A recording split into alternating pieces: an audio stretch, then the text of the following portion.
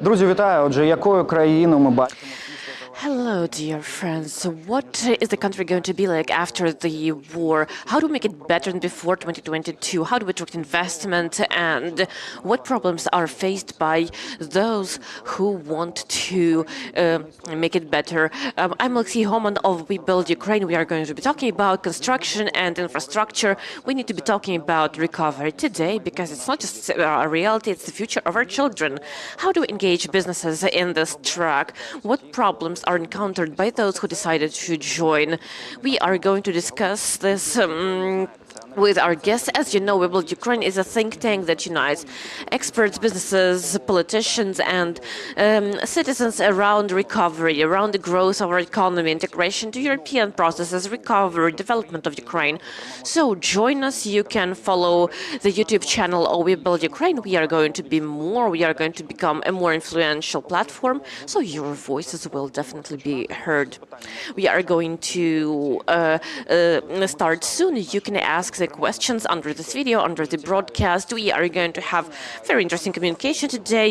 We are going to have with Alexander Rubakov, head of the supervising fund of We Build Ukraine, at the first panel. The first panel is very interesting. It will be dedicated to recovery, development, and how the government can interact with businesses, with developers to start this track on the reconstruction of our country for us, for our children.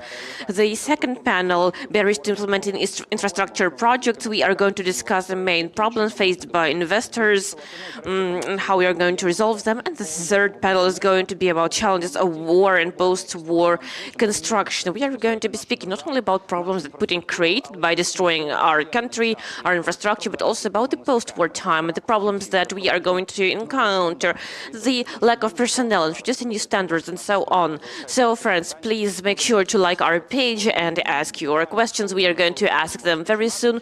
We are going to start any minute now. We can already speak with our first guest, and just in a few seconds we are going to start.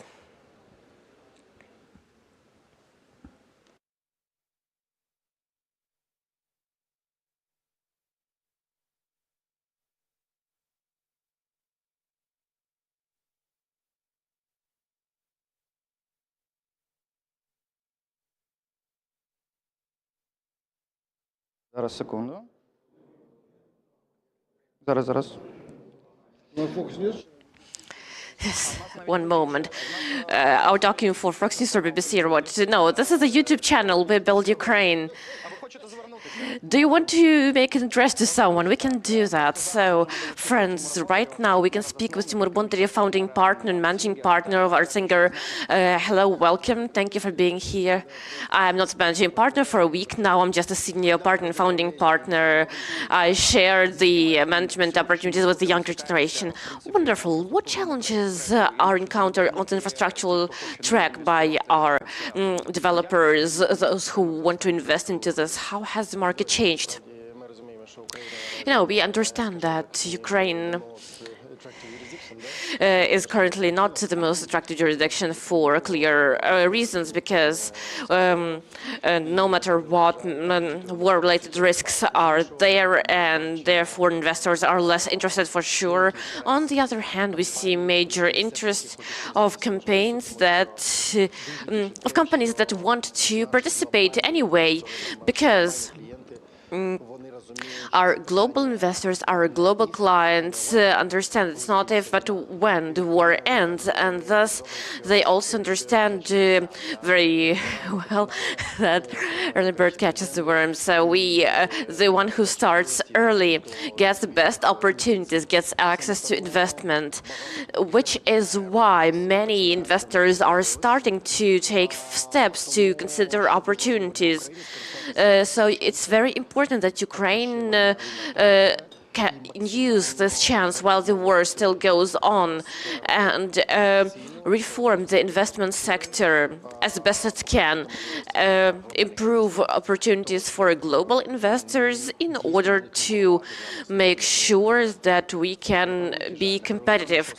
Who are our main competitors? Look, it's not a secret that we compete for global investors, global markets, and all the neighboring countries are our direct competitors in this case.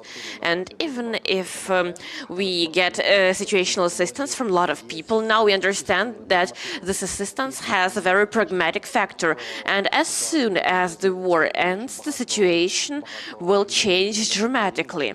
I think a lot of leaders of other countries are saying, yes, we are helping Ukraine because it's our geopolitical interests, but we also want to have certain benefits from this aid. So those who are our partners, they are also our competitors. And we saw this before the war, and we see it today. We see Asian businesses investing into Poland now. These funds could be going into Ukraine, but they are not, because they don't feel confident that Ukraine can provide necessary guarantees. They are not confident that their investment can be protected. So they literally invest into projects on the border of Ukraine. What can Ukraine do? Ukraine should be as competitive as possible, as transparent as possible. We should simplify access to various bureaucratic procedures as much as possible. We should create one-stop shop so that when an investor looks at market entry opportunities, they should understand that Ukraine wins, not only in terms of economic potential and opportunities of the growth market and the ground zero that we start on, but also in terms of investment, in terms of understanding what is happening in the country. This is not rocket science. This is what all countries have done. Thank you, Timur. And today we are going to speak about the problems and challenges encountered by investors and developers. Thank you for joining us, friends. Please make sure to ask questions under this broadcast. We are going to be asking them live. We Build Ukraine is a think tank that unites not only businesses, experts, and politicians, but also everyone who can participate in infrastructural projects so that we can build the future for us and for our children. We are going to wait for our next speaker. Please stay with us.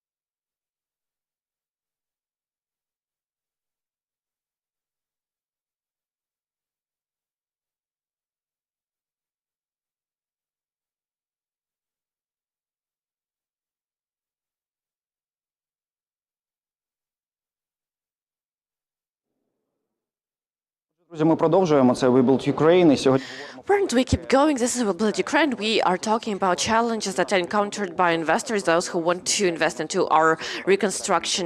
Now we are going to be speaking with Elena Kolesnikov, the head of supervisory board of metalworking companies of Ukraine. I guess I shouldn't be asking any specific questions because you have the panel about this. What are the challenges encountered by investors that want to take part in the recovery of our country now? I think the problems faced by all sectors are the same. This is the instability of tariff policies so that we can calculate the return on investment. The second problem is human resources.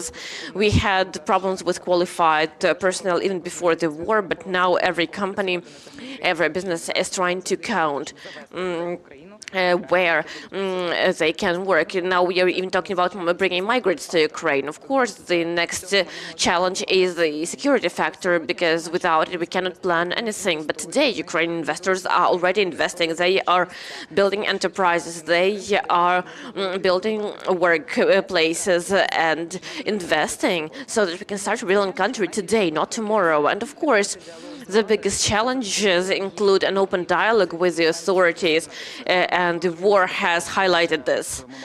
We understand that in terms of security situation, we of course can only count on the defense forces of Ukraine.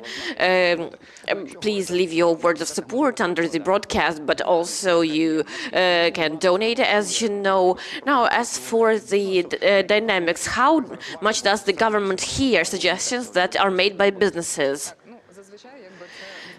You know, as a rule, I feel that's like my personal opinion. These things are situational. Sometimes we feel like we are very well heard. There is a good dialogue, and that works. But sometimes we get a feeling that they actually don't want to listen to us. So it's very hard to describe it in one sentence. But lately, the biggest dialogue has been about government monopolies.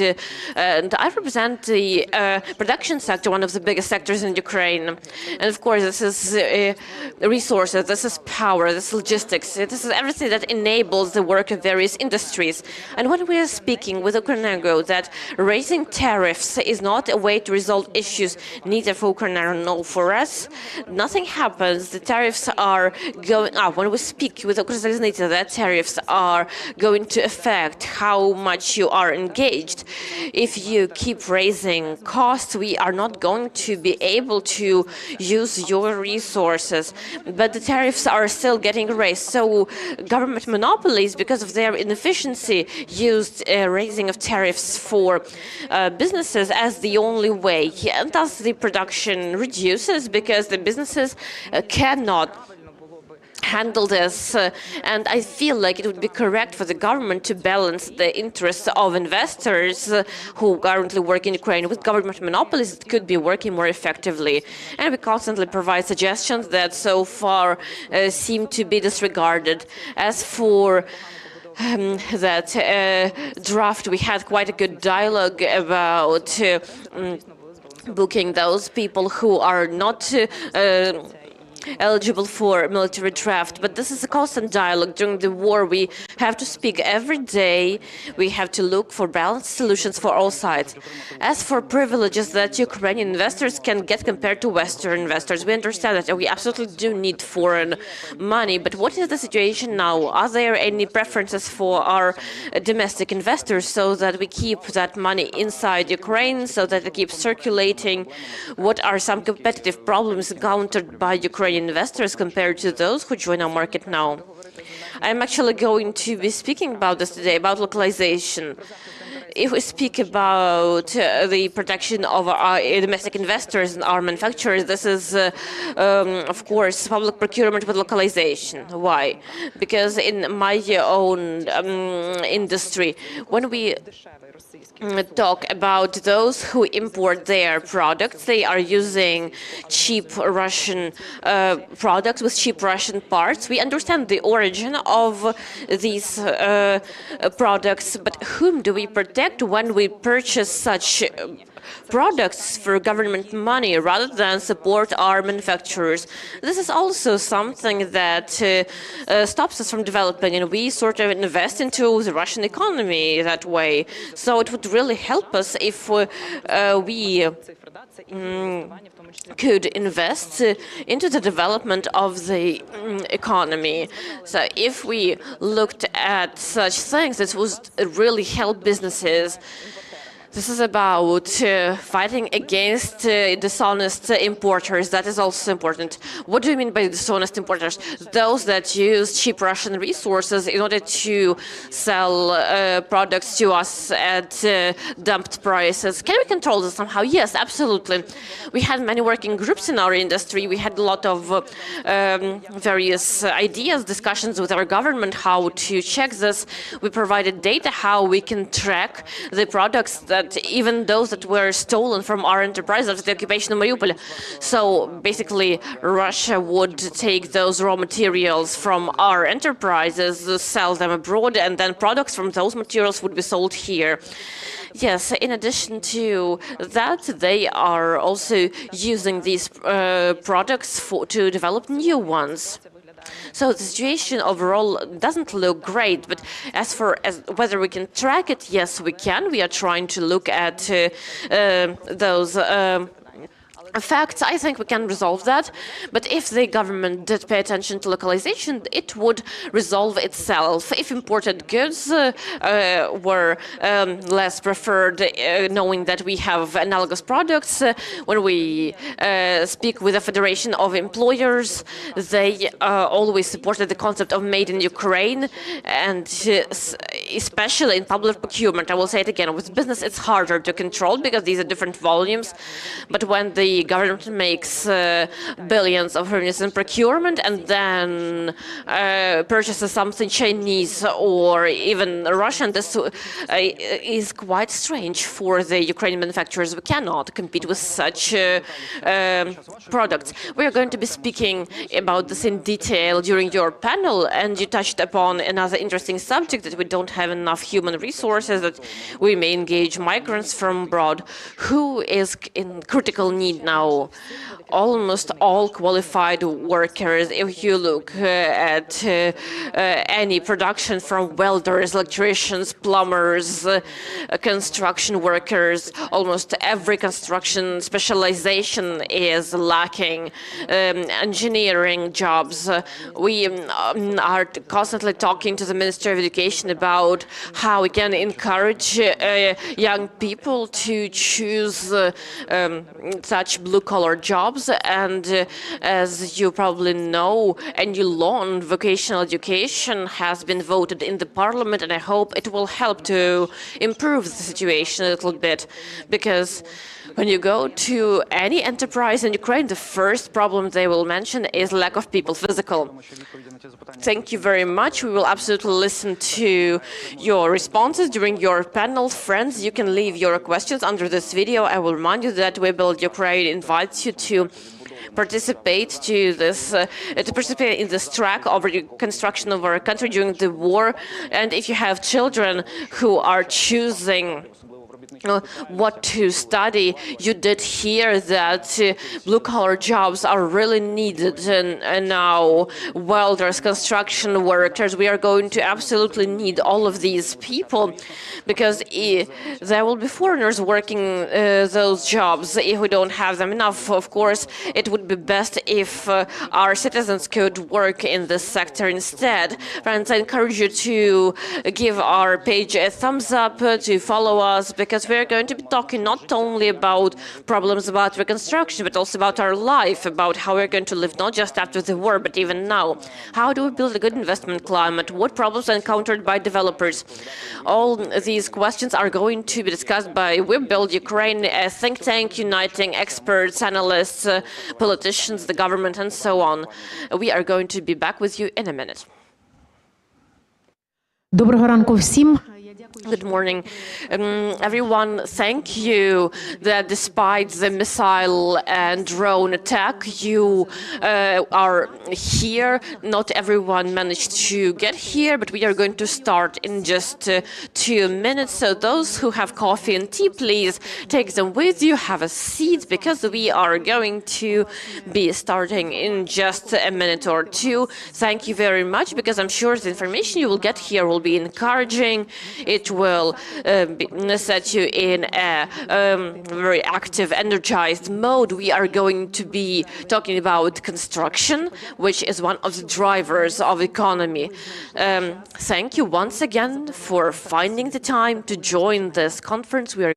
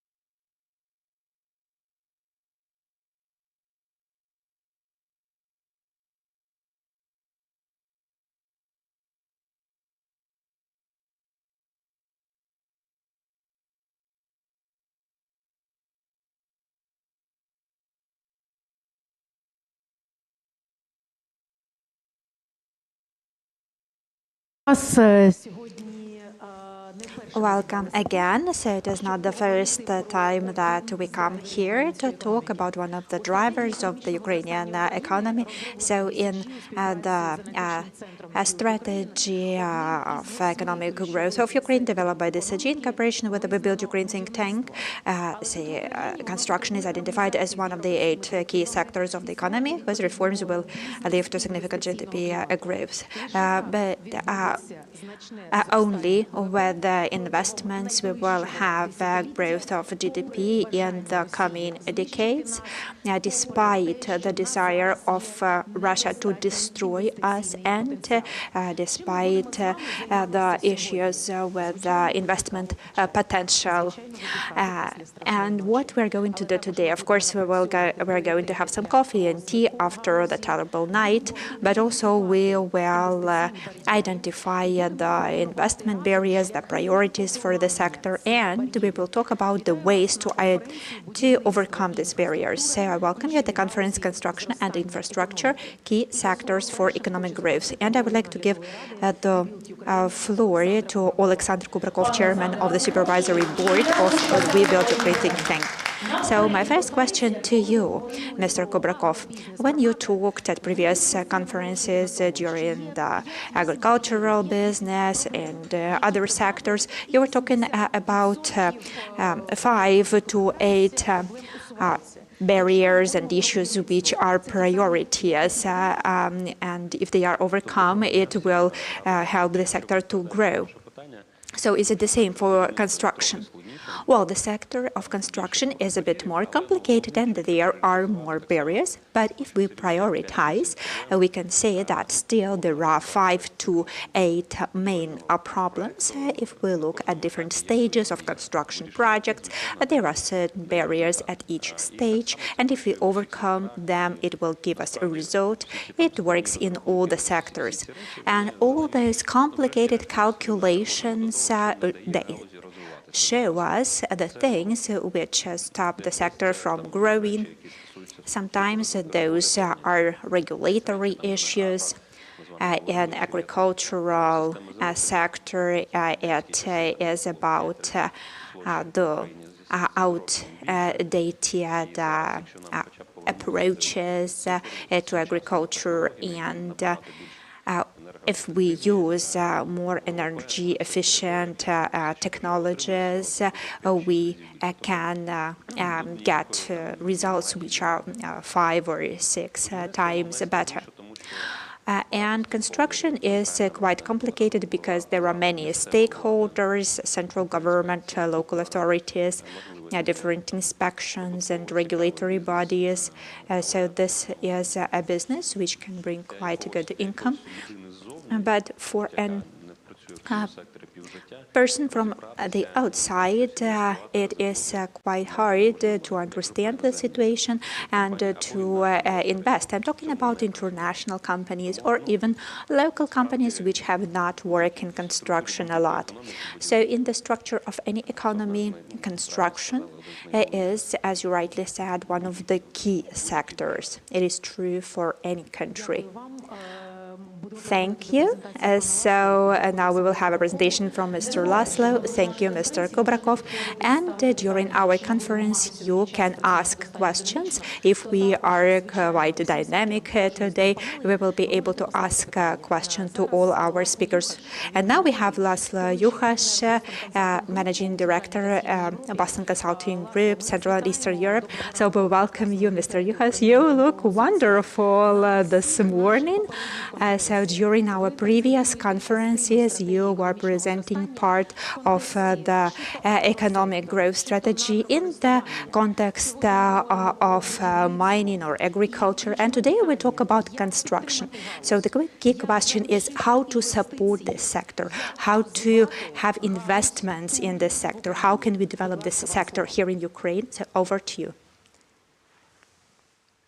Thank you very much. And thank you very much for the opportunity. I hope you are hearing me well. And maybe I wanted to ask if I can share my presentation because I think the sharing is not turned on, at least for me here. So if you either can share the slides or let me allow to share it actually. Okay, super. Yes, so 1 second only.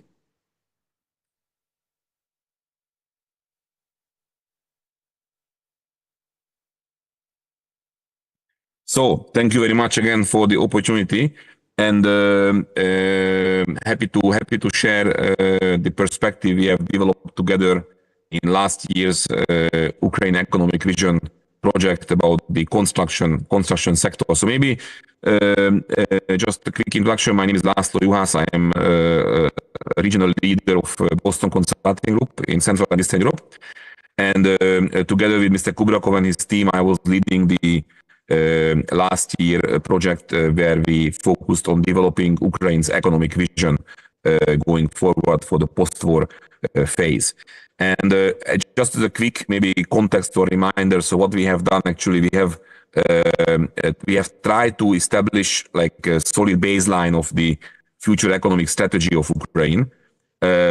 Obviously wanted to set a target for 2040 and beyond, wanted to identify what are the key sectors and then what is the individual role of every sector in this future picture, and then also what kind of enablers do we see which are important to support this economic vision.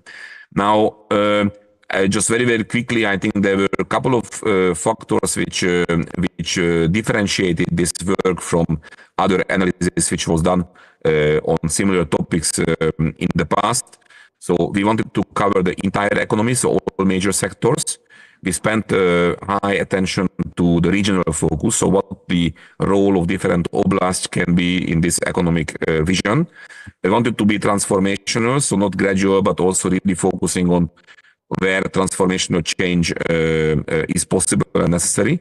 We involved a lot of international and Ukrainian companies and experts that not just BCG's perspective, but also a broader perspective is factored in here. Apply strategic lens, business lens, so we looked mostly from business angle, and then we tried to, as much as possible, establish a quantitative solid baseline foundation. It's not always easy if we talk about the economy of a country in war, but we did the best possible.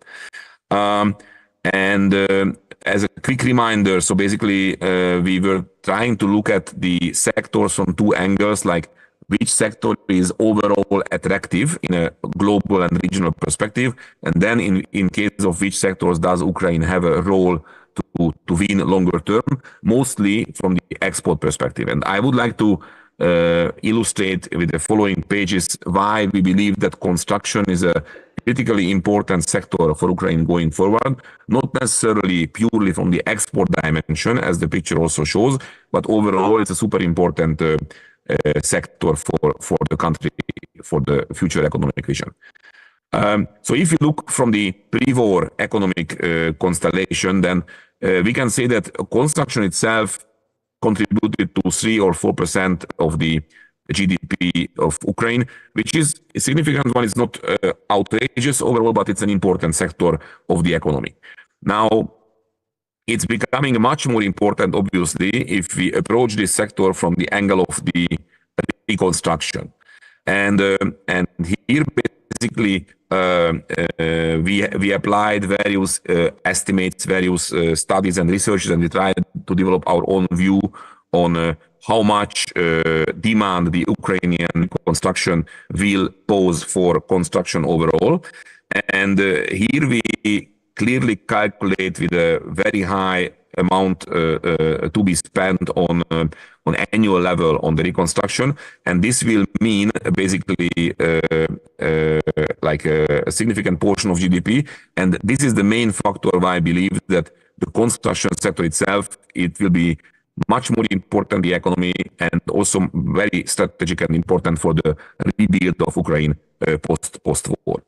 Now, if we break it down a bit for various parts of the building material sector, then it's obvious that not every category and not every use case is affected the same way. So we can clearly say that if we take different segments of rebuild of the country, like housing, like commerce and industry, transport and others, then different kind of reconstruction and construction materials and building materials are affected in different way.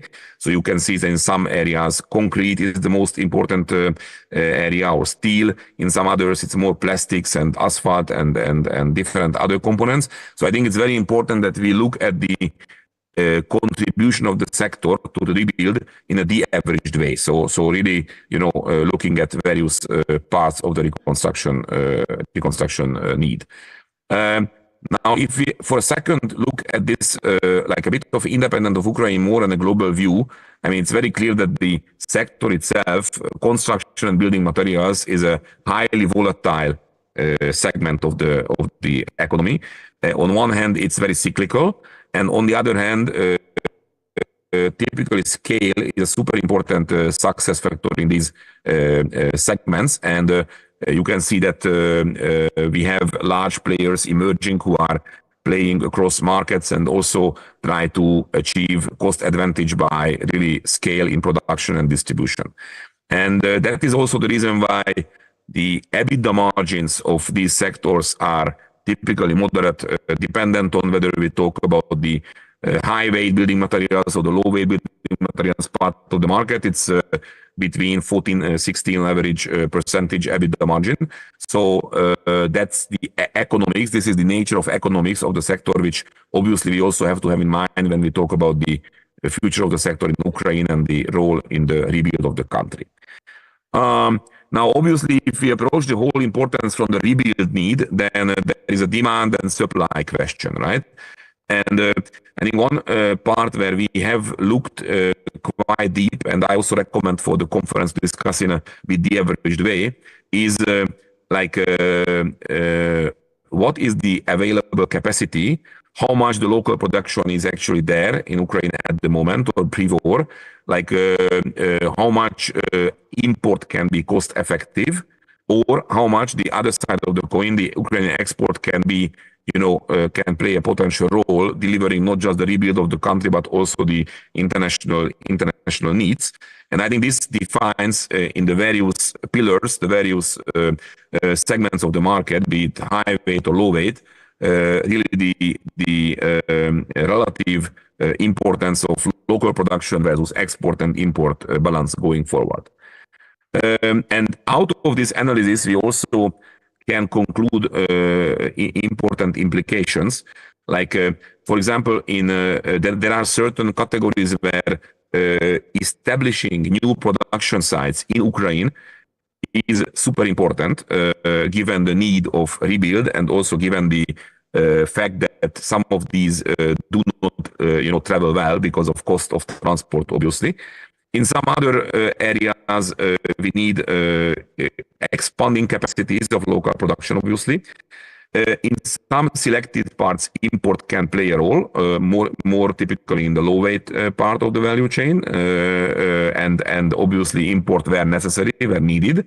And then, export is not typically a strong factor in case of the building materials part, but in some segments like steel, for example, windows and doors, green materials, it can be also a contributor to the Ukrainian GDP going forward, not just the rebuild locally, but also the export delivery of these sectors from Ukraine. I think it's definitely a geographic component here, and this is a highly illustrative picture. I think we wanted to just emphasize that probably the new capacities will have to be placed in a smart way, focusing on those areas where the need and the consumption will be the biggest, and also the export corridors. So there is a need of reshift to some extent in geographical sense as well. And then obviously, in our belief, international companies should play an important role in this establishment of capacities. Some of them are already present in the market and do have an important role. And we believe that, in a post-war assumed situation, these companies and other internationals will probably have even more role in the sector in Ukraine going forward. Now, there are some specific challenges I wanted to really very, very shortly mention. I mean, there is clearly a sustainability recycling challenge in case of concrete, which is not obvious and which will need attention in case of the rebuild efforts. And then also on the other side, if we take the cement example, there is clearly a overcapacity at the moment and relatively low capacity utilization in Europe in this segment. So, for example, this is something where delivery to Ukraine actually can play a role, given the situation of the industry at the moment on the European level. Now, in terms of the forecast, I think we believe that, as mentioned, before the war, the weight of the sector was 3-4% in the Ukrainian economy. I think, given the construction and the rebuild demand, this will clearly grow, and we expect that this will grow like 2-3 times. So basically, around 10% of the GDP is a highly possible scenario, dependent also like whether the upsides, for example, potential exports from Ukraine, is something which will be captured successfully, but definitely will play a more important role in the economy for several years, given the rebuild demand. And also, this picture, I think we should always look at the de-averaged way. So the impact is not the same for all building material categories. It will be different for these categories, but it will have a positive impact for all of them. Now, last page, maybe last message, that if we think about, what could be a vision for the sector post-war in a hopefully modernized Ukrainian economy, I think this is what we try to capture in a way that it should commit to building back better, like not re-establishing the pre-war situation, but more building back better. This is the philosophy. Aligning with the EU standards for a resilient future, and also, wherever possible, fostering a sustainable and green and digitally innovative country. And how can this happen specifically, on the construction and building material angle? This is what we try to capture on the right-hand side of the page. So we believe this will play a more important role in GDP than before the war, as mentioned, mainly because of the domestic demand and rebuild demand, partly because of export also. We believe there is a need of local manufacturing, more local manufacturing, especially in high weight, but also in low weight in some areas. There is a possibility of import from Ukraine, from Europe mainly, given the mentioned reasons. We should definitely leverage domestic capacities, extend these domestic capacities, export-wise, identify where we can, be successful in the export markets as well. Definitely a need to develop further transportation and logistics infrastructure. And then obviously there is a very important enabling role from the state also to make sure that the standards, the policies, the infrastructure development projects, the financing, the cooperation of the Ukrainian and the Western and international companies are actually happening in a smooth way. So that's what we would believe could be a ambitious and good vision for the sector going forward in a post-war situation. And that's what I wanted to share with you. And I wanted, obviously, this is a very, very short input to the conference, just really touching the surface in some of the topics. And I wanted to wish you great discussions in the conference today. Thank you. Thank you. Дякуємо вам, Laszlo. Thank you, Laszlo. I apologize for certain technical issues, but Laszlo didn't have very good sound at the very beginning, but I think it got better. So the first panel is going to be about coordination of businesses and international donors, and I would like to invite to this stage Tatiana Korotka, Deputy Business Ombudsman, Vasily Danilyak, CEO of OCO Group, Lynn Shulyak, MP, Head of the Committee on the Organization of State Power, Local Self-Government, Regional Development and Urban Planning. Online at this panel we'll also have David King, the Director on Infrastructure of Bechdel. Tatiana, I have a question to you. You have done a lot of research in various sectors. You have already been present at one conference. What challenges exist in the construction sector? What do we need to improve in the regulatory environment? Thank you. I have a presentation. It's very brief. It's not entirely in line with the question you asked, but it gives a general idea. No, our status is quite well known. On the one hand, we are an advisory agency at the government. On the other hand, our supervisory board that consists of all these organizations whose logos you see gives the impression that we are sort of equal, and we come together in problems and challenges and in development issues. And in order to specify my idea of what is happening in terms of recovery, we held a study which is called Ukraine at War Transformation of the Business Environment and Investment Perspectives. Actually, I initiated this study only for our team, for inner use, so to speak. But I was so impressed with the results that it makes sense to mention them. This is our own research. It's not academic in nature, so maybe the methodology does have some issues, but it is definitely a survey of multiple companies, and the results are quite promising. As you see, businesses are quite optimistic. We talked to companies that are already working in Ukraine, and also 10% of companies that never worked in Ukraine. And we spoke with their management, and overall we see that only the war and security situation are the main obstacle to think about recovery and investment. Recovery is primarily construction, which is something that Laszlo said in his previous intervention. What sectors are interesting for those we asked? You see, construction, energy, and industry, not the IT sector, not the agricultural sector, because everyone kept saying that these are the drivers of the Ukrainian economy. No, not if we look at where people want to invest.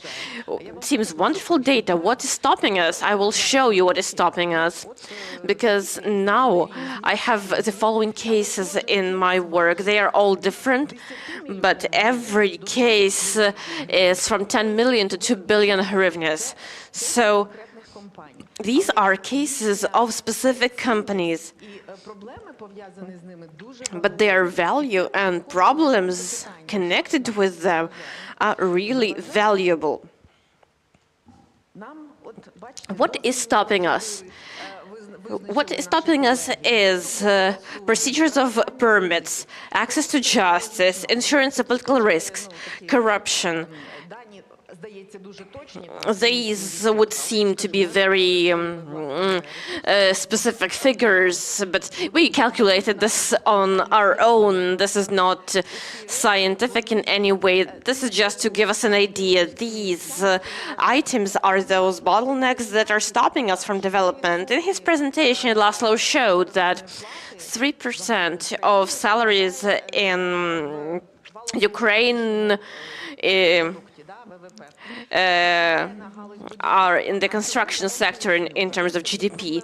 I will explain why. One of the problematic issues is the methodology of establishing salaries in construction. In our study, we found that the methodology for calculating salaries is outdated. It is absolutely not in line with the current market reality.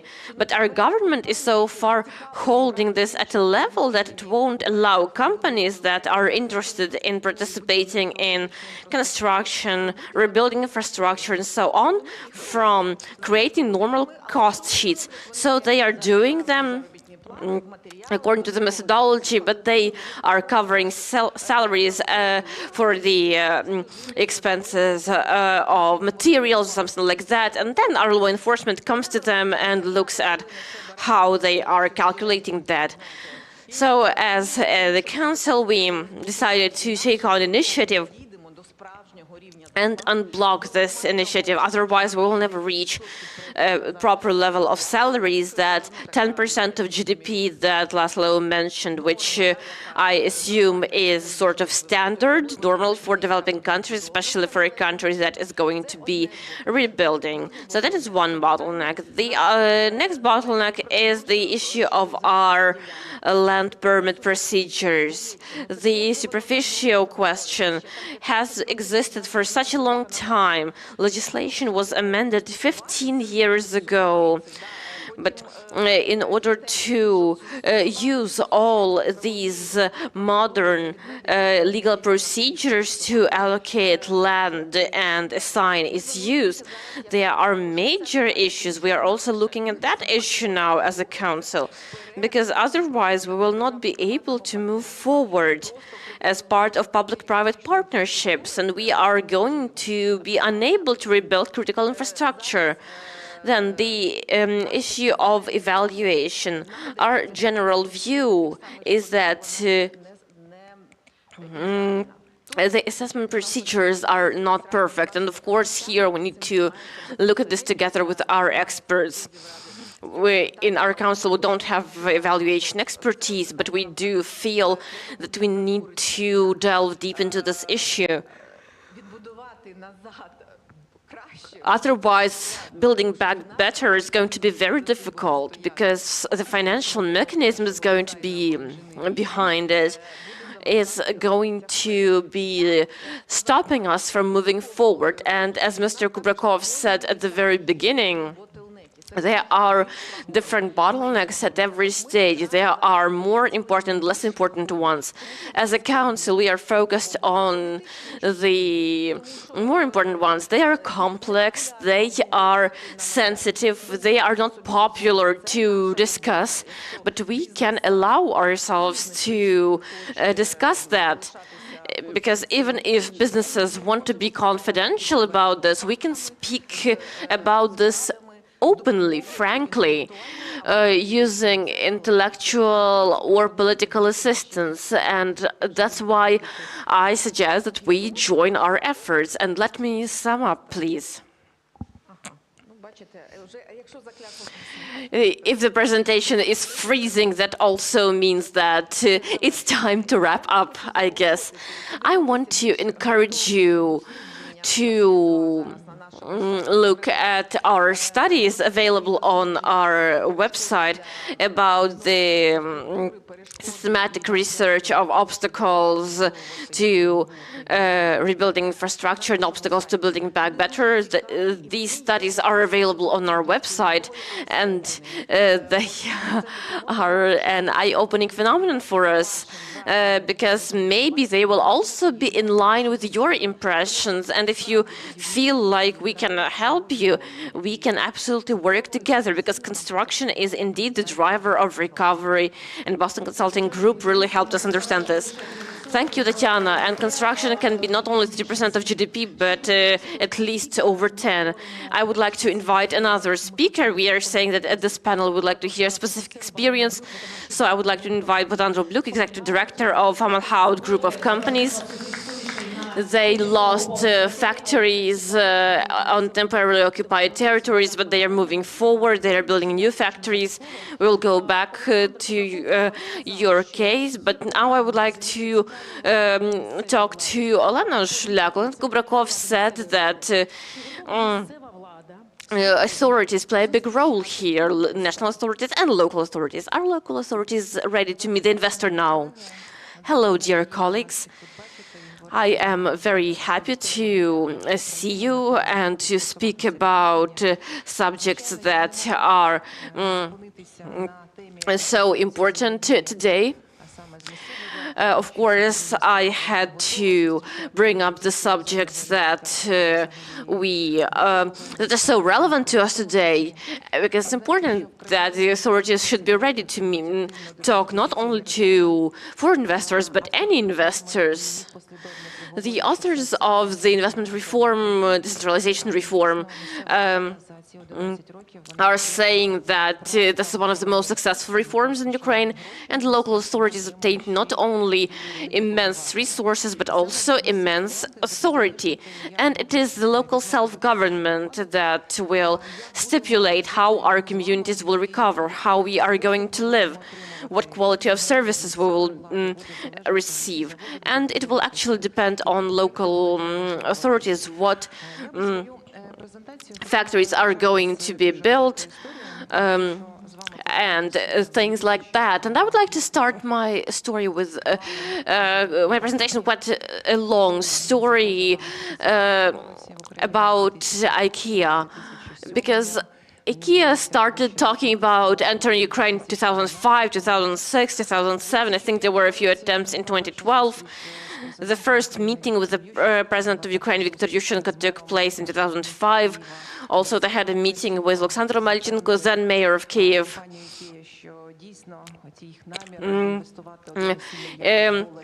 IKEA assured that they would invest in Ukraine, and it didn't work. Then the company postponed their plans a little bit. They said, let's wait for a new mayor. It was Leonid Chernovetsky then, and it didn't work again. Do you know what made it difficult for IKEA? They tried to work not only with Kyiv. As far as I know, there were also plans for Odessa, Kharkiv, Donetsk, and didn't work due to land issues. I think there were attempts to purchase a land plot in Blaivsky district in Odessa Oblast. I think they also tried to create manufacturing in Ivano-Frankivsk Oblast. But IKEA never started fully operating in Ukraine. We feel like it never fully entered because there is no manufacturing. They only rented a space in a shopping mall. It's definitely not enough when you speak about a company that is an active investor, that is building manufacturing, that is building warehousing and so on. The reason is very trivial. They said that as a company that doesn't pay bribes, we cannot agree to those terms that work in Ukraine. You will look at the slide and you will say that was 2005, 2006 or 2007.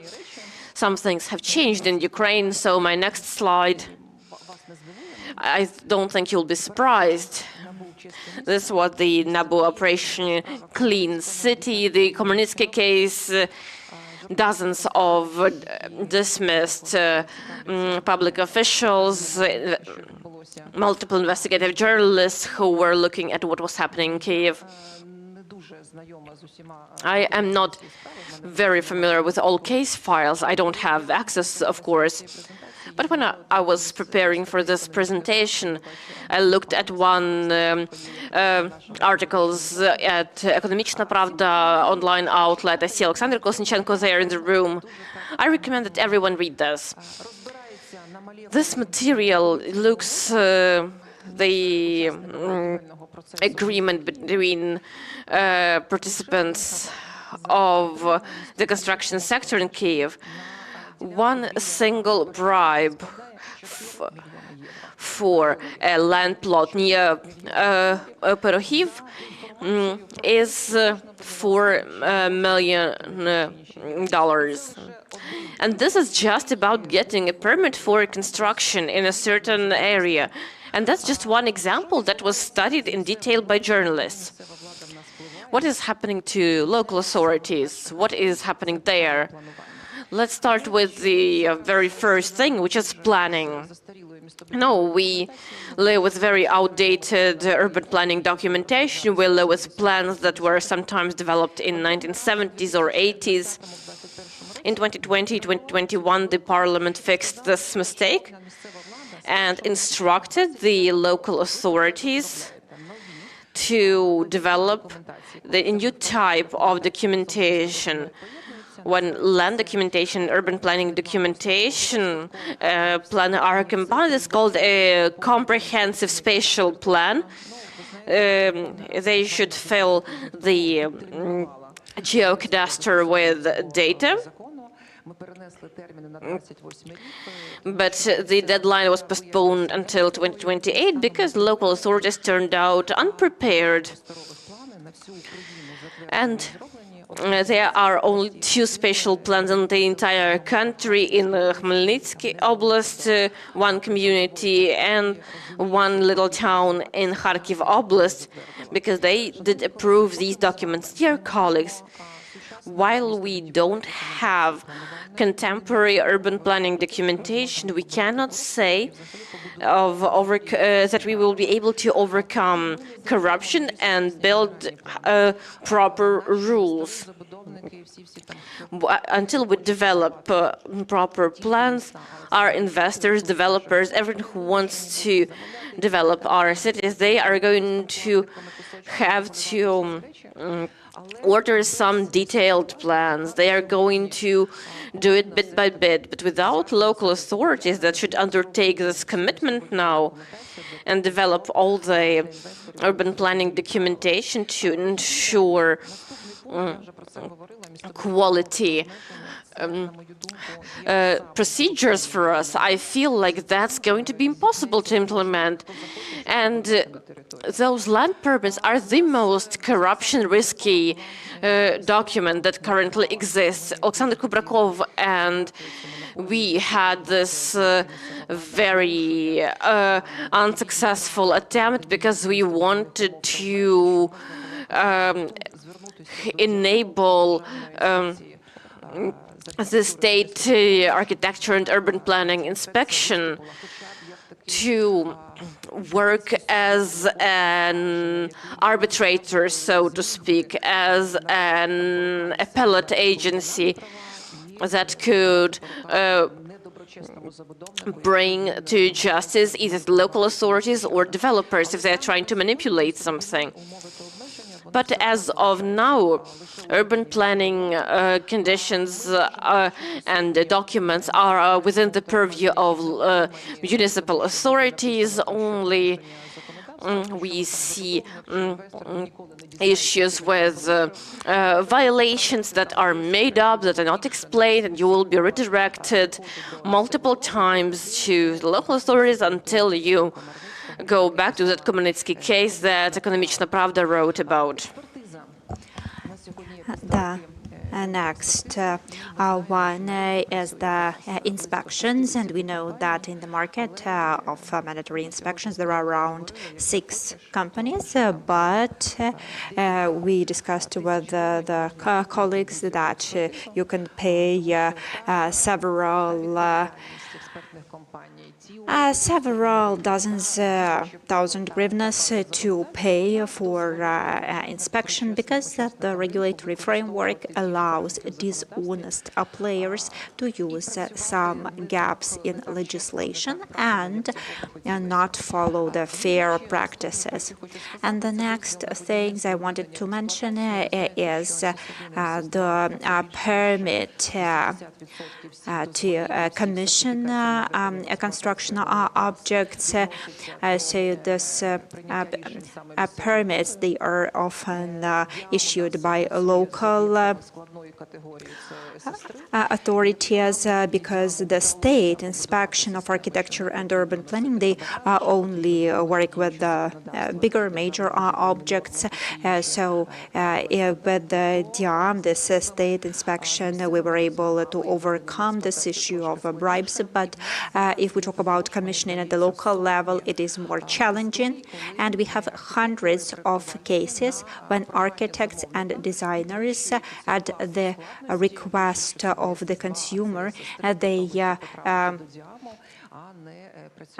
ask to be assigned a higher category to deal not with local authorities but with the DIAM, the State Inspection of Architecture and Urban Planning, because of the human factor. We have a unified state system. Anyway, there are public officials who work with your documents, and this public official will be able to refer you to the earlier stage of your journey and not issue the necessary permits. What can be done with it? I think that the priorities are first, digitalization. I think that only a digital dictatorship can overcome the corruption in our country. Now people actively work with AI, ChatGPT, and other relevant options. And the systems which are created today, they can take information from different registers and check different objects if they belong to some special list. So here there is no need to engage public officials. So digital tools are able to do that, and they will be able to give the green light if everything is okay with the documentation submitted by investors or designers. And we think that it would be best to have automated issuing of permits, and we have the very good results in terms of digitalization in Ukraine. So we should not stop. We should continue to develop digital tools. Of course, we have our opponents, and I have this experience when I had the draft law 5655, and people, they speak against it because of the corruption situation and the bribes I mentioned, just, $4 million for issuing one paper. Of course, these people will fight against what we want to do. The second priority is liquidation and abolishing monopolies, because monopolies, they lead to corruption, and when only local authorities are able to issue permits, it will lead to corruption risks. So we understand that permits can be issued by local authorities and the state inspection of architecture and urban planning. And I think that private sector can also be engaged. So in the private sector, we have notaries with whom we work. I remember that we used to have only state notaries, and then we had private notaries. So there was also a similar situation in the other sub-sectors of the construction and infrastructure industry. And I think that with the due regulations, private sector can provide proper and high-quality services. And the third priority is responsibility and liability. I think that there should be a criminal liability for market players if they commit some unlawful acts like putting some false data in the registries or violating the laws in terms of urban planning, because all steps can now be traced and monitored, documented to see who is guilty, and people should be liable.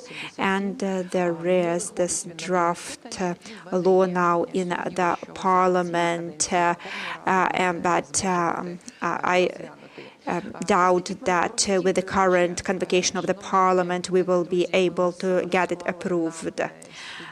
So on your seats, we have this short questionnaire about corruption risks.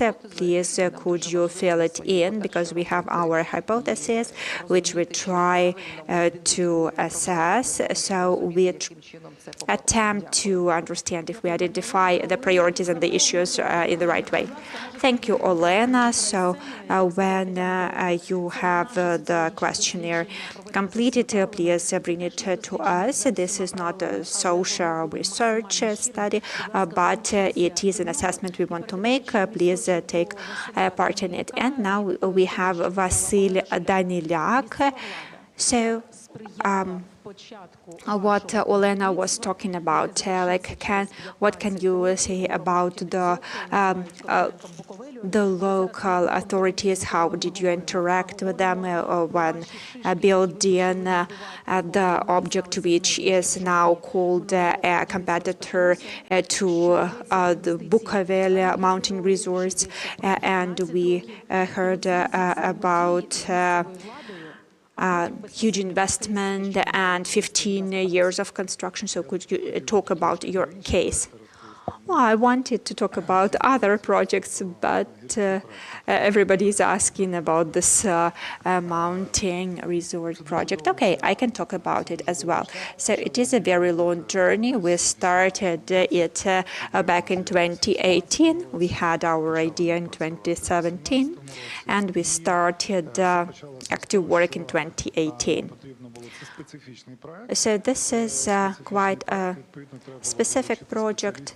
We needed to engage relevant experts, and we engaged the best Austrian consultants that we could find working in the mountains. There were just 3 professional companies in the world, say 3 consultants on master plans, 3 suppliers of necessary elevators, 3 or 4 suppliers of other equipment. So this is a very narrow market niche. So we engaged these experts, and they created the first master plan.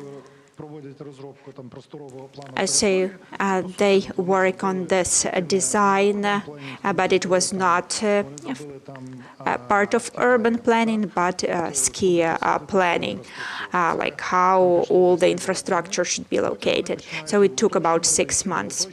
Then about 3 more years are needed to clarify all the specifics, and it's hard to understand some things because there are some changes, like 500 meters left or right, and then we needed to do the relevant changes in terms of land management. So for 5 or 6 years, we were defining the locations, and I have to say that the local community showed quite a lot of understanding in terms of this big project that we wanted to implement. They just did not try to stop us. They support us quite well. And by the way, the community did not design this big space management plan. So we wanted to finish planning the skiing infrastructure, the energy supply infrastructure, and then based on that, we decided that we are going to do the urban planning. For urban planning, we also engaged the foreign experts as well as local experts. Those are former chief architects from local communities. They have an experience of being part of big international projects. So we did some preliminary urban planning design. The community has not approved it yet, but it is very good that this initiative that was mentioned by Ms. Shulak was postponed till 2028 because communities are quite different, and maybe some depressive and problematic communities, they lack resources to create this master plans of territories. And also the professionals who can work on such plans, there are just a few of them. So it is not possible just to do it for the whole country, for all different communities. because like all slots are taken for the nearest years, because some communities already signed some framework agreements with these designers. So the community started working on it about 2 years ago, and we realized that it would take 2.5 years. So not all communities have the resources to pay for it, and not all communities are professional enough to do it. So first of all, there should be some budget funding available, and also some consulting services could be also covered by from the budget. And we need to create this market of professional services of creating this master plans for territories. And very often we see this problem in bigger cities when there are some historic plans. Sometimes they are relevant, but sometimes they just don't make sense.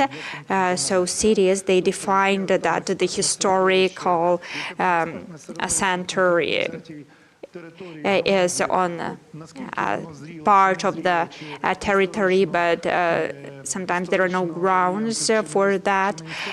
So it depends on how they see their priorities in terms of maintaining and retaining the historical heritage. So it is always a problem with urban planning.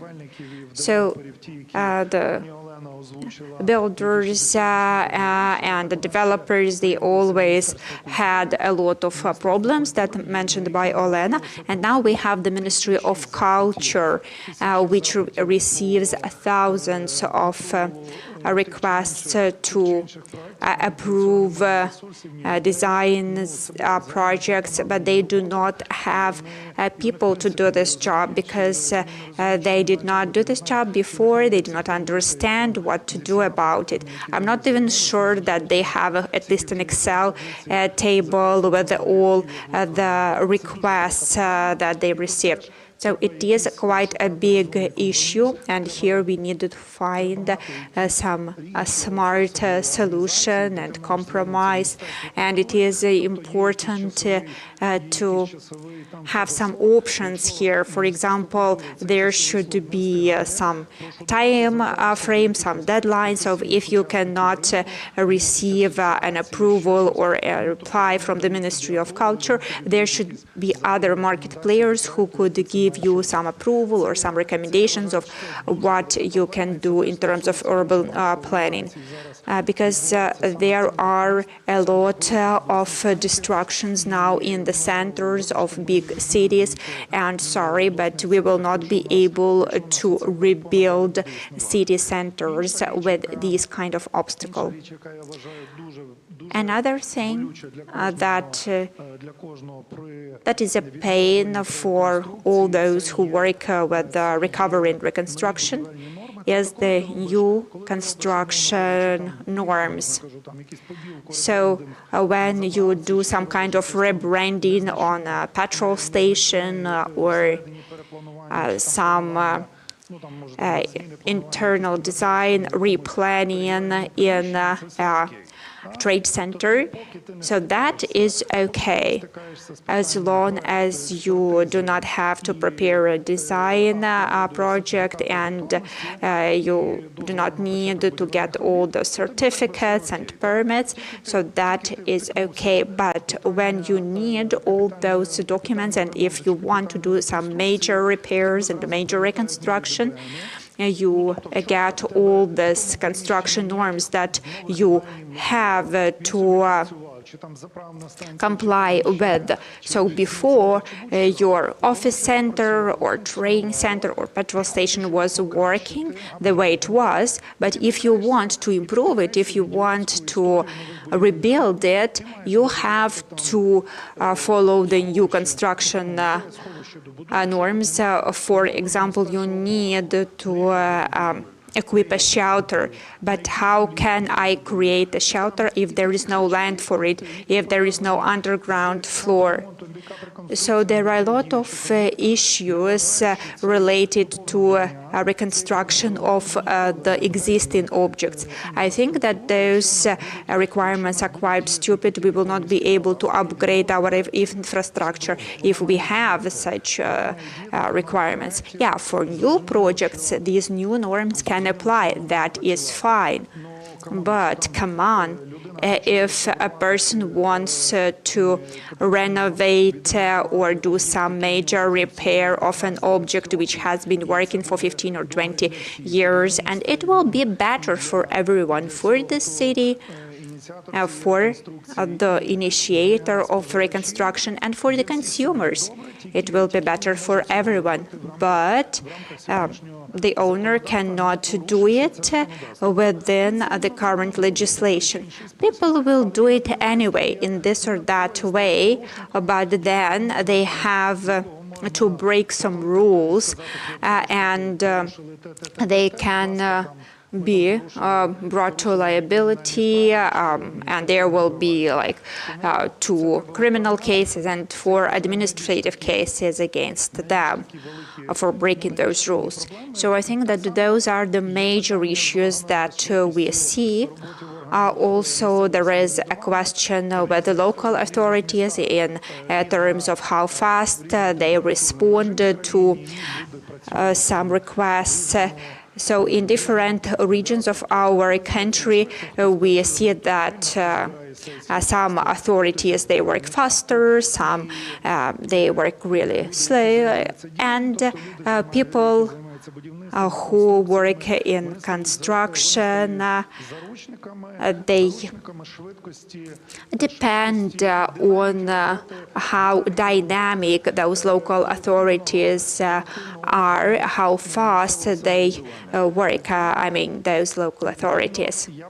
So here I would try to simplify those issues, like if you have to do some like documents and some problems that you have to face. For example, if you need a license, you can transfer license from company A to company B, and it takes 1 month. To make sure that company B is a successor of company A. And if this company is working with gas and for the period of switch of the license when it is terminated for company A, and then there is a company B which is a successor, so it takes some months, but it can be done within the current laws for people not to spend millions or tens or hundreds of millions for lawyers for such stupid due diligence things and for postponing those risks of the recent years. So those are the main problems that we face. We have these problems in all our projects, starting from construction projects of hotels, office centers, residential buildings, and all the way up to energy. And there are a couple cases that we are working on now, quite big ones. Wait a moment.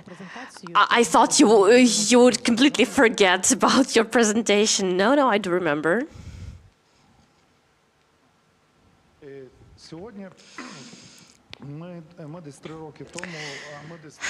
About 3 years ago, we chose the vector of alternative energy because the market of traditional sources was falling. We thought the market would be even. Unfortunately, no, it is dropping again. So 3 years ago, we decided that we had to expand towards other vectors that are more or less connected to those where we were present. That was trading, gas trading in electricity, and trading in the agricultural sector with mineral fertilizer. Thus, we selected several focus areas that we wanted to grow in. One of them is the energy vector, namely alternative energy, and we started implementing 2 projects.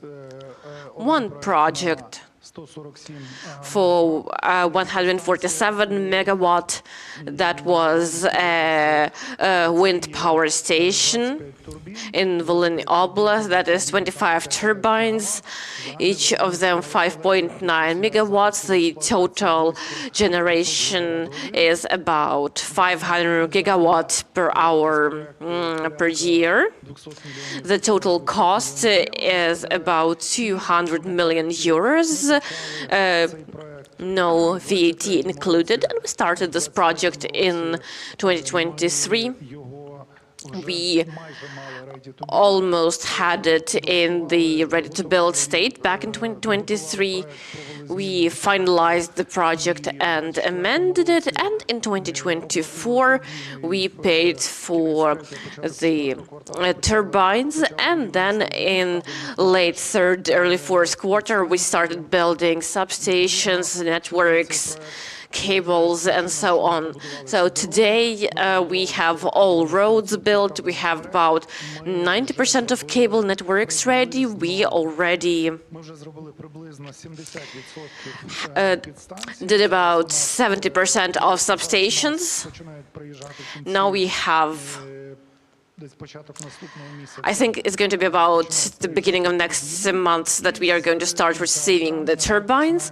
And at the end of May, we are going to start assembling the turbines, and that assembly will take place from the end of May and until the end of Q1 next year. Thus, this project is going to be implemented, and then I think it will be commissioned starting this year if Ukrenergo manages to fix the substations in time. So we are going to be launching it gradually as we start the turbines, but I think in Q4 of this year, this project will already start generating power.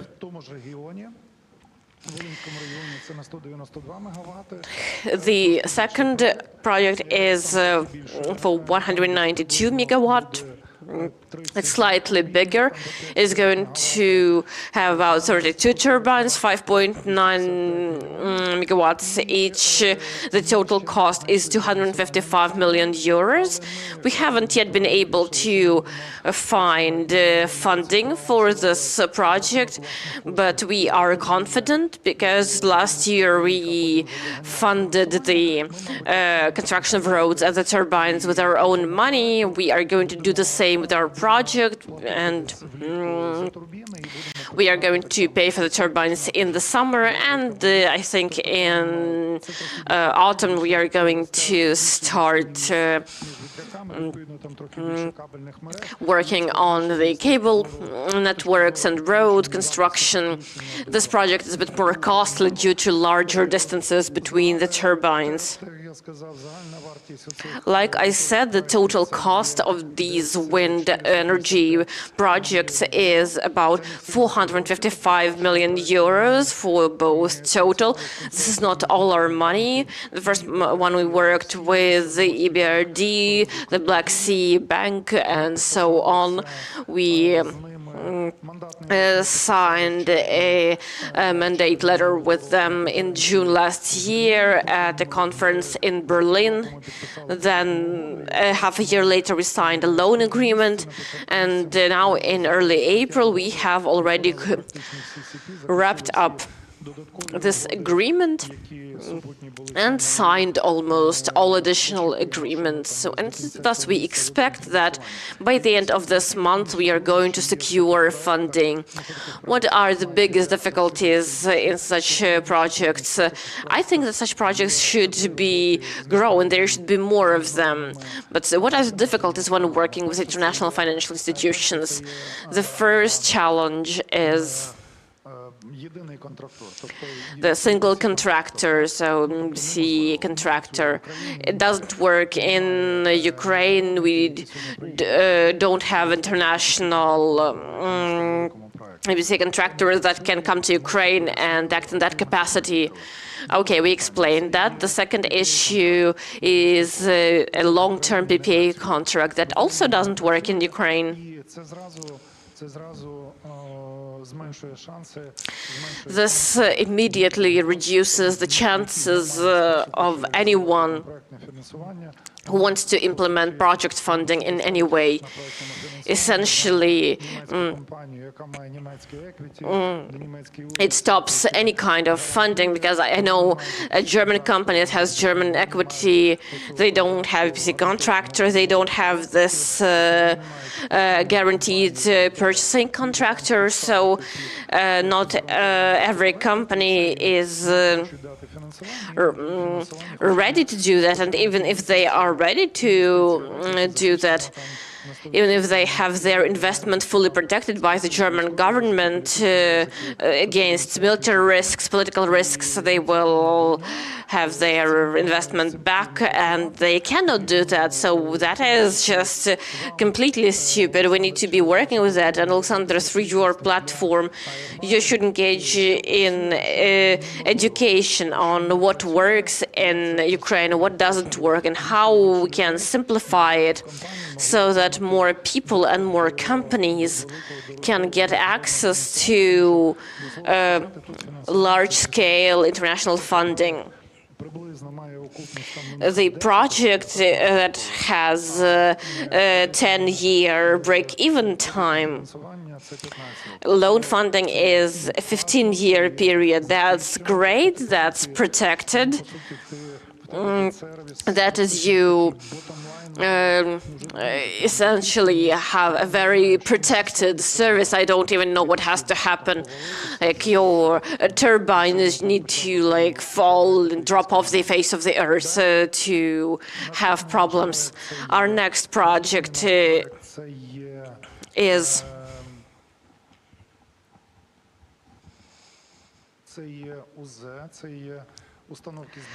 the units for power storage.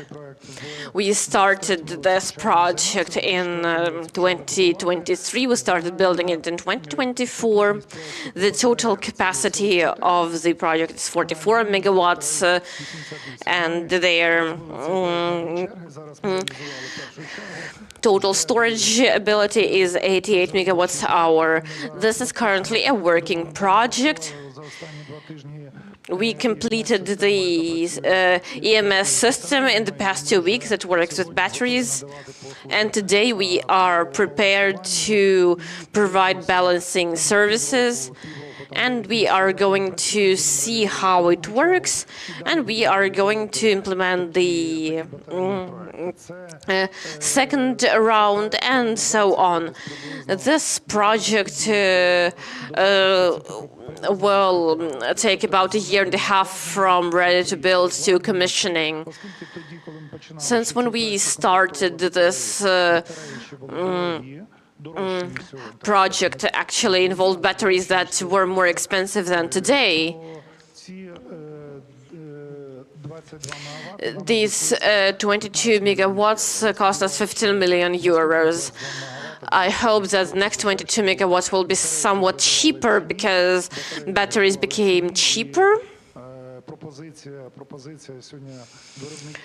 And the manufacturers also can use more equipment here. And there is another interesting project that we have. This is what it looks like, actually. You see, there are some protection systems. There is large territory covered. we decided to move into biofuels. Since the 1st of May, we are going to have European mandates introduced to adding biological components into fuel, namely into gas or petrol, and we decided to work on the production of biofuels.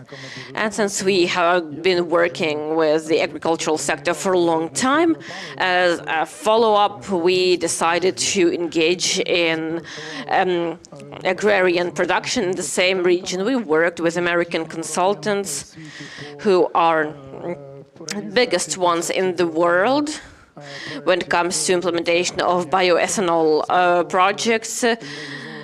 So the Kazan company that is currently building a factory that would produce 83,000 tons of biofuel per year. Also, we started producing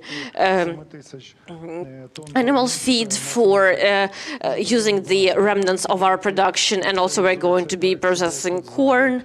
I am very happy to see our contractors here in the room, and this project is hopefully going to be completed quite soon. We are going to commission the elevator group earlier, I think, hopefully. This year we are going to be receiving corn already, and about Q3 of next year is when we are going to fully commission the factory. So if we look at our energy initiatives and the bioethanol processing production, today it is about, let me count in my head, that's over 600 million euros of investment. As for the mountain project, we started building the first group of hotels, and that is at the first round of investment. Rail infrastructure, skiing infrastructure, all of that is about 150 million euros. So all of this is not very easy. All of this takes time, and it is complicated by the very unstable weather that exists in the mountains, but we still keep moving forward, and we are working on the development of new projects in renewable energy. We are mainly working on wind. We want to focus on it quite a lot, and we want to implement a few more large projects. Thank you. Thank you, Vasil. Thank you very much. It was very interesting to listen to specific cases. Now we have with us online, hopefully still, David King, Director General on Public Infrastructure at Bechtel. David, are you here with us? You guys hear me? Від вас вітаємо вас. Yes, welcome and hello from Kyiv. We would like to hear from you some practical cases of engaging investment in construction. And after the end of the war, we believe in our victory, that's why we are here. But after the end of the war, what projects would you be interested in Ukraine, and what work should be done before that moment to ensure investment later? Thank you. Yeah, sure. I ought to start by explaining who I am. I run Bechtel's infrastructure business in the UK and also have oversight on Europe. So I keep a pretty close eye on what's going on in Kyiv. I would say thank you for inviting me to participate. It's a privilege to be here. Bechtel has quite a strong safe confinement project some time ago. So this is important to us. I would say, so Bechtel operates both as a project manager and as a contractor, and does so worldwide. We've delivered projects across 160 countries in our history. So my point is that scale, complexity, geography of establishing international collaboration is nothing new to us, and that's across mining, energy, transport, security, renewables, all of those sectors. There are a couple of points that I would really pick up on. I'll pick up on Laszlo's point about construction being a really, really critical enabler to economic growth. I completely agree. And I think many countries around Europe at the moment are experiencing that, notably in the transport and logistics sectors. But I do want to get to practicalities, and I think the point about international collaboration in really complex projects is that project management is a universal language. Everybody understands the common components that have to play into this. I think it brings significant opportunities. I think there are really big opportunities in any case. What international players should bring, they should bring the very best, the very latest in terms of best practice from around the world. I also want to pick up on the point about building back better, about future-proofing, about investing in the future. Any international player should bring a degree of innovation, digitization, sustainability, all of those things into any project. But it also comes with some challenges. And I think the first one of those, it alludes to the question you've asked me, which is what would Bechtel be interested in engaging in Ukraine?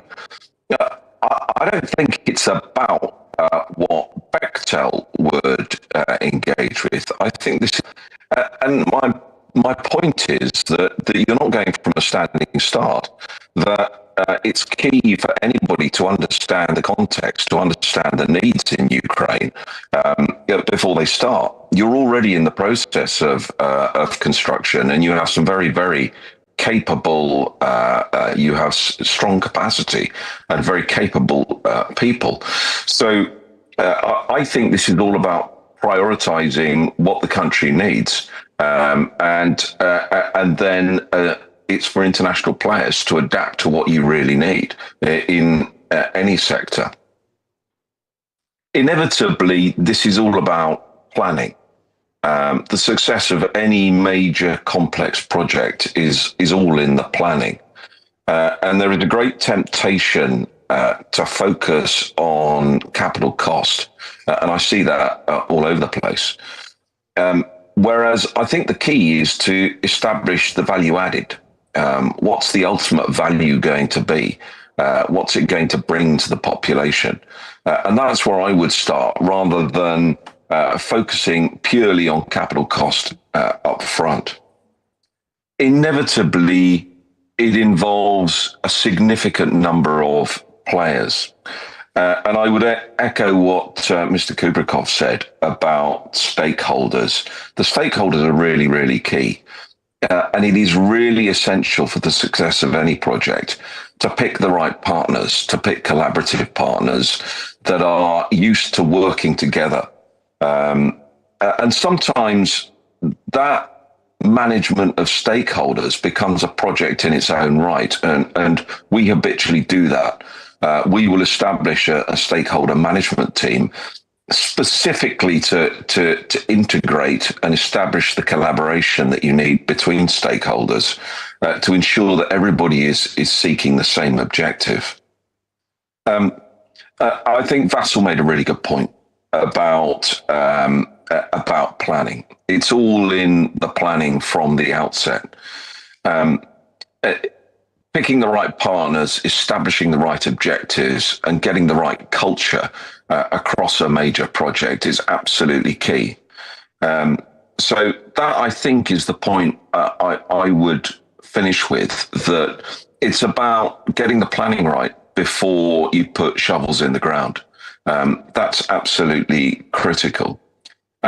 As to what Bechtel would be interested in engaging with Ukraine, look, Bechtel is mostly interested in understanding what Ukraine needs. And once we understand what you really need and what your priorities are, then we can start to work and build a plan around that. But I don't think it's about what Bechtel specifically wants. And I hope that answers your question.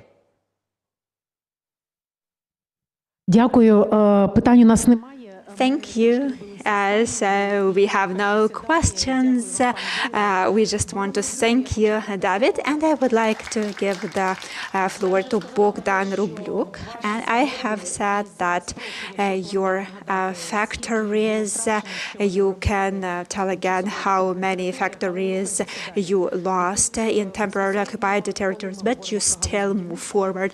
And when we talk about the construction industry, so which issues would you like to raise? Thank you for your invitation. So I represent the Family House, the group of companies.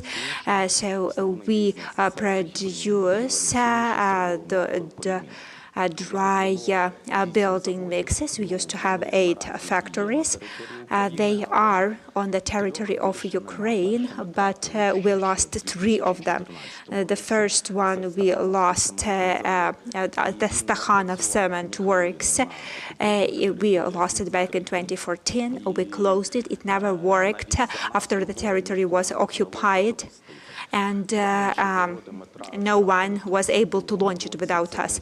And then we lost 2 factories in Oleshki and in Liman after 2022.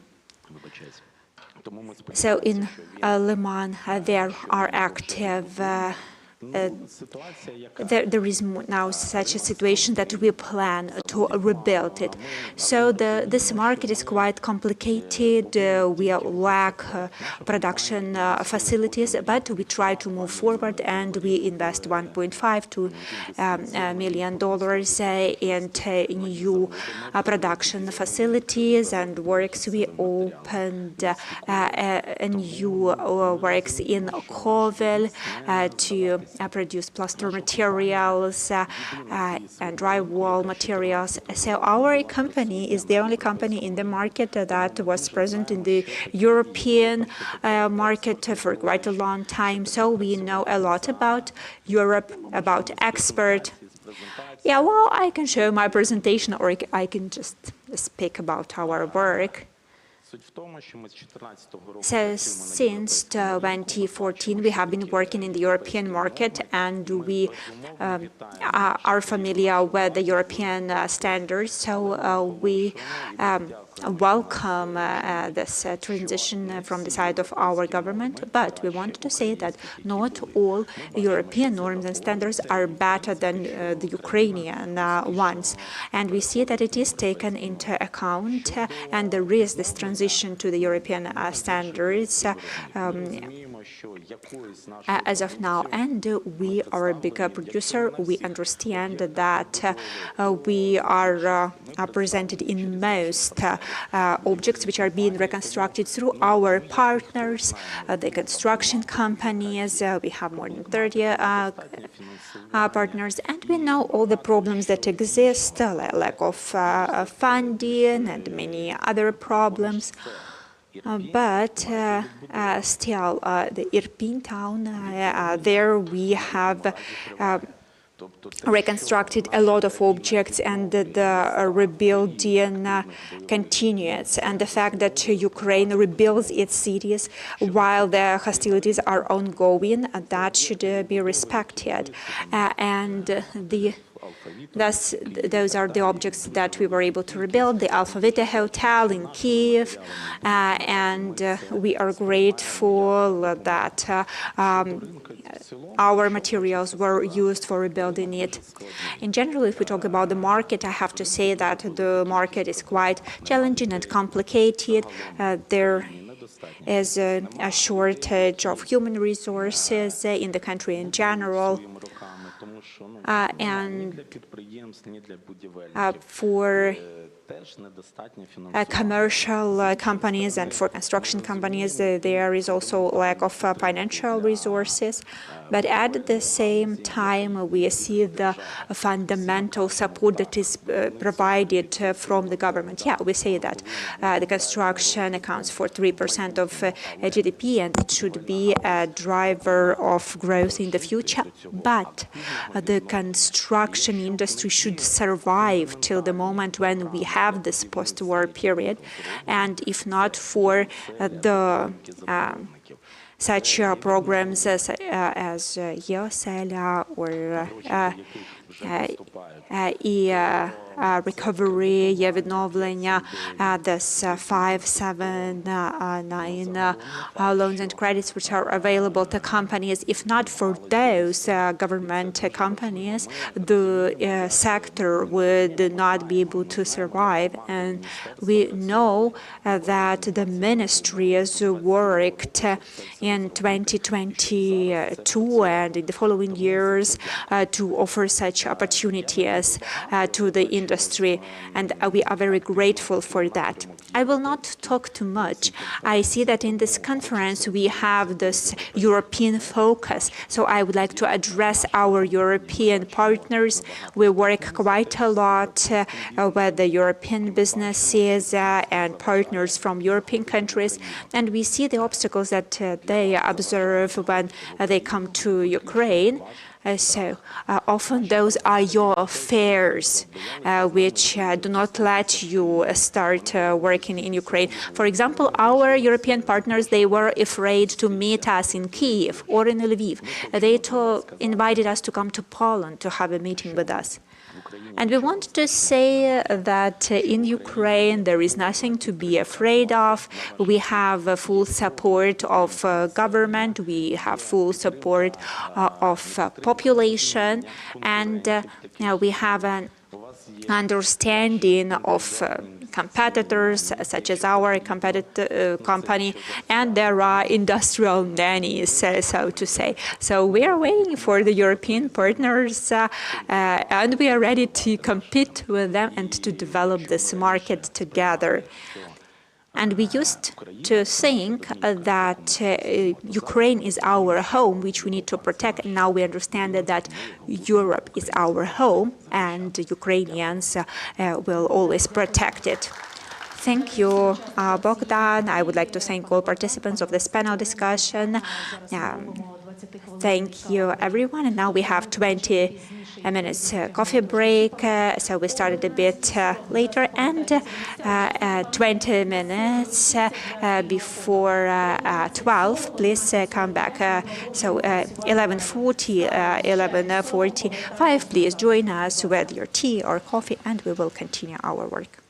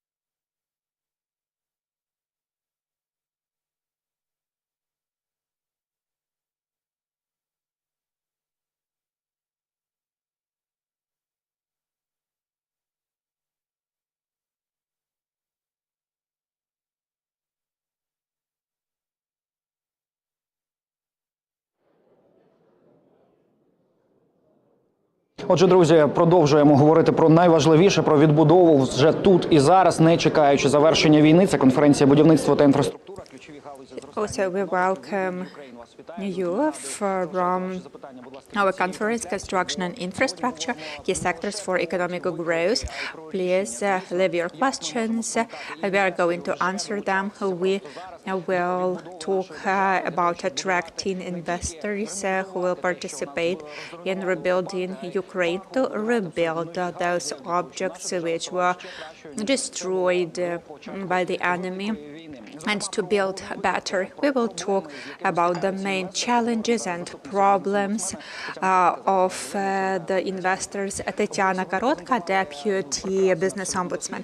So today you presented a wonderful study and you explained the key problems for Ukraine in terms of attracting investments. Of course, the security factor is the major one. We cannot influence that. But also, in our country, there are some issues which do not allow us to increase investments. So you talked to the investors. What problems do they see? I want to say that the security factor is a thing, but some investors also work in Somalia, so that is a factor, but there are other factors as well, such as consistency of the government policies. Of course, foreign investors, especially those who never worked with Ukraine before, they would like to see our vector. We have the vector of our focus that is EU, but there are some details, changes in the government, and lack of stability leads to some new focuses, and the lack of stability and consistency, it leads to people not making decisions to invest now, because decisions are made now by investors on if to invest or not when there is a ceasefire agreement. Another factor is the rule of law. Maybe you could give some examples. Well, the rule of law means that at every stage, the rights of the company are protected. So if the company follows all the rules and requirements, they can work and they will not attract the attention of the law enforcement bodies. Sometimes the law enforcement bodies are so active that it can seem that all our businesses, they do not comply with the law. But we work with business a lot, and we can see that law enforcement bodies often they misuse their powers and they put pressure on business. And this is where we need to change our approaches. So law enforcement bodies, they need to be better educated in economic processes. They need to understand how the economy works, not just trying to prohibit everything. Of course, international business do not feel confident. They do not make this decision to make investments.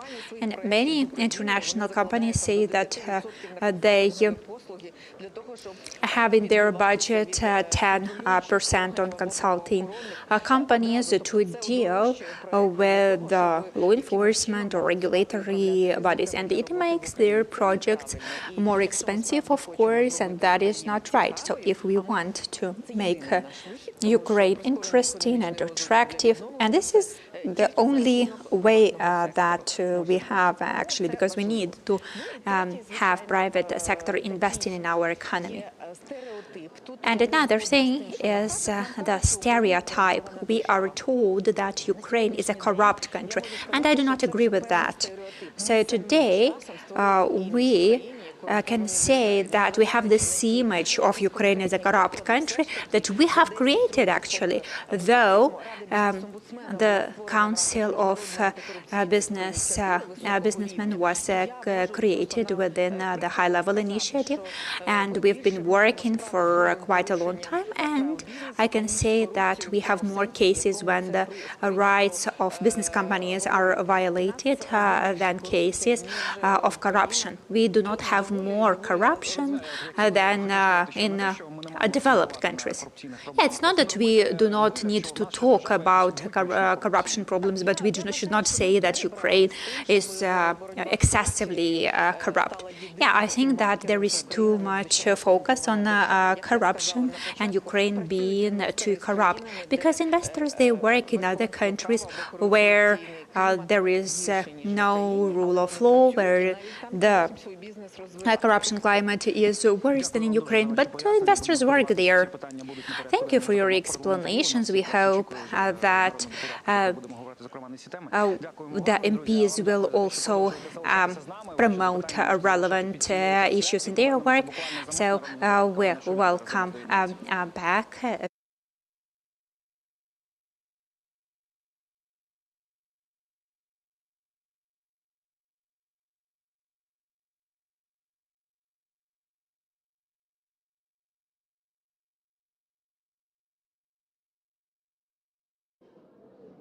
We Build Ukraine продовжує свою трансляцію.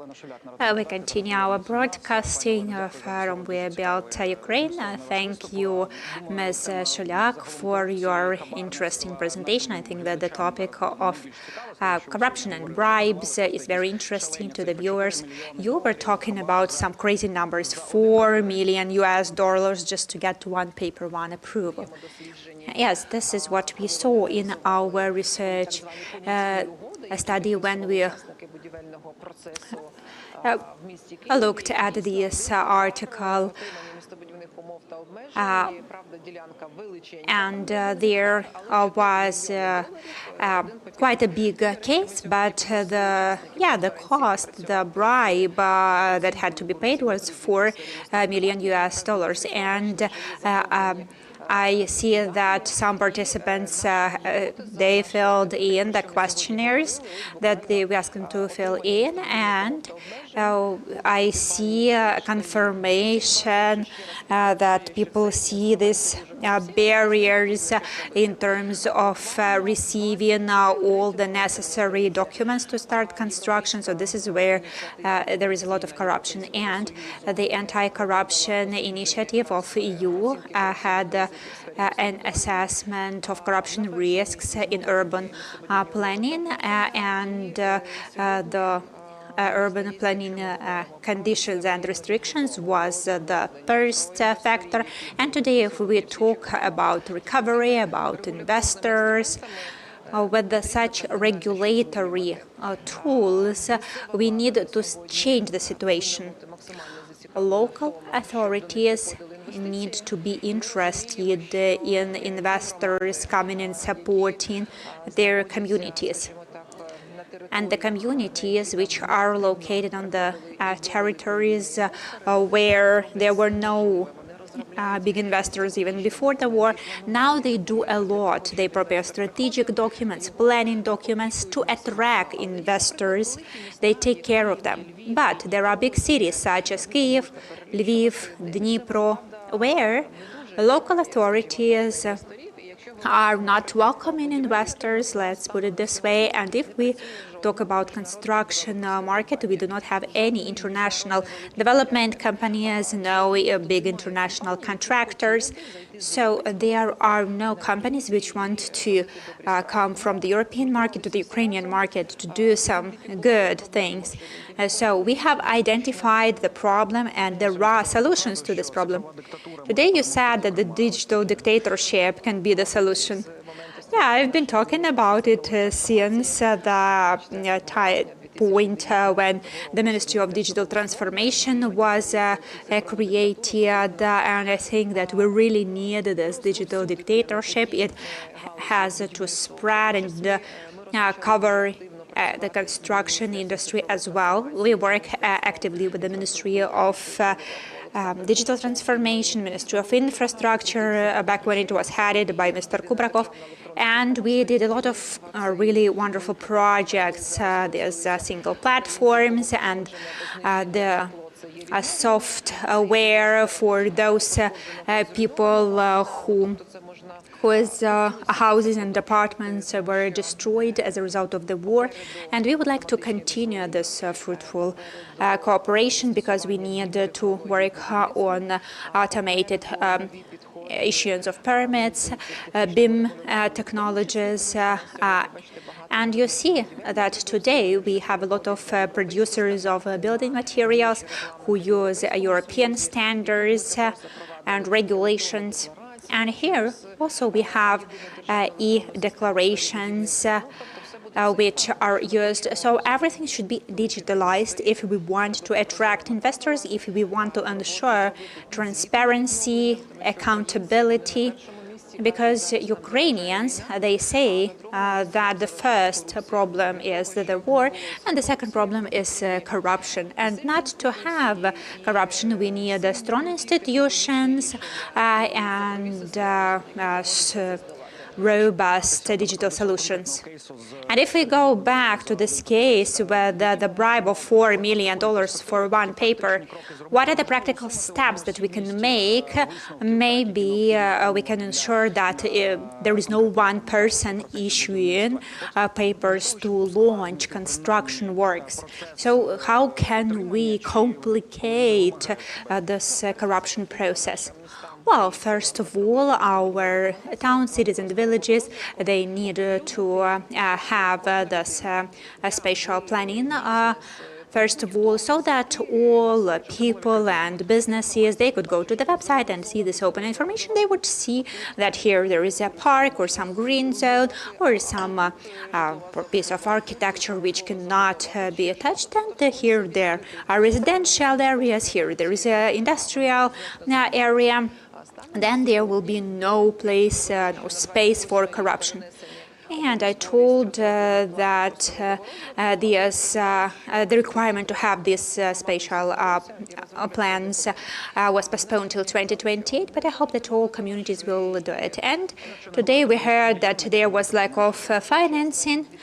But in 2018, I had this T-shirt where I had Kyiv, where is your general urban planning. So even for Kyiv, there is no general plan. The budget is more than 100 million hryvnias, but the plan is really outdated. We have outdated documents, data, and that is why we have this chaotic construction in the residential areas. So if we want to have transparent rules, we need to have all the documents ready, the general plan that we will all use to make decisions and control the developers and the authorities. But it is a long time perspective, considering money and political will at the highest level, at the local level.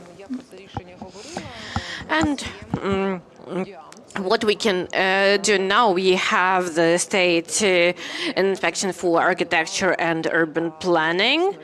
It has proven to be a structure of high integrity. And now when the authorities refuse to issue a permit, they know where to go.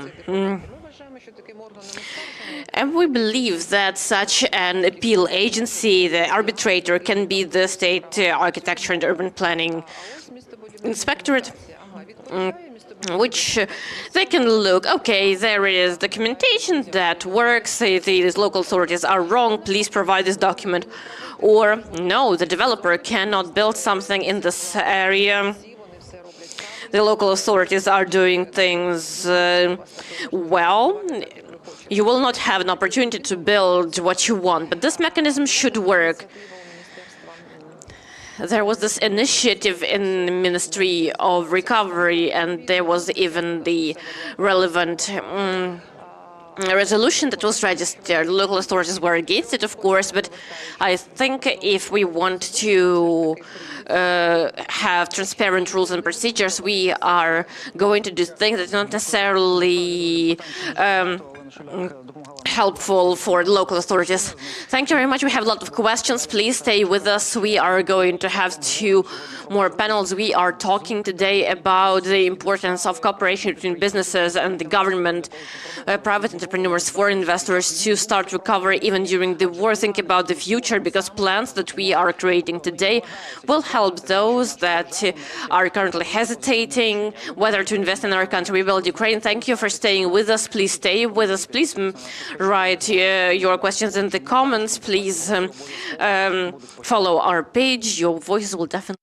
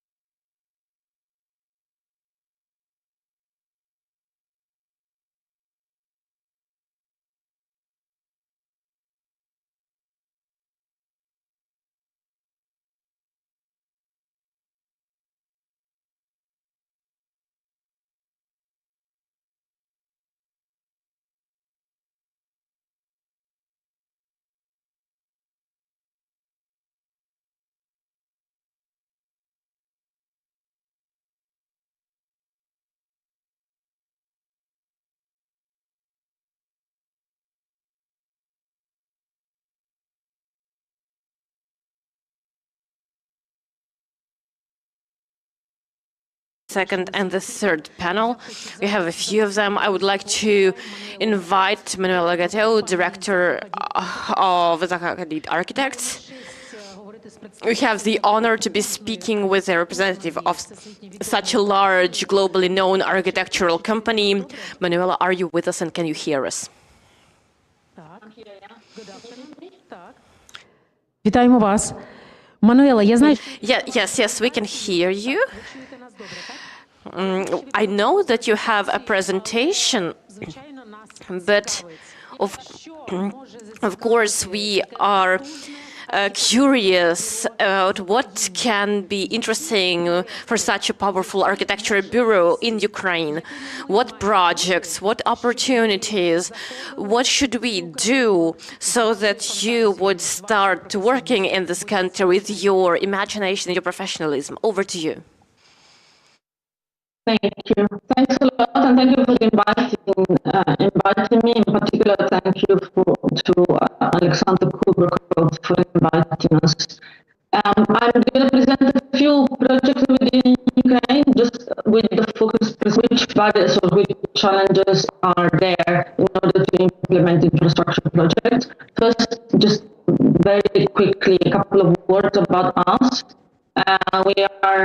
We were funded by James Hadid in London in 1979, so we've been at the forefront of architecture, art and design for nearly 50 years now. And 50 people, many nationalities, about 50, including Ukraine, and a colleague of mine, Evgenia, who is from Odessa, is online with me at the moment. Just a few images of what we do. The kind of work we do is sometimes quite well known, so I'm hoping you recognize some of this. We also work on transport and infrastructure is one of our strengths, actually. We construct a number of train stations and airports around the world, including Dashin Airport in Beijing, which is the largest single terminal airport in the world. We work on master plans. In particular, we integrate AI into master planning, and we do this so that the work can be very fastly developed and updated in accordance to planning parameters. And another key part of our work that I would like to talk is, which I think applies very nicely also to the future of reconstruction in Ukraine, is digital and offsite fabrication. We have a design and development branch that focuses on this. We've been working on projects in Ukraine since 2017. This, for instance, just an example, is a bid we did for Odessa for the World Expo bid of 2030, and we supported them with our design. Our main project is the Dnipro metro stations. It's 3 stations with a 4 kilometers twin tube metro, which is where we were part of a contractor-led team. Just a few slides to show you how it looks like. The focus was, of course, not only on the station, but on the public realm and upgrading and redesigning stations, the squares around the stations in Dnipro. Just going back to the topic of the panel, I think in terms of implementing infrastructure project, the funding and the tendering for Dnipro metro station for us was quite a positive experience, and we thought this is a specific project because it was funded by EBRD 50% and by the European Investment Bank another 50%, and the procurement was managed by EBRD, so followed its own standard procedures. In particular, it was a 2-stage tender with a pre-qualification of 4 contractors, and the first stage tender, which was awarded based on scoring of both the technical proposal and the price. The contract conditions were a mix of FIDIC, some particular FIDIC, so the design and build contract standards followed by EBRD, with the combination of Ukrainian law when the Ukrainian law was more stringent. And I don't want to go into too much detail in this, but I think the organization of the project structure was also very clear and very clearly set out and focused on checks and balances, again, established by the IFIs. City Council was the superior authority, For Dnipro Metro, there was a project implementation unit under the City Council that was supporting them with their liaison with the Ministry of Finance and with IFIs. The employer was Dnipro Metro, which is also was going to be the operator. There was a figure of a supervisory authority or employer representative. There was a peer reviewer of the work of the general contractor, which at that stage was Limak, a very large Turkish contractor, which used to be based in Ukraine. The utility owners as well were, in charge of approvals of every submittal by the general contractor. And then there was a series of subcontractors, including us. So we were the only international firm subcontractor to Limak. The remaining subcontractors were all Ukrainian. Unfortunately, that project went on hold with the onset of the full-scale invasion, and we are, of course, hoping that it would resume sometime soon.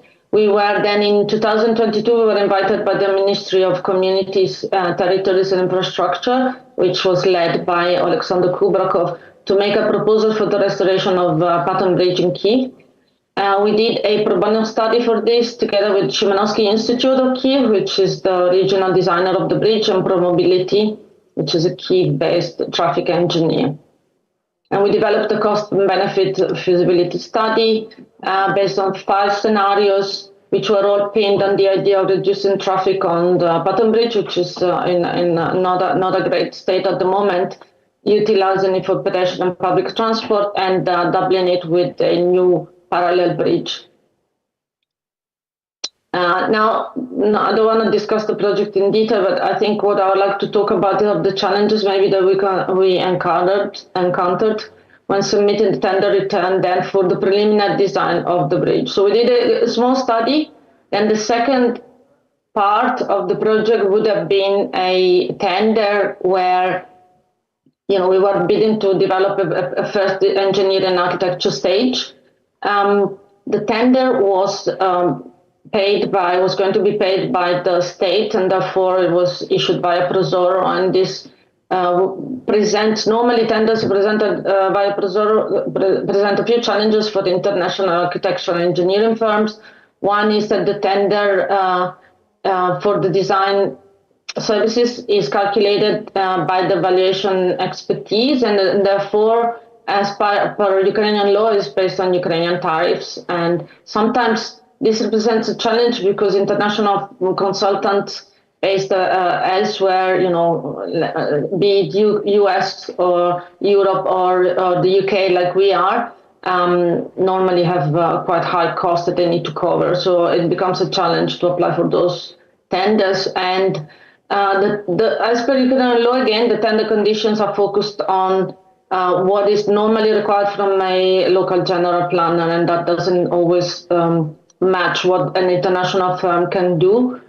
There were currency restrictions at the time, we're talking 2 years ago, more or less, which would have made it difficult to be paid as a foreign company. And in particular, the Prosoro tender criteria, one-stage open tender, where the scoring is entirely based on cost, means that the experience of applicants didn't really contribute to the scoring, so that would have been another problem.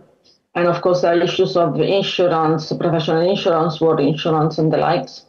We were then invited also to develop a design code for the border checkpoints between Ukraine and the EU. And we developed, again, a quick pro bono study at the beginning where we envisaged a few modular tensor structures that would make these checkpoints very recognizable, but also could be constructed easily and in a modular way. Challenges we encountered here is a challenge that we saw happening very often, that there is a need for seed funding for the development of feasibility studies that then can be submitted to the international financial institution for application to funding for the entire project and the construction. So there is very often what we've noticed, there's a little bit of a gap there because, of course, the priorities of the international donor fundings shift all the time and align with the urgencies faced by Ukraine. And we obviously know that urgencies are very often not necessarily focused on the construction, and rightly so.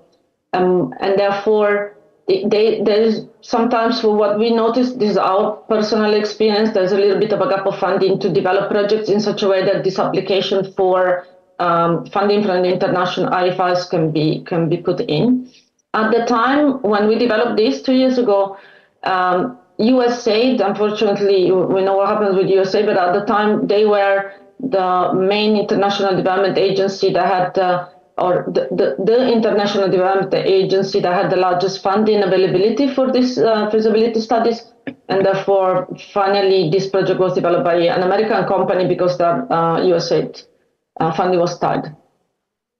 I just wanted to conclude, I don't want to take too long, but I just want to conclude with a design and research project that we have more recently presented to the Ministry of Community, Territories and Infrastructure, which is for the adaptable modular system of components that are aimed at an efficient construction of infrastructure buildings, such as in particular stations and airports. These components that we developed are designed in such a way that they can be both adaptable and repetitive. They can be entirely fabricated off-site, so in a secure environment, and in a standardized and cost-efficient way. And the design is simple. It focuses on use of materials and construction systems that are available locally to Ukrainian fabricators. So the idea really is, for instance, steel construction, just as an example. The idea is to aim at boosting the local economy by means of a large-scale implementation of new technologies. And we know very well that I've been working in Ukraine for a few years, that Ukraine is a very entrepreneurial country. And we therefore hope that a modular system like this one could encourage the extensive implementation across the country of specific sustainable technologies. And it will boost, ideally or hopefully, the economy by encouraging small SMEs to invest in the fabrication of sustainable technology and innovative technologies. And off-site fabrication and repetition means, of course, that these modules can be not only accurately fabricated off-site, but also installed very quickly, minimizing the operational side. And adaptability of a system like this also means that the airports and stations of Ukraine, that many, unfortunately, as you know, need to be reconstructed and quickly, or will be reconstructed quickly, can be rebuilt. You can basically keep the original planning criteria, the original layout, and you can just include them in a new updated and sustainable envelope or building. And we think that the economy of scale brought by one adaptable system used throughout the country, for instance, to repair all this infrastructure that unfortunately have been damaged, will mean a reduction of construction installation cost, and also the specialization in the fabrication, incorporating the latest technologies, for instance, be it solar panels that can be used for building cladding, but other sustainable technologies can be incorporated, means that in the longer period, Ukraine potentially could start exporting these technologies to countries that are also on the path of moving away from extensive use of fossil fuel. That's it from my end, and thank you very much. Thank you. Дякуємо, Мануела. Дякуємо, Мануела. Thank you, Manuela. So your presentation was like a dream for us. We saw some projects which can be dream projects in Ukraine, but to make it a reality here in our country, of course, Ukrainian government needs to ensure transparency and protection of the capital. And we will talk now about barriers to implementing infrastructure projects. So our second panel, I would like to invite Anna Yurchenko, co-founder of the Analytical Center We Built Ukraine, and Sergei Rokon, chairman of the board of ID Ukraine, Lev Parshaladze, president of the Confederation of Builders of Ukraine, Olena Kolesnikova, head of the Industry Council, Federation of Metallurgists of Ukraine, and Timur Bondarev, partner and the managing partner, Arzinger. So let us start with Anna. So Anna, could you talk about the project cycle and talk about the investment barriers at each stage? Good afternoon. So I will try to be brief. So our think tank today makes a lot of assessments and research studies, and I think that we will present our report separately, and we will talk about the whole cycle when we have a government customer from the government or local authority or state-owned enterprise. So we see now that there are several aspects in infrastructure projects planning and implementation, which can be either enablers or factors which will just ruin the idea of the project or its implementation. So there are 5 main points we focus on. That is strategic planning and forecasting financing. So for civilian construction, road construction, the market has to understand the strategy of the government in this or that sector, the volume of infrastructure projects, what is planned to be done. When there is this understanding, companies can plan their work, suppliers can plan their work, the domestic market can have a better understanding of the situation. And in this case, we will be able to have Bechtel or Zaha Hadida bureau entering and working on the Ukrainian market, because they need to have this planning. Also, we have the ecosystem of cooperation in infrastructure projects, and I will talk about it later. Management of infrastructure project is the third element. Competitive capacity in procurement, that is the fourth element, and human capital is the last, the fifth element. So if we talk about the ecosystem of infrastructure projects, there are a lot of parties and stakeholders involved at each stage of the project. And all those players, they influence planning and implementation of the project. They all have their rules, regulations, requirements, and some aspects which need improvement in terms of regulation. So here we have central government, local authorities. That's the first section, or also those who have contractual relations, that is the customer, the contractor, suppliers, etc. And the way how it works and regulated today, that is what we looked at. And when we worked within the government, we saw the areas which need to be improved. Some of the issues are still not addressed in the Ukrainian legal framework. And when we do some analysis and assessment for the projects to make it right,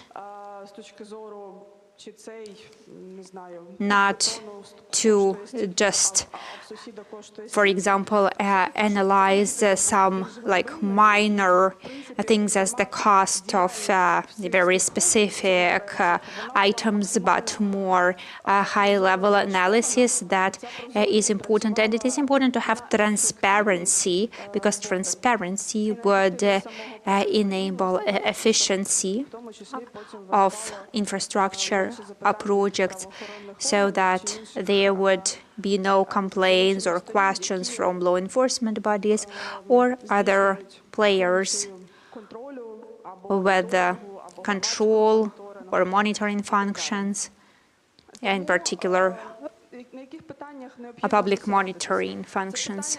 So what we wanted to focus on contractual relations. For example, Bechtel company, they will probably never understand our contract forms for the tenders. For them, that is just some 15 pages of a contract agreement in the Prozora platform, and there is a limited time to answer questions. There is very short deadlines to submit proposals. So this is something we need to improve. There are recognized contract templates which work in different countries. We do not need to just take one of them, but we need to offer some options to the customers and to the contractors to make sure that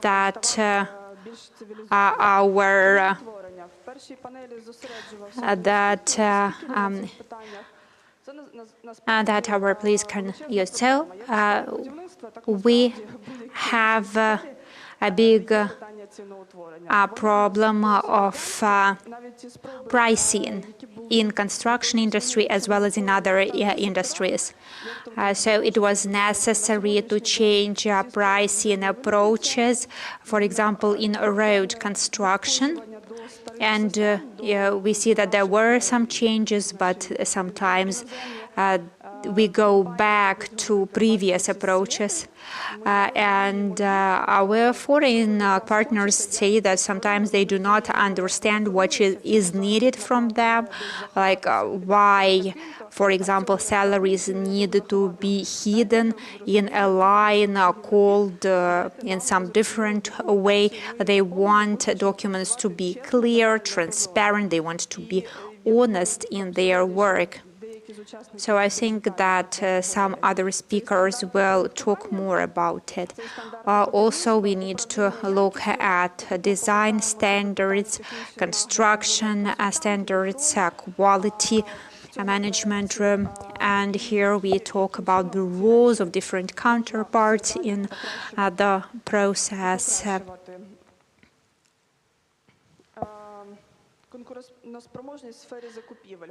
The competitiveness in the area of procurement is the next factor. So today, there are several popular things such as Prozora system, Dream system, which we created when we were part of the ministry, and some procurement platforms of donors or international financial institutions.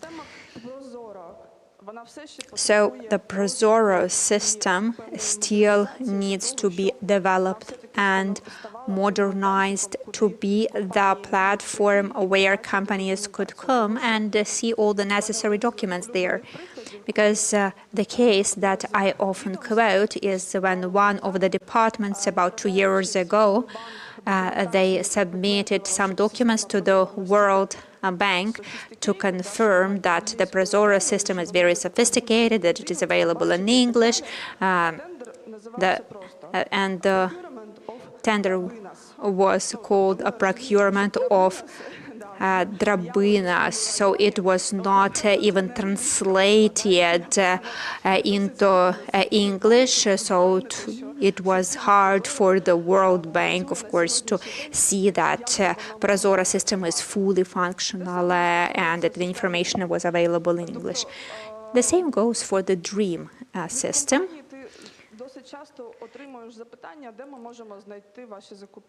So you say that there is the single project pipeline approved by the government, there is the SPIM reform, but where could one look at the procurement which is going on? There is no magic button which you could push and see all the procurement tenders.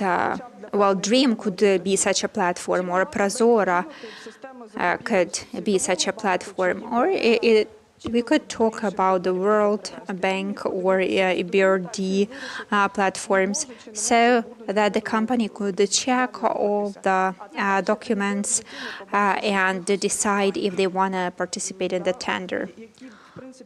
Also, it is not possible to see any procurement plans for this or that sector.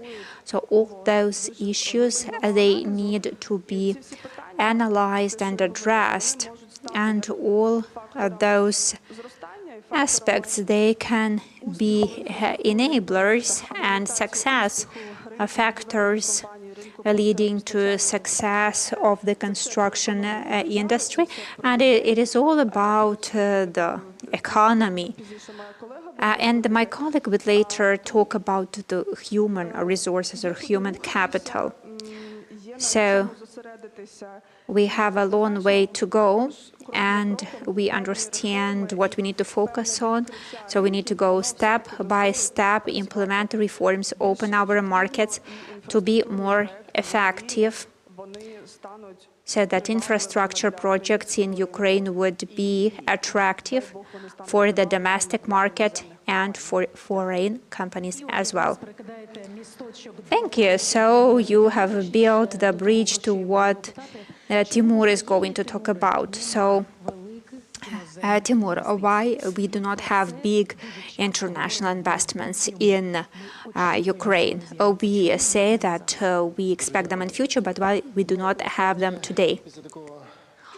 Thank you for your question. So after this lineup, it's hard to find some new things to say after all the previous speakers and what my colleagues were talking about. So we all know the problems, and we need to be honest and say that some local players, they benefit from some things that we have in the sector. And I would like, first of all, to thank the teams of Olena Shulyak and Alexander Kubrakov. And I think that the reforms that we have seen in the recent years, they are revolutionary. For almost 20 years, I've been teaching in Kyiv Могила Academy and Ukrainian Catholic University. And I remember that I used to say that the situation is very bad, and I realized that in the recent years there has been quite a lot of progress. I see that many things have been done, and I'm really grateful for that. Another thing, and that's good news, people who say that everything is very bad in Ukraine, I say that you can try to build something in London, Paris, Warsaw, or even Bucharest. I think that you will be quite impressed with the transparency and with how welcome you are going to feel. So infrastructure market is very specific, is very localized. There is always this local construction mafia, and we know who builds in Paris, who builds in Austria or Germany. There are major players who are dominating the construction industry there. So the situation in Ukraine is not unique, but the question is, can we afford to have such a situation? I think no. And Olena was talking about it, and I see what has been going on in the recent years, whether these cases of corruption that Olena mentioned. And when people tell me that we need to support domestic investors and domestic producers, I can give you an interesting example. What do you think if IKEA invested 1.5 or 2 billion dollars back in 2015? So, do you think Putin would be able to attack a country where there is vested interests of global players, pension funds, and the investments of big foreign players? I think no, Putin would not attack. So every person who is engaged in corruption practices in Ukraine is responsible for the people being killed in Ukraine today. So let us go back to the the question what we need to do in Ukraine and why it is important. So, of course, there is social and economic effect of investments. We don't need to talk about it. But when we were getting ready for this conference, thank you, Alexander, for the invitation. Alexander asked me to speak as pragmatically as possible, to speak about cases. We know the IKEA case. And as a legal firm, we are sort of a litmus paper, and we find out about some things much earlier than the press does. And we had quite a lot of cases even before the war. We have a strong office in the west of Ukraine, which we opened to receive investors who were just coming into Ukraine through the west of Ukraine. I remember those conversations very well when a representative of some enormous car company would approach us. Guys, we have a wonderful idea. We're looking for a new manufacturing facility. Ukraine looks like an ideal spot. We want to put $500 million to $1 billion. And they have this list of questions, just one page where we need to pick the boxes. They are saying it's a beauty contest. It's not just about Ukraine, you understand. So we have certain criteria that we use to select logistics and so on and so forth, the availability of international agreements on the protection of investments. By the way, Ukraine is one of the best jurisdictions in terms of that. Not a lot of people mention that, though. But Ukraine has one of the strongest networks in terms of investment protection. So we fill out those questionnaires. They say, okay, let's look at other countries. And then after a while, they say, guys, sorry, but we are not going to do that in Ukraine. We again look, we have people, and they're saying, no, look, we want to invest $500 million. We want to get the land plot for free. We want to get certain tax incentives, everything else. I don't need to continue, right? I'm not speaking about raids. I'm not speaking about what Lena spoke about today, where there is a certain special person in every city. That's the first story. The second story, I will sum up what Vasil said today. We need to be honest and articulate what we have. Case study 2012, you remember how the stadium in Lviv was constructed. You remember how it ended, right? I will not take too much of your time because you remember it all. Institutional capacity is a big issue even in Kyiv when you're talking to officials, when you tell them BPP, public-private partnerships, they are looking at you all weird, like, what do you mean? In some other cities, you can actually go to jail if you say BPP. So I remember there is a famous global event where 11 guys saw each other before the full-scale war, a global real estate fair where all investors would get together in September. Khan, Côte d'Azur, Boris Johnson, who was mayor of London, was there. A lot of important people were there, and there were a lot of cities represented there. I saw a lot of cities from Poland that I didn't even know existed. They are putting a lot of money. You go to their stand and a local official is speaking to you in wonderful English. He knows what PPP is and he understands why he needs that. And most importantly, and I want us to focus on this point, the official understands that he needs the investor, not the other way around. And for some reason, we have the position that we are such a great bride. Come here and maybe I will look at you. Maybe I will find the time for you. Let's think who needs the investment, right? So institutional capacity is very important indeed. Let's say that, okay, we presume the war will end, we start working. It cannot work the way it used to work. Decentralization should be much more profound because when we had infrastructural projects in the regions, and they were only progressing thanks to national authorities. That shouldn't work like that. Every local community should have independence, have major autonomy, and should have the institutional capacity to speak to investors in their language, to implement the PPP projects, and so on. The good news is that we do have quite a good legal framework overall. We have really good agreements on the protection of investments. And I will point out again that Ukraine is one of the most progressive countries in that part, but we just need to be able to sell it. We need to be able to show it, to demonstrate it, and we need to change the mentality. We need to keep in mind that we need the investors. The most recent example, and I'll stop, tenders, wonderful thing, Prozoro, everything else. What do you think?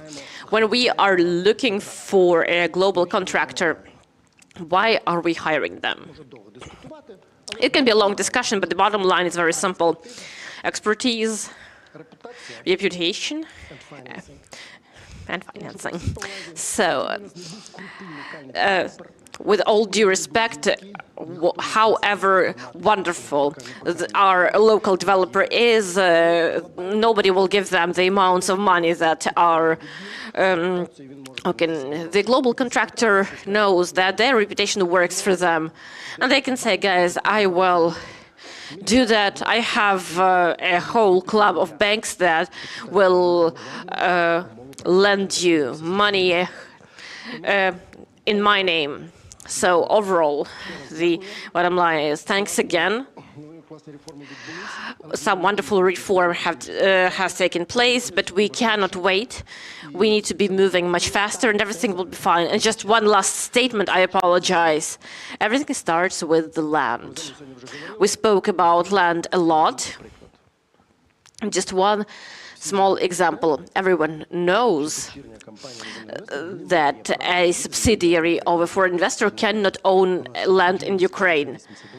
We have this idiotic Article 82 of the Land Code, which is constantly paraphrased. But if you read it carefully, a foreign investor doesn't have the right to own a land plot. Who will invest into a large infrastructural project, into commercial property, if your fundamental value is land and you cannot own it? Of course, we structure it, we create like multi-layer structures, but where does it come from? This is just a relic of the communist regime, and communist parties were like, we cannot give our land to foreigners. Okay, we opened up the land market. Did the land move somewhere or something? Let's look at the situation through the lens of the investor so that they can be comfortable. I will say once again, we cannot afford to play the situation. We are trying to appease the local elites and trying to maintain their interests. We have to open up the market and make it as liberal as possible, because there is a lot of competition in this market. And most investors think very differently: low risk, low yield, high risk, high yield. There are only very few investors who feel like that, but we need to create a lot of competition between current investors, global investors. Thank you. You are playing with words and intonations. You said wonderful that everything starts from the land, and the scheme Clean City that Lena Shulak mentioned. I will talk to you about this. Could you talk about specific cases? What made them possible? And is there an excessive significance that we attach to corruption in terms of construction? And we had people who were sitting here before you. We spoke with OCO, we spoke with mixture production companies. Maybe we need to change something in anti-corruption. Thank you very much for your very focused, poignant questions. Just like the previous speakers, I should point out that in the previous panel, we had presentations with clients, so to speak. Some of these clients were also connected with my previous professional experience, but no, it wasn't IKEA. Everyone knows these cases, and you understand the impact of this corruption factor the development of the business environment in Ukraine.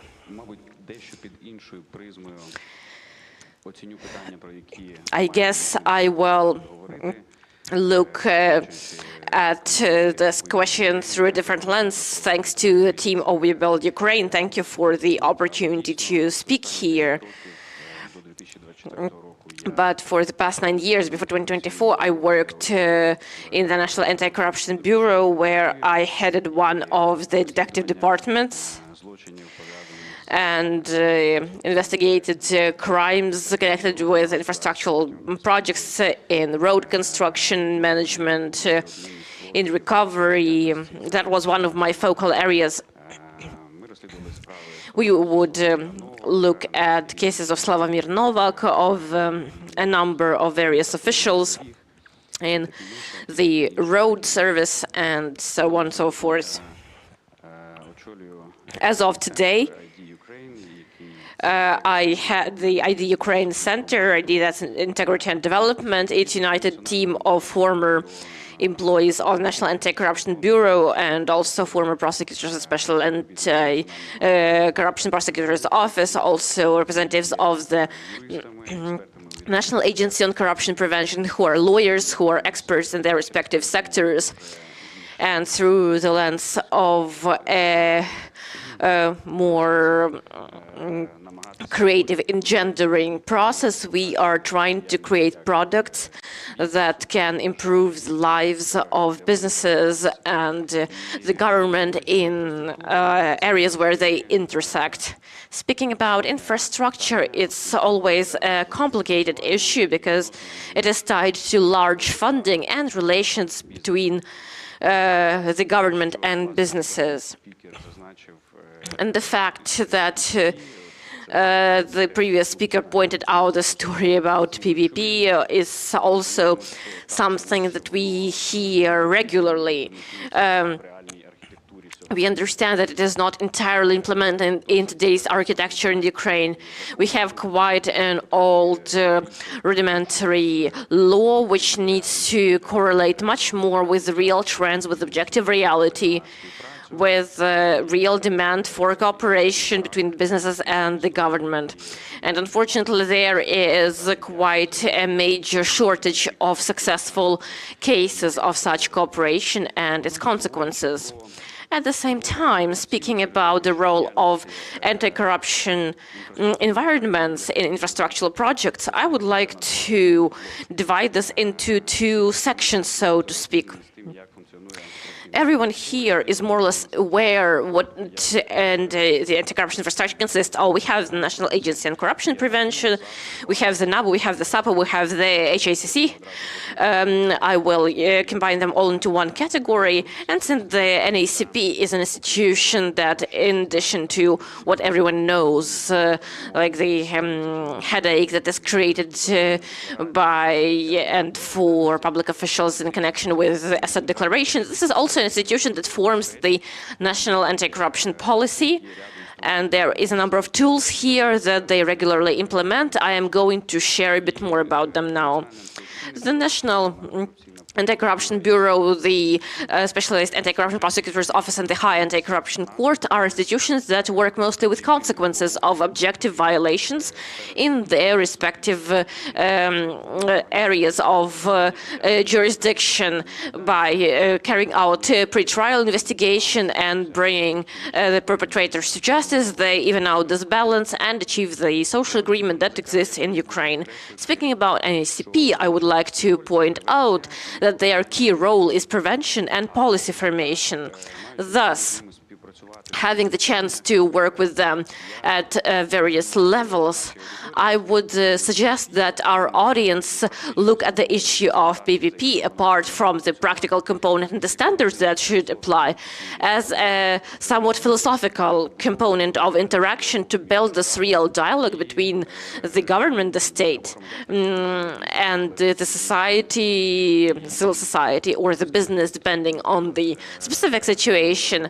And because as of now, for instance, the National Agency on Corruption Prevention works on the development of the new National Anti-Corruption Program. I'm not sure that everyone heard about this document or understands its nature, but the National Anti-Corruption Program and National Anti-Corruption Strategy are documents that are visionaries in a way, but they are still regulatory acts that are approved at the legislative level, the governmental level, and they form the national policy for the next X years to work in line with certain trends and our commitments to our international partners.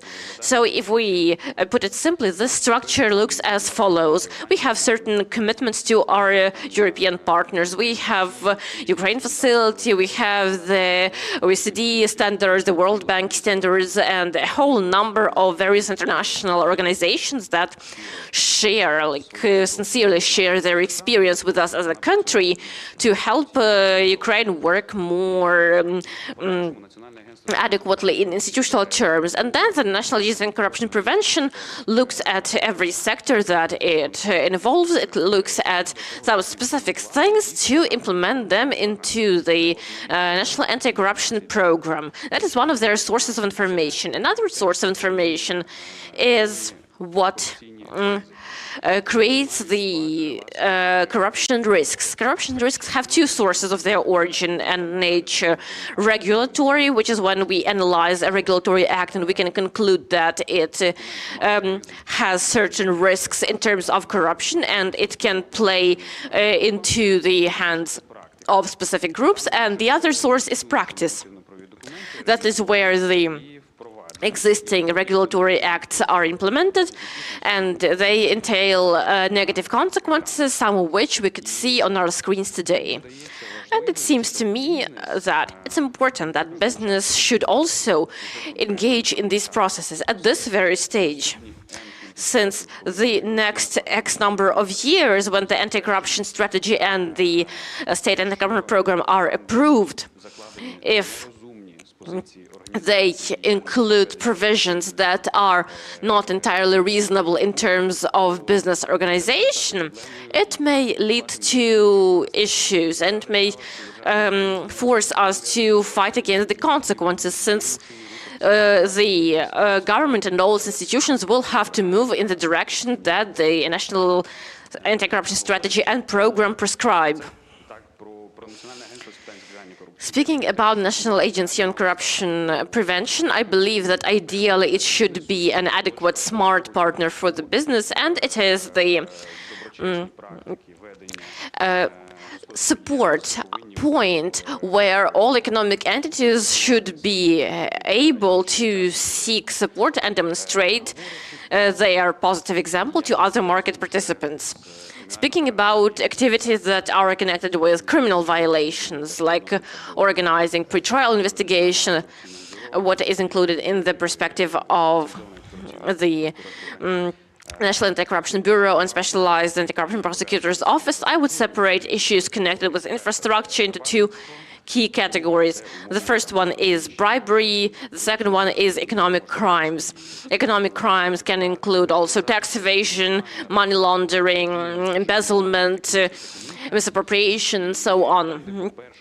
And where under the first item, bribery, I feel like that's a practice that all honest market participants should step away from. We are aware that it's not always simple.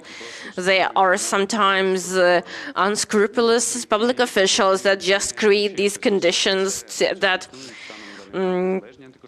force this on people. There are independent anti-corruption institutions that document it. And if we speak about the prospects in our team, we're actually thinking of decriminalizing the giving of a bribe as a preventive mechanism. There can be different thoughts about this. I am confident that there are discussions about this that are both legal and philosophical in nature, but in terms of the long-term perspective, this would make the official less confident that they are both co-conspirators and that they would both keep silent about this. Speaking about the economic component of investigations, they are mostly connected with public procurement. They are often connected with ineffective or inadequate project implementation. And just as a thought, in our team, we developed this idea that we encountered in practice, actually. There is often this category, this legal category, which is called losses. That is a category of socially dangerous consequences as a result of a criminal act. And unfortunately, very often, losses in the evaluation of law enforcement agencies are the gains. So where the businesses would gain something in the normal in normal terms, if there is an excessive profit, that's already losses for the state, so to speak. Because it's like the country spends money for something, and we think that this approach is not correct. Because if in interaction of the government and businesses there is no wrongdoing, the income cannot be considered as a loss for someone else, because this is quite an important thing we need to consider. And if you minimize, for example, your income, if it's minimum, then you would need to make some extra payments to a certain amount. But if you get more income than expected, then the government is looking at if it complies with the market. And this is something that we need to discuss. The Institute of court examinations and appraisals. So it should be the trend we need to discuss, because this is the mechanism that we need to use, and the experts which deal with such judicial examinations, they defined the future prospects of this or that project or idea. So what I would like to prioritize, speaking about our team and the tracks we are going to work on, in terms of cooperation with the business, we believe that it is best to invest money in lawyers. Honest lawyers are the people who should be your partners and not your allies in some wrongdoing. And we believe that effective protection and prevention should be used alongside with the lobbying, which can help the business to move forward in cooperation and in partnership with the public. So we need to talk about the Institute of lobbying, with certain rules that are going to apply, and people who will work in this area. So there will be certain professional standards, but this is the tool that needs to be available, and National Agency on Corruption Prevention, they will be responsible for it. So NACP, they need to be the partner of all players in the infrastructure market. So we always say that rules and procedures. And following those rules and procedures, that is the best prevention, and we think that honest business has a good future in Ukraine. Thank you so much, Sergey. And I want to remind you about our questionnaires, our forms that we asked you to complete. Please fill them in. You don't have to bring them to us because we really appreciate your opinions.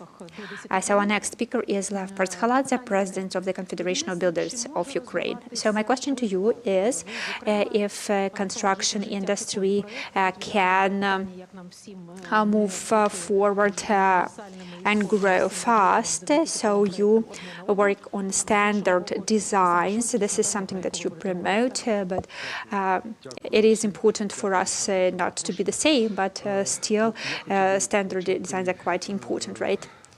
Yeah, thank you for the invitation, and I would like to start talking about some issues that we have. Alexandra Harchenko, our colleague from Kharkiv, the leader in Kharkiv region in terms of construction of residential buildings and recovery. So this colleague, he asked us to share some provisions. Now in Kharkiv there are quite a lot of IDPs who relocated to Kharkiv. We think that the situation in Kharkiv is terrible, but in Kharkiv actually there are about 250,000 people who came there as IDPs from more dangerous frontline areas. And there is a problem with housing there. And I think that we need to discuss together with Elena Shulyak and other colleagues. So he has this proposal. He says that there are big office centers in Kharkiv. They do not operate now. They are not functioning. So he asked for the permission to re-equip these office centers to allow people to live there on a temporary basis at least. And another problem is that in Kharkiv, and not only in Kharkiv and all over Ukraine, there are some residential buildings which were not completed, so people invested there, but they can not live there.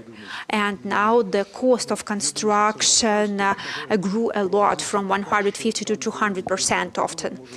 So with some unfinished construction, the construction company, they would like to have some exemption from VAT at least, so that they can complete them. I do not know if it is possible, but I was asked to raise this question. Today, we were talking about the Prozora platform.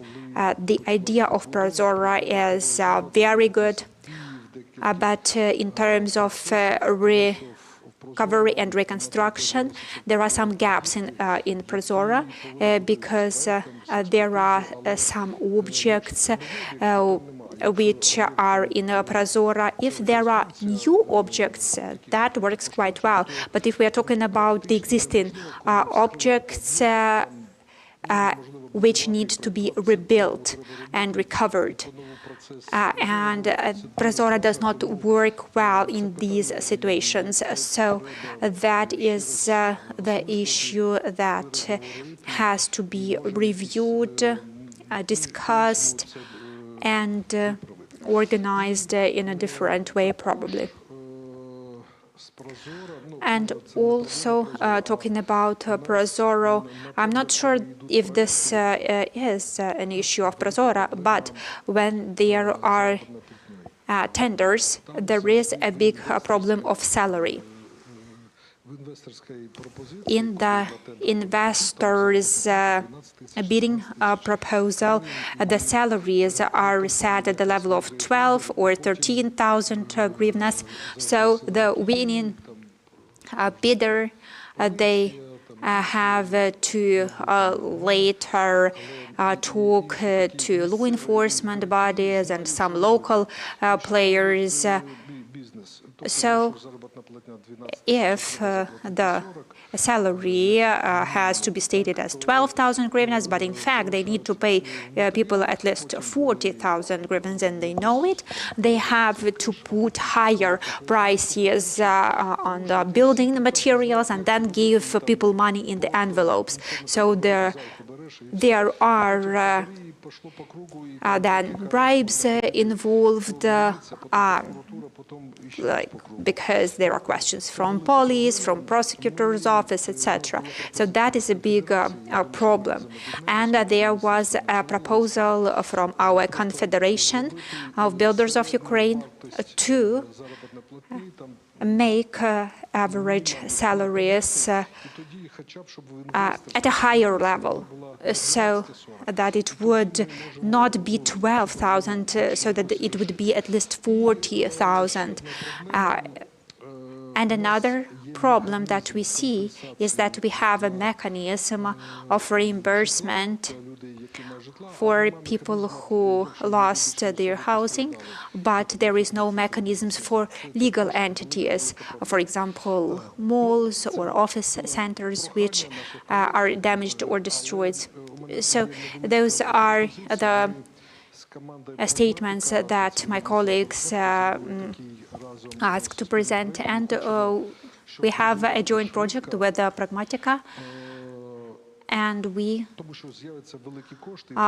understand that at some point we will have resources and we will need to build fast. For example, this year there were 25 billion, but not all this money is actually utilized, because there is quite a big problem with the lack of design project, with the lack of professional architects and people in local communities responsible for this area. They are not often familiar with these processes. So our suggestion is to prepare the so-called standard designs and present them at the websites to save time and money. In terms of the time, I think that we can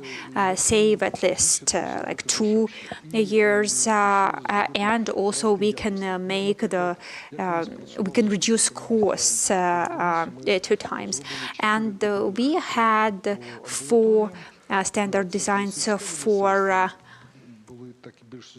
ambulatories in rural areas. So this the price of this object, according to our assessment, was about $1,300 US just for the design, because in other regions it was 4,000 or 5,000. So this approach allowed to reduce costs. So we were able to build 500 objects in about 2 years. But the needs are much higher. We need to construct several more thousands of laboratories and ambulatories, and also that is important to have such designs for the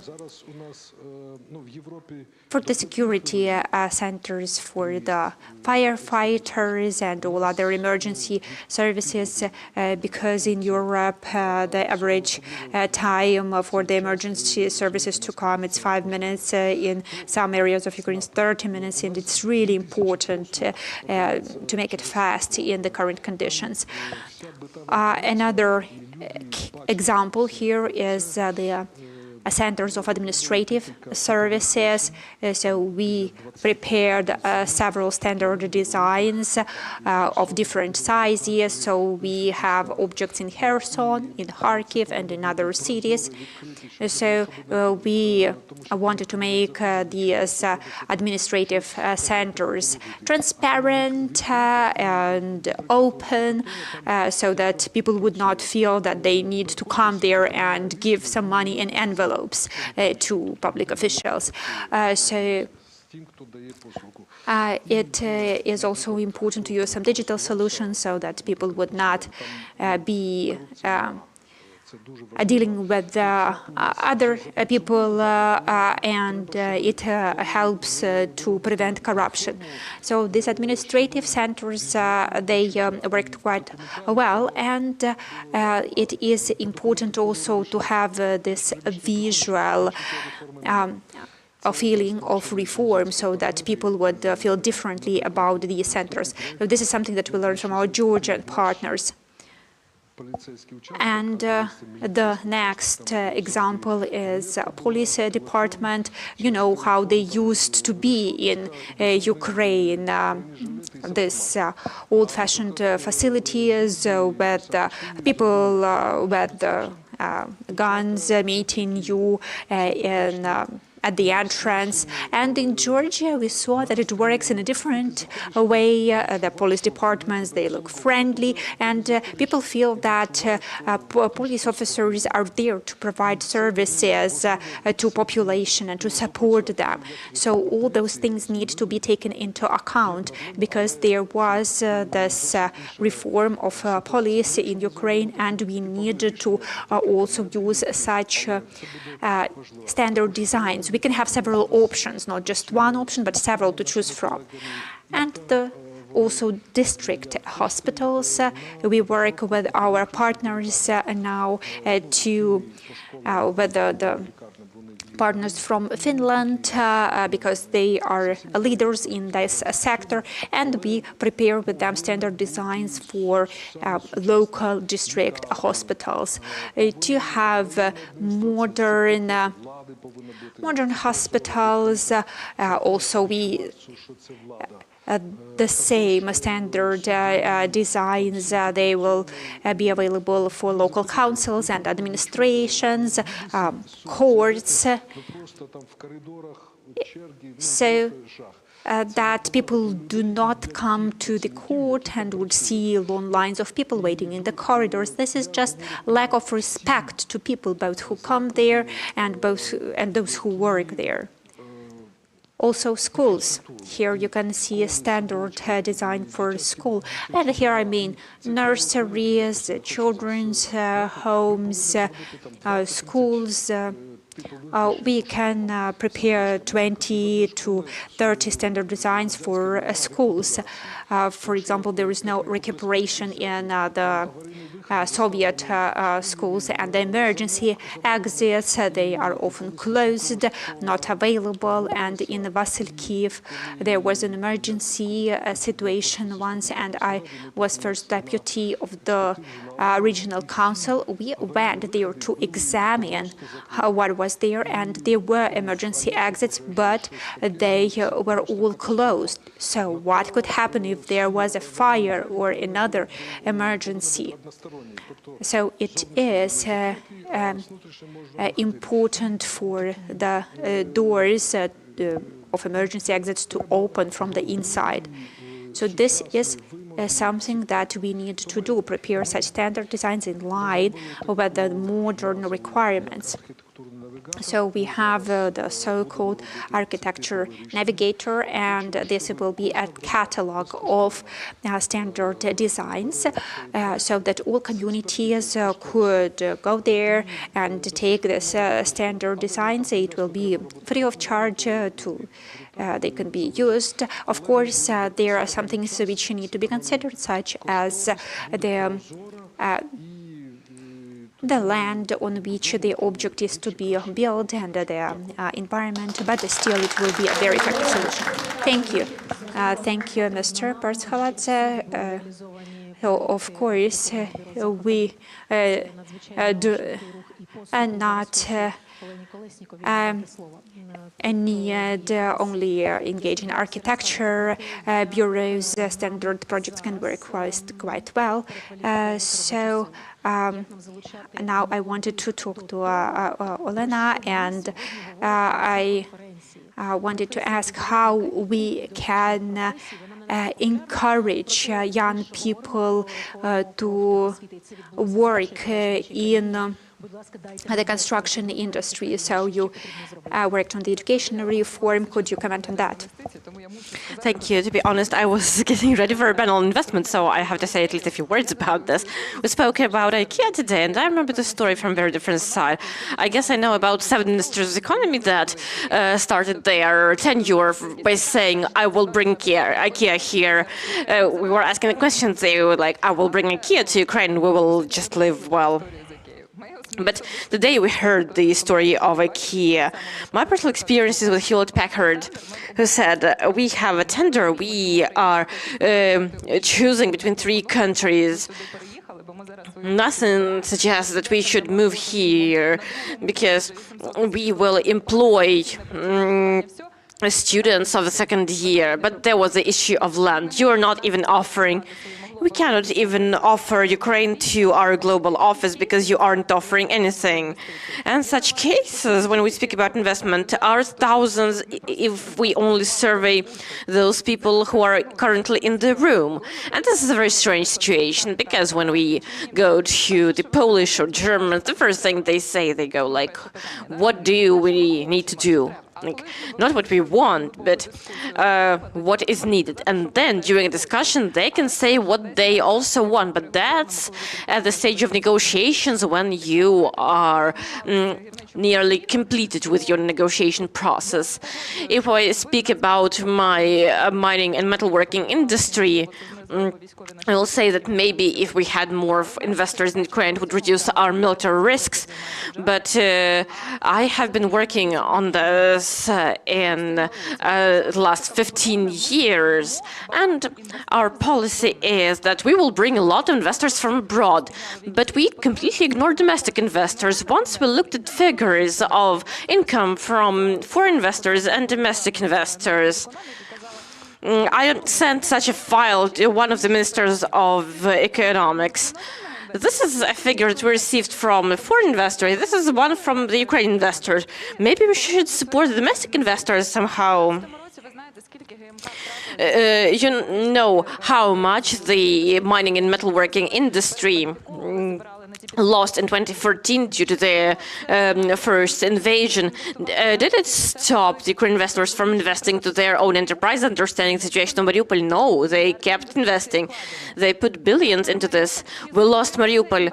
Did this stop the investors? Investors invent about 75 billion hryvnias in 2024 into mining and metalworking industry. That is one industry. That's 5 companies. So the scope, the level of figures that Ukrainian investors can provide, the government, the state should understand it. We spoke about the program 579 today. We lobbied together with the Federation of Employers today. But there is one nuance here. It is meant for small and medium businesses. If we speak about large business, we speak about large investments. That's about large companies. Let's be honest. Can this company provide large businesses in Ukraine? No, it is not. We don't have the funds to provide that.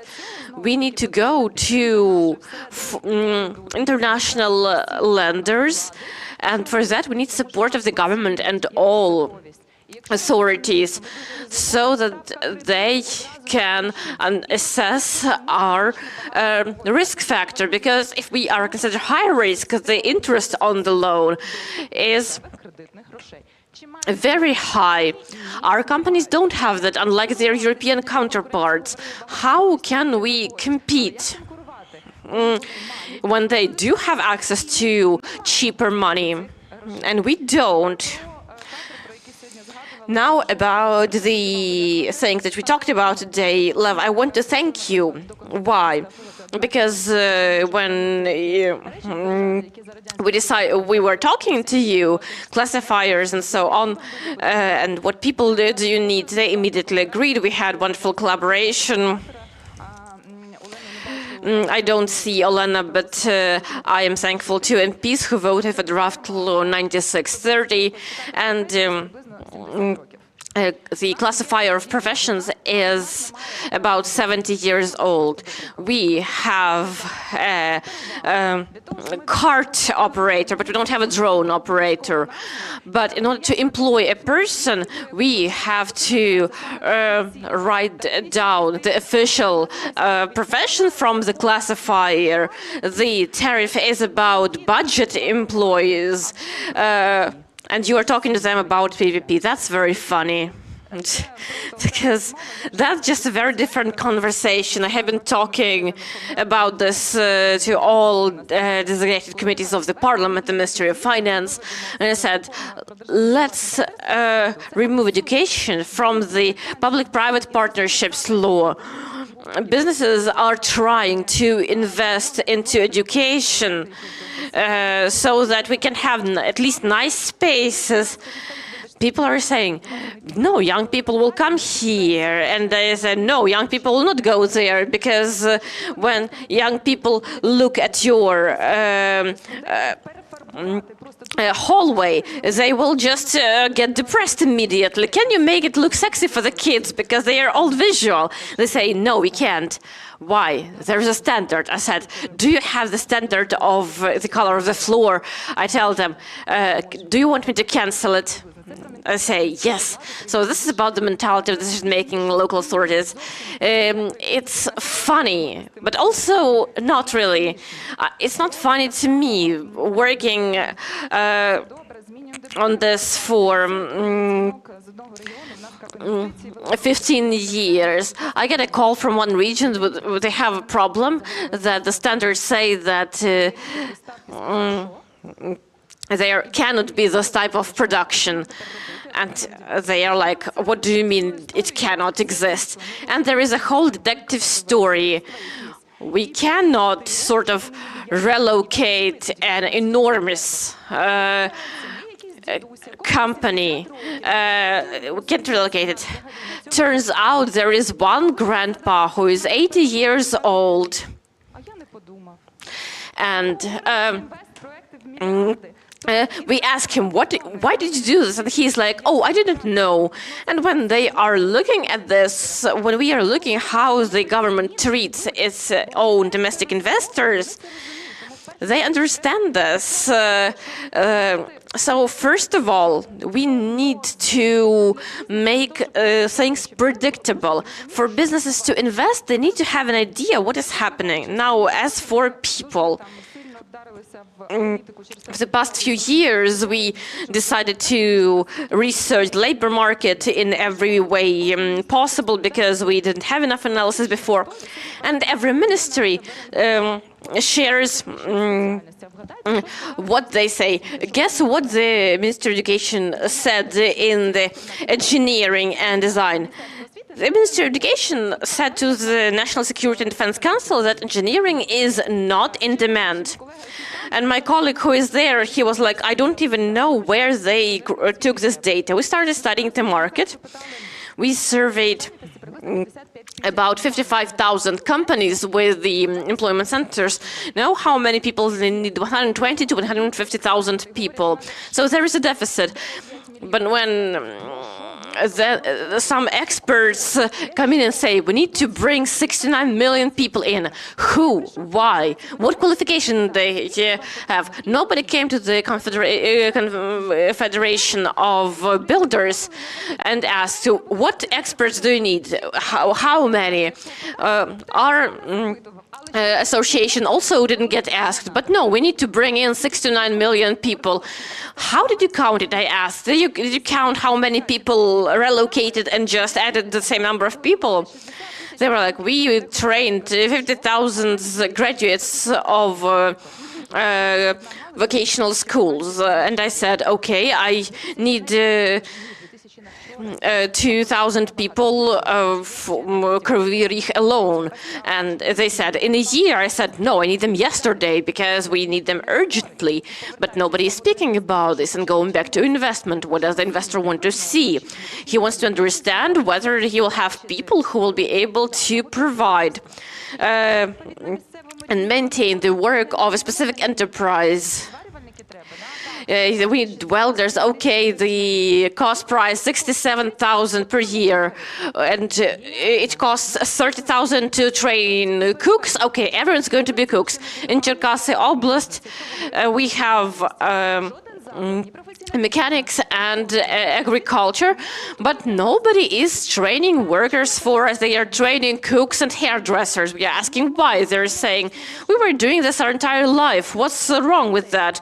I said, we don't have enough people. We are fighting for every child. We are doing everything possible to help this child select this path so that we can work with the educational establishment. We will equip you. And say, no, we need to get a license. And it will take us 8 to 9 months to obtain a license. We want to cancel licensing at the legislative level. They say we are corrupt. When we are trying to simplify procedures, they are saying, no, you are corrupt. What do you mean, BBP? That's corruption. You said this right phrase about accounting from the profits. They are imagining, just imagine this, a vocational school in Zaporizhzhstal. They are imagining that Zaporizhzhstal will make money off a vocational school. That's not a joke. There's things that I actually heard from a lot of tax inspection workers. I said, let's have a student labor agreement, because the student can work but also study, but we will have to pay taxes for them. The same way as a full-fledged worker. Let's have no taxes for this period, or just a system of bonuses. They are saying, no, no, no, that's something that the government fails to receive. I said, so there is zero, you will have zero, but if we change this, that will be wrong. So we sit in the Ministry of Finance for 4 hours, and they cannot understand what I'm not understanding. So we just speak in different languages. When I'm speaking about national policy, there are two main resources here, and they are both equally important. The first one is actual access to cheap money, just like our competitors have, so that we can be competitive. And the second aspect is about what everyone is talking about, but not doing. It's about human capital. It's not just the phrase human capital, it's specific things. When you come to business, it says, I don't need anything, just create me a proper system of draft reservation and give me a proper educational system. I'm saying, let's see how much the business spends on retraining people that you trained. 4 companies, 4 large companies alone that retrain people at their manufacturing or improvement of professional qualifications to train them to use modern equipment. That's about 400,000 per year. That's more than the entire national system. So we can multiply. And we can calculate the investment into the human capital that is done by our companies. You can calculate the number of people, you can calculate the amount spent, and you can basically look at the specific figure. We have all the records of this. And when we are saying that we cannot do anything without people, they are starting to speak about some major policies that cannot be done. A lot of things are already done even without policies. When we are speaking about this to our European partners, that's probably my biggest pain. When we are saying what we have done, they're saying, no, it's not possible because we don't have that in Europe. Like, if we don't have this in Europe and you are at a very low development level, you cannot have this. I say, no, you can come visit us. We can show you how we are doing this. And they go like, wait, your business is doing this for its own money, but European Union is compensating us. I'm saying, no, it's a business. I'm saying, you know what business is also paying taxes for this, and education is not charity, so we cannot consider training a tax write-off. This is a very simple story for investors. So what can we suggest to either the domestic investor or the foreign investor? Are saying to train our people, you will have to spend 2 years and you will have to pay taxes, and we are very cool actually, come here and build a manufacturing. So I will say again, for us as for a business, predictability is the most important thing. When we understand the rules of the game, when they don't change every year.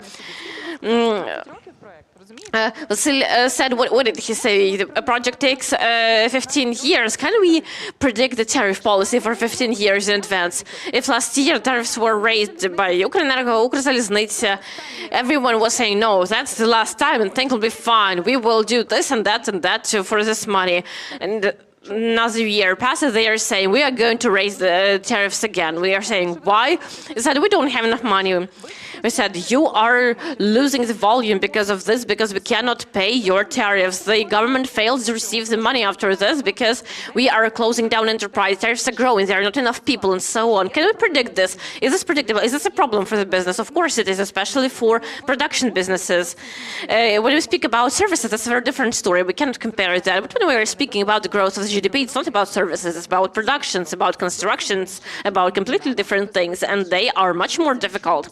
And for some reason, we are not doing that comprehensively. Every ministry is doing something on its own. Everyone is predicting something by itself, but there is no comprehensive system, no comprehensive approach for the investor, both domestic and foreign. And it would be very good if people who represent businesses there is this idea that small businesses are not interesting enough, large businesses are all oligarchs, oh, they are not good, medium businesses, okay, that's a gray area here, but there is no unified approach, there is no proper lobbying of the government or its own manufacturers on the export markets. Go to any enterprise, go to any embassy that works in Ukraine. They will say, yes, we will give you money if you commission this service from our company. We're saying we have our domestic companies. We're about localization. We want to support the manufacturers. They're saying, no, this is our money and our companies and our products. Do our embassies do this, or does our government do this when they speak about state procurement? Yeah, I know you're looking at me because I am speaking way over my time, but I am saying that we have these three most important things: predictability of the tariff policy, which can actually be calculated for a longer period than one single year. We are speaking about simple human resources that are necessary for this. We are speaking about the protection of Ukrainian manufacturers, not because we are competitive, and that's why we should have the same opportunities as our competitors abroad. And then things just work out. Thank you. Thank you, Elena. I actually was looking at you as a moderator who has to introduce the next panel because we have online speakers there. But as a journalist and an anchor, I am looking at you with admiration. I'm thankful to all the participants of our panel, and we are going to move forward to our next panel. Will you take a picture? We are moving on to the challenges of the war and post-war period and how the construction sector adapts. We are going to stand at the door and not allow you to leave. I am joking, but maybe not quite. Online with us are Savara Mlibayeva, who represents the World Bank. Savara, welcome. We have Zuha Kanatan from the Dohush Construction Company. Zuha Kanatan, I saw you, I think. James Ballingal, Head of International Relations, Infrastructure and Projects, IPA, from the UK. He is online with us. Kirilla Pesenkov, the Director of St. Goba in Building Products, Ukraine. Mykola Bumazhny, Director of the City for People group of companies. So please come join us. And Olena Rybak, Executive Director of IC Consultant Ukraine. So please take your seats. And the first question I have goes to Ms. Sivara. So what efforts should Ukraine implement and Ukrainian municipalities should implement to have support from international financial institutions? Over to you. Thank you very much. Well, good afternoon. Good afternoon, everyone. It's already afternoon in Ukraine. It's a pleasure to join you today in this event, and thank you very much for inviting me to be part of this panel. It's really appreciated, and apologies I cannot be there physically in person. Thanks for allowing me to do it online. Before going to a question, I just wanted to reiterate that the World Bank Group has been partnering with Ukraine before the war, and especially since the invasion of Russia of Ukraine. We have supported Ukraine to mobilize over $77 billion in financing, and this support went to Ukrainian people and helped to preserve core services, repair infrastructure, and also foster resilience. And 94% of this mobilized capital has come from donor countries. And as part of this, the Ukraine Relief, Recovery, Reconstruction, and Reform Trust Fund also channeled about $2 billion in grants from 17 donor countries to support early recovery in various sectors, including infrastructure. We're keen and committed to continue supporting Ukraine at all levels of the government. And just now going more to your question, what Ukraine and its municipalities could strengthen further to ensure confidence of the donors and to help mobilize more resources for the country's reconstruction is building confidence and trust through clear commitment to change and implementation of transformative reforms, strengthened institutional capacity, and actively engaging citizens. I just wanted to reiterate that these are really important factors that donors see, and building these systems will be critical not only to drive recovery, but also to lay the long-term foundation for resilience and prosperity of Ukraine.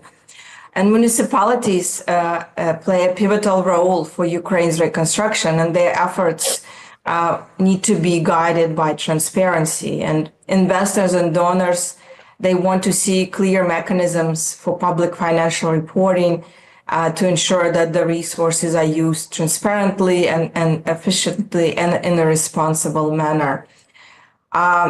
Citizen engagement is another important factor for the World Bank support and also for all donors that the donors want to see. Municipalities could establish participatory processes such as community input on project selection or public consultations to help prioritize local needs.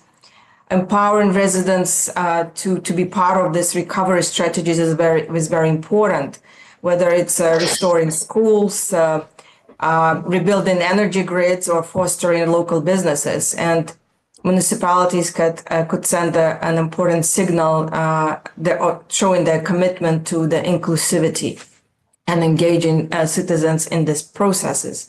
These efforts, of course, are not only important for the donors, but also important for Ukraine to strengthen and renew the social contract. And this is a trust-based agreement between the government and the people, as you know, and this will demonstrate the accountability and mutual responsibility of Ukraine, and also demonstrate that the reconstruction is being undertaken in a people-centered and sustainable manner.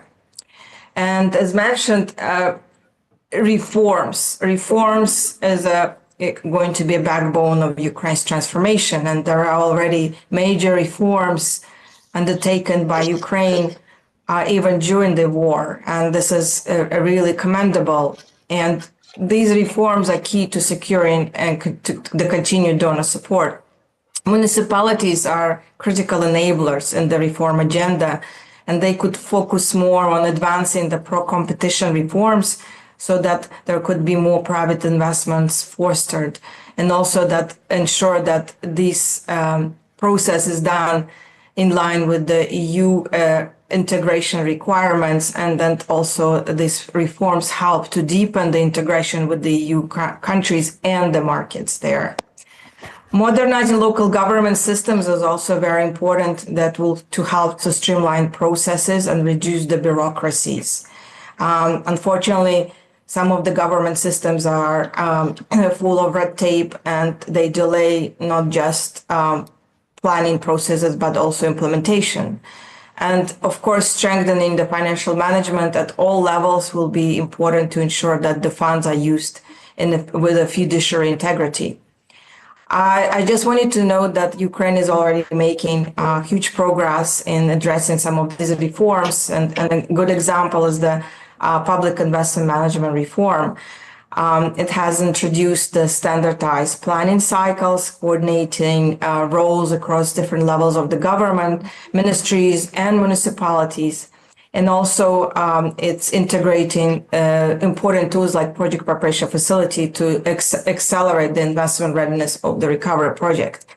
However, what's important is that municipalities are fully integrated into this public investment management system and become an integral part of it. And we know that this is still work in progress, and we hope that this changes and this is strengthened going forward.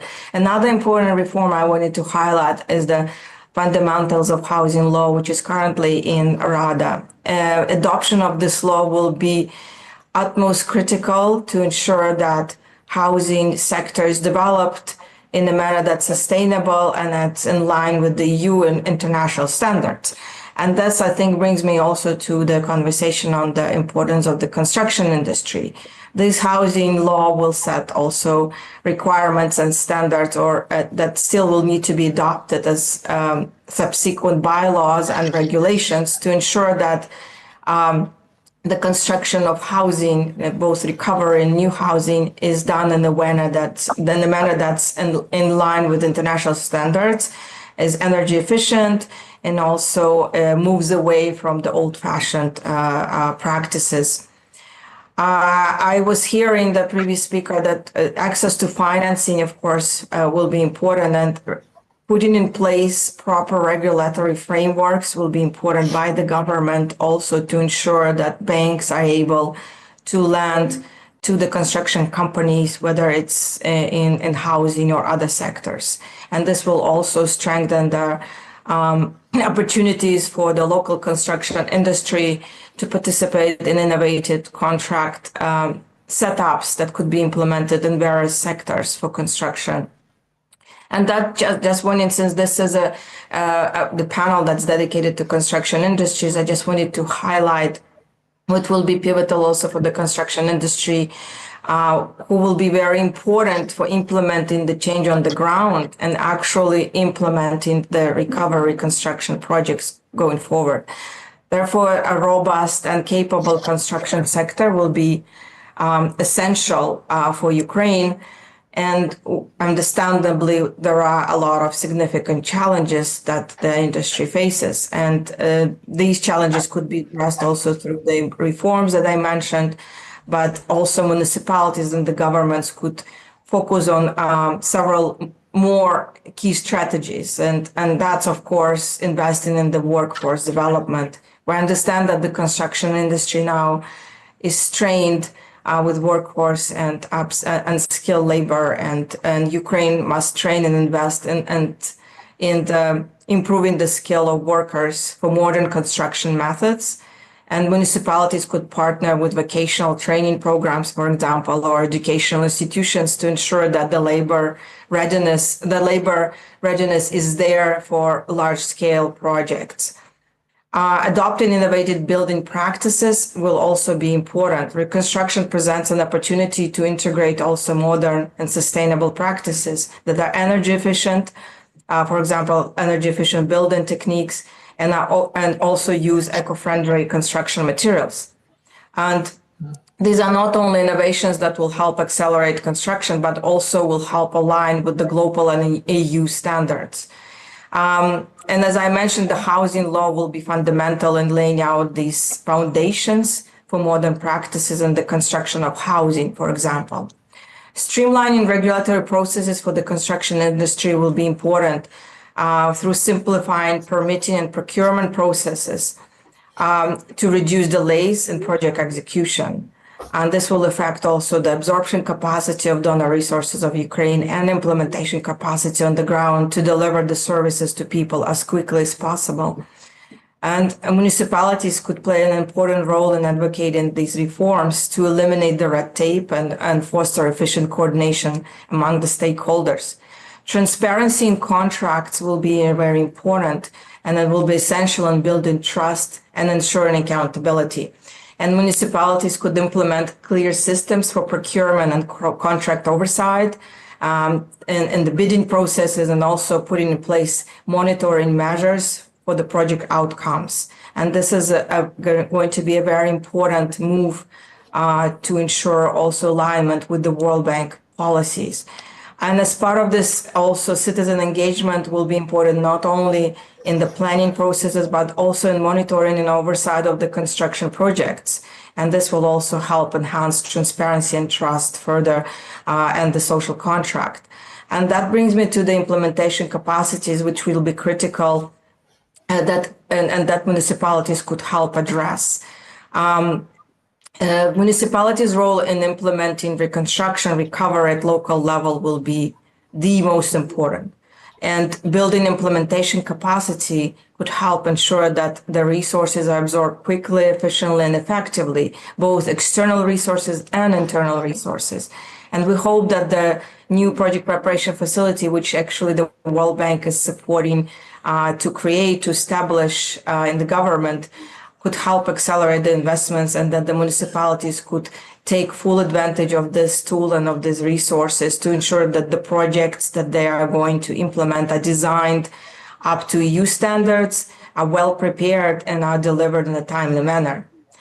Implementation, of course, will require a strong construction industry to execute the reconstruction projects. And for the World Bank, I just wanted to highlight what will be very important is that the construction companies adopt sustainable and socially responsible practices for labor management, and that they engage more women in the workforce, and that they set up proper measures for occupational health and safety.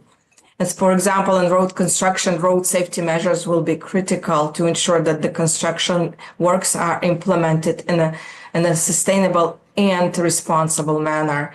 And municipalities' role in supervising and monitoring that these practices are aligned with the World Bank or other IFI requirements will be important. Another key factor is the hazardous waste management regulation. Currently, Ukraine doesn't have a strong hazardous waste management, and we know that as a result of the war, the exposure to hazardous waste, including asbestos, has become critical and is posing a serious health risk to the population and also to the construction industry. And therefore, implementing the regulations and adopting the measures to improve the hazardous waste management will be critical. And also using sustainable construction materials will be one of the requirements of future World Bank support. And I just want to highlight, to share some of the insights that were recommended in the recently completed rapid damage and needs assessment that was prepared by the government of Ukraine in collaboration with the World Bank, European Commission, and United Nations. One of the aspects, one of the recommendations was prioritizing local production of Ukrainian-made construction materials. This will be pivotal for ensuring in the reconstruction phase that these materials are also produced in a sustainable manner that meets environmental requirements. And I just also wanted to underscore the assessment that the assessment highlights the need to rebuild infrastructure with resilience in mind, and building back or building forward better, and ensuring that new structures can withstand future challenges, including those that are imposed by climate or other political turbulences. I hope these recommendations provide and would help to set up a roadmap for aligning Ukraine's recovery and the efforts of the municipalities with international best practices, so that we could mobilize and attract more donor and international investors resources to Ukraine. Thank you very much. I hope I was within the time and open to further discussion. Пані Севаро, дякую. Зараз у нас Thank you so much. So it's 1:33. Let us try to finish at 2 p.m. Kyiv time, and let us try to keep our presentations to 5 to 7 minutes. Now, Suha Kanakan, so I have a question to you. You are certified NATO partner. You implemented big projects in Balkan states and here in Ukraine. You work on the bridge in Darnitsa, in Kremenchuk. How did your company partner and interact with the Ukrainian authorities? Thank you very much. First of all, thank you very much for the opportunity to speak here. My name is Suha Jonathan. I'm the country director of Doğuş Construction in Ukraine, and we are in the country over 20 years. I would like to just point out the troubles, the challenges in the war and post-war time in the country from the point of view of the contractors. Therefore, I would like to just say some couple of words about our company. Doğuş Group is one of the largest group in Turkey who is working in the different business segments like automotive, construction, media, real estate, and energy. And in Ukraine, we are active over 20 years as the construction company. We entered the market in 2004 with the Darnitsa Bridge project. And from that time, we were always active in the country. After that, we completed a wastewater treatment plant with EBRD finance in the Zaporozhye city, and then the Borispol airport with the JICA finance, one of the best finance in the world, softest finance in terms of the conditions. However, it is also very tough to proceed on the JICA finance because of its bureaucratic details. So we constructed the Borispol airport project with the JICA finance. And after that, just before the war, we started Kremenchuk bridge project, which was one of the most iconic bridges, I think, in Ukraine. And hopefully when it is completed, that will be really a beautiful one. As of today, we just paused it because of the priorities of Ukraine, because it's a large-scale bridge which requires a good financing, also internationally. So we are looking forward to proceed with that project. But meanwhile, we are executing 3 small bridge projects with the UK Export Finance. This is also one of the pilot projects in Ukraine, which requires export finance for the construction project, because the export finance usually used for some procurement, but not the entire construction project. So now we are doing it also with the export finance of the UK, and hopefully this will lead some other export finance projects in Ukraine.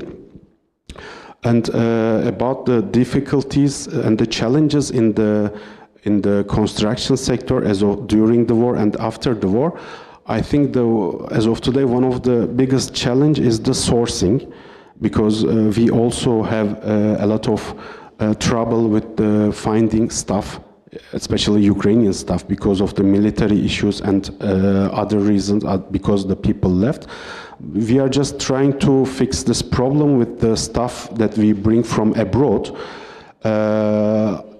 When the construction sector will be booming, when there will be a lot of projects, I think this problem will increase because of the limited source. And even if people will return to country in Ukraine, I am not sure that everybody's selected sector will be the construction sector, because it is not one of the popular sector for the younger generation, and therefore this really will be problem. There is a lot of more easier sectors to work, but the source will be required in any case in the country.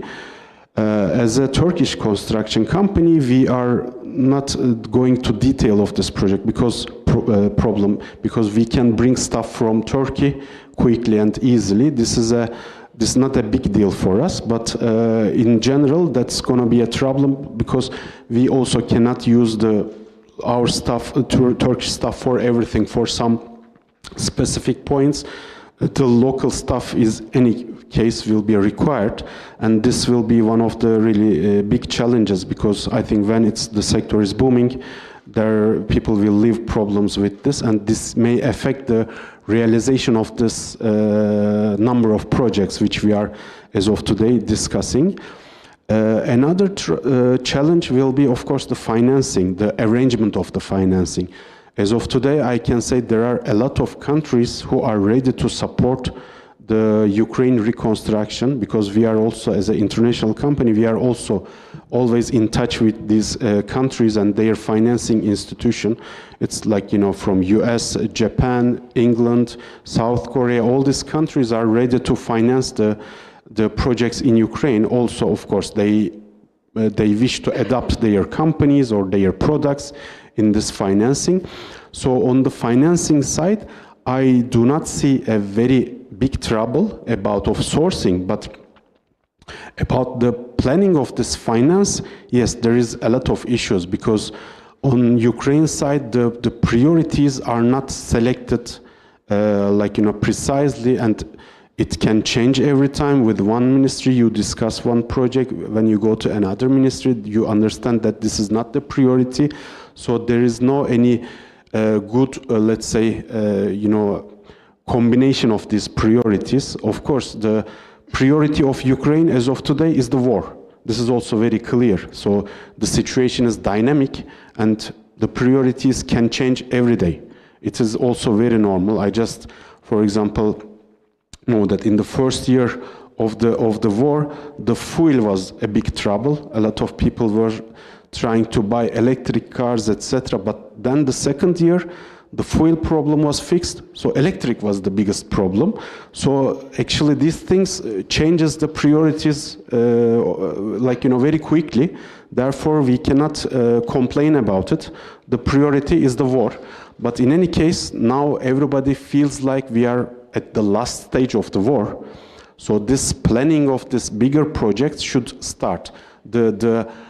Sometimes we discuss some projects, but indeed they are not projects, they are only ideas.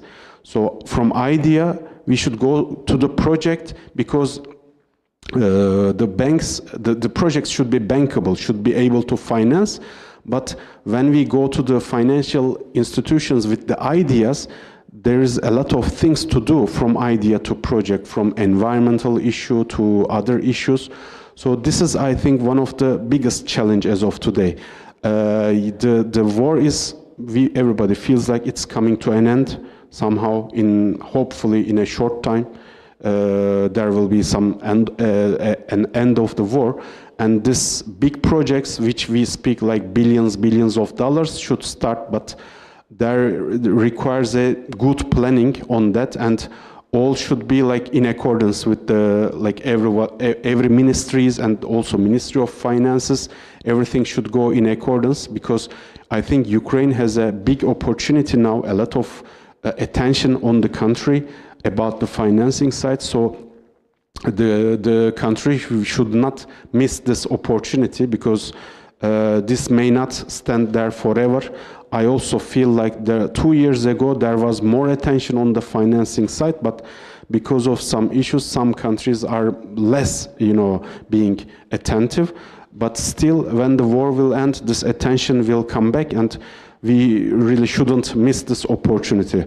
So the other challenges, as I told, this staffing or sourcing, everything can be fixed somehow, but the most important thing is to coordinate all these priorities and make a good planning which will attract the multinationals and the export finance and all the other international finance. Because with the budget of Ukraine, to complete these projects are really going to be very tough, and international finance should be adopted.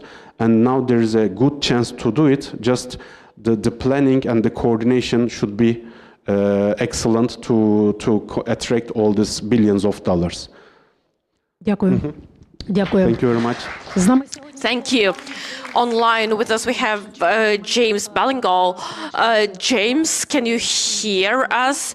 You have 7 to 8 minutes to share how the agency works in the UK, the infrastructure project agency. Can you hear us? Are you online?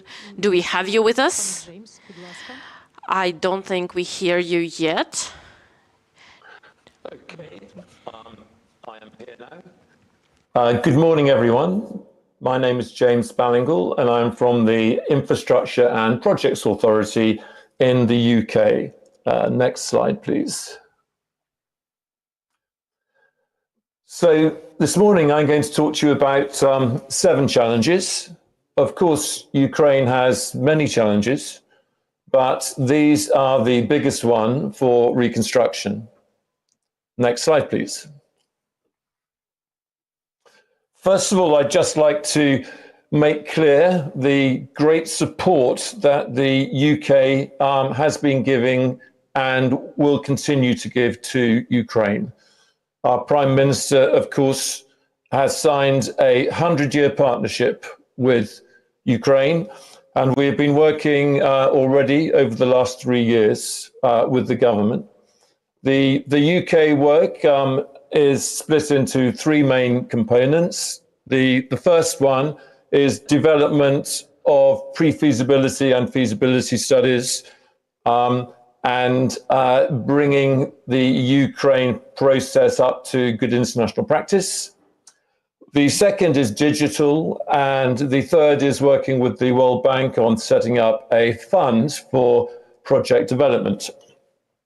So one of the big challenges today is how English companies sitting in England going to network and have coffee with Ukrainian companies sitting in Ukraine. Well, the answer to that is through the Department for Business and Trade. So at the bottom of the screen there, if you are an English company wanting to do business with Ukrainians or a Ukrainian company wanting to do business with the UK to help reconstruct Ukraine, click on the link at the bottom of the screen there. By the way, these slides will be circulated in English and in Ukraine later. Next slide, please. The Infrastructure Projects Authority is the UK government's centre of expertise for infrastructure matters. And at the bottom right of the screen there, you will see a link to our website. There are many publications on infrastructure and PPPs and our international work there. So I'd encourage you to try that. Next slide, please.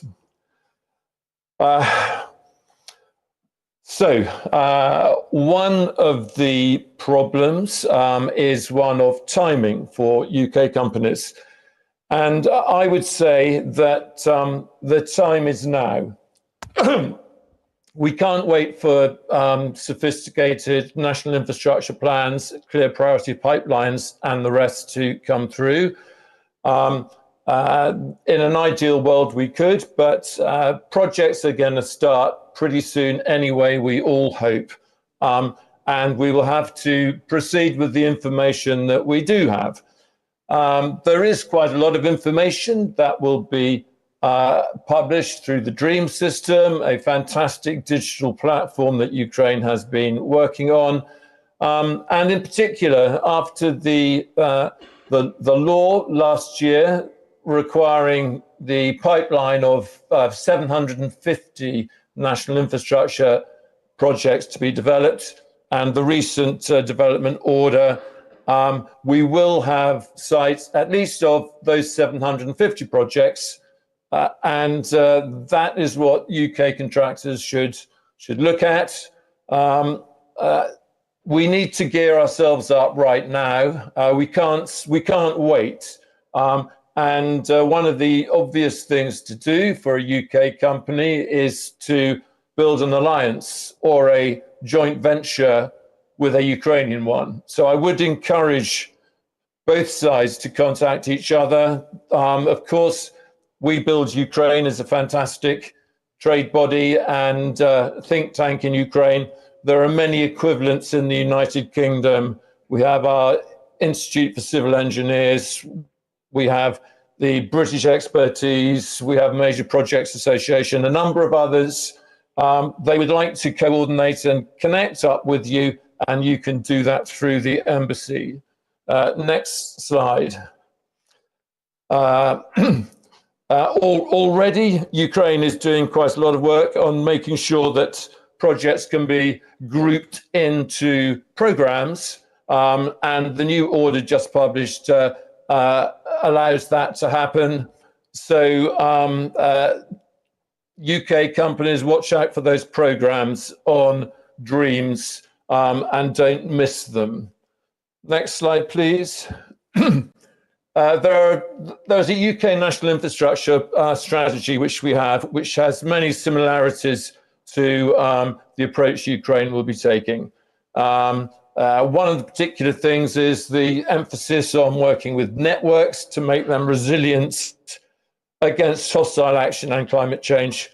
I would say that we have very little to teach Ukraine on that. In fact, the lessons are going the other way. But clearly making sure that infrastructure is resilient and the networks are resilient will be key.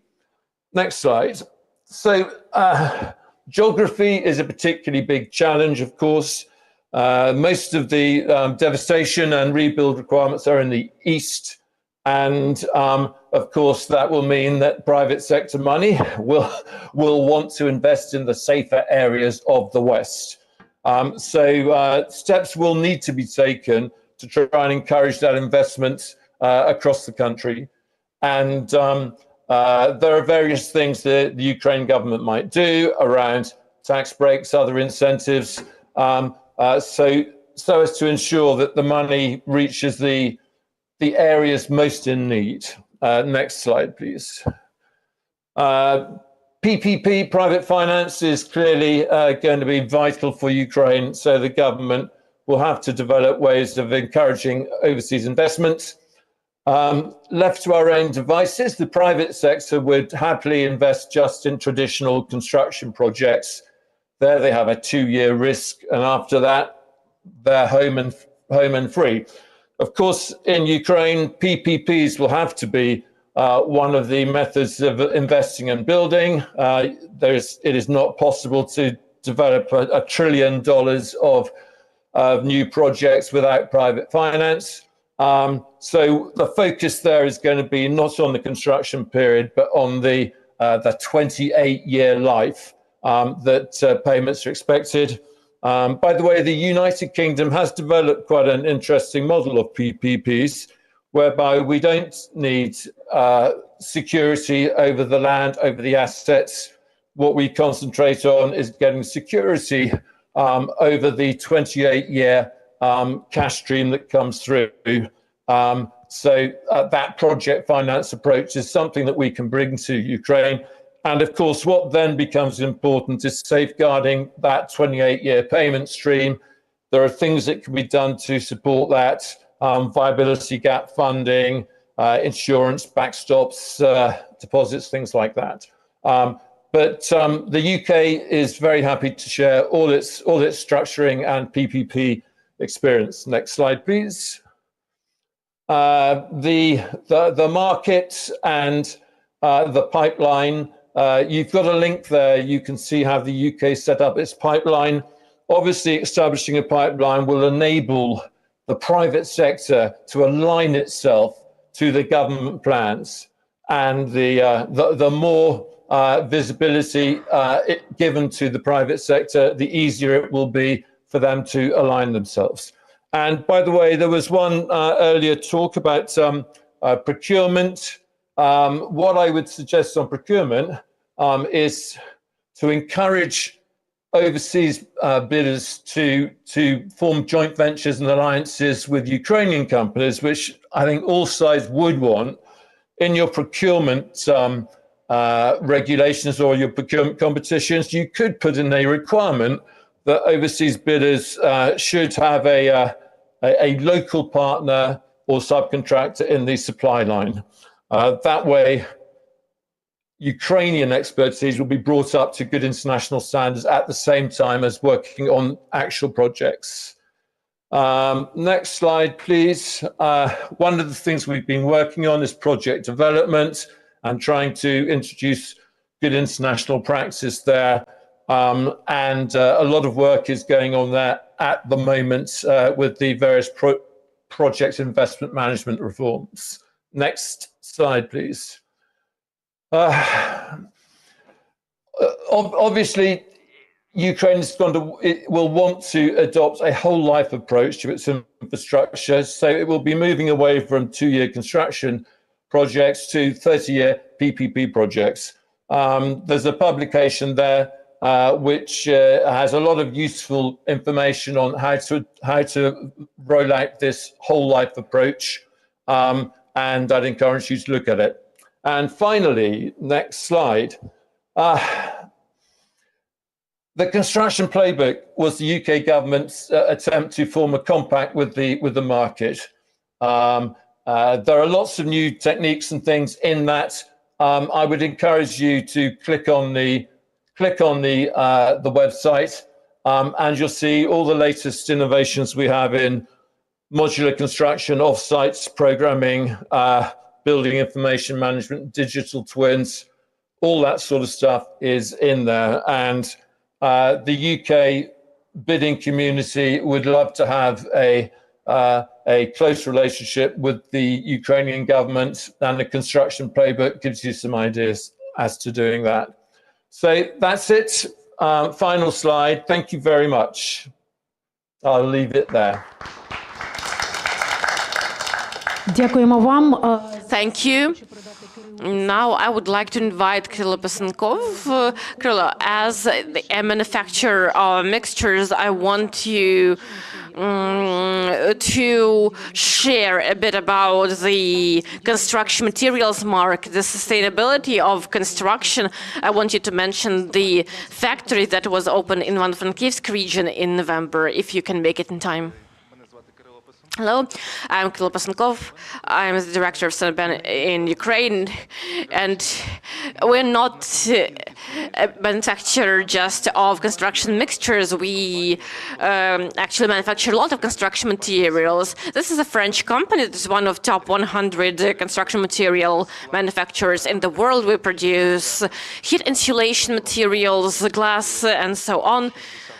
This year is 360th anniversary since the company's establishment. The company was created as a government enterprise, so it shows that state enterprises are not always inefficient, but now it's a company that is trading on the Parisian stock market, and thus it offers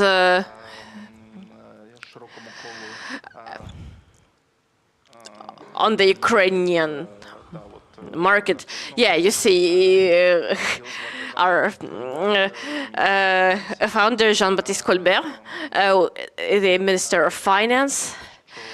And I want to say that we have a mission of making the world a better home.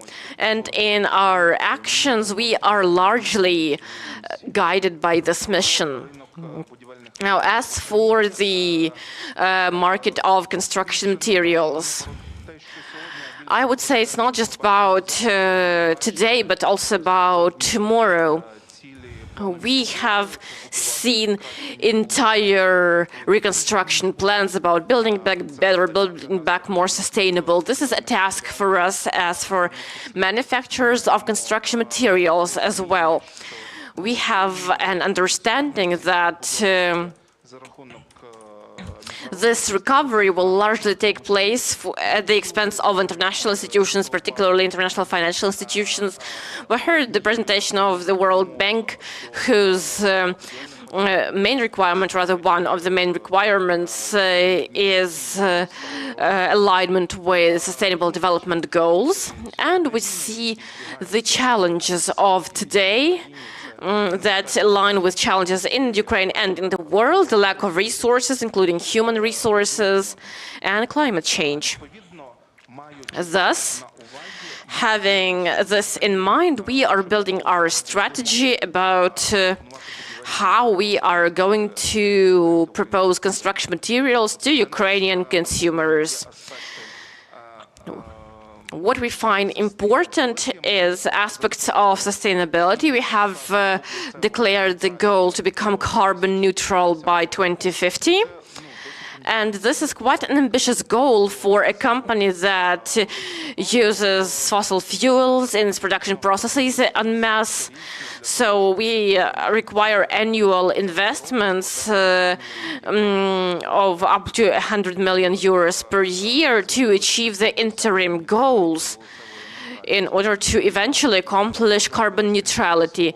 Thus, we can prove not only in what we say, but also in what we do, that the company products align with Sustainable Development Goals.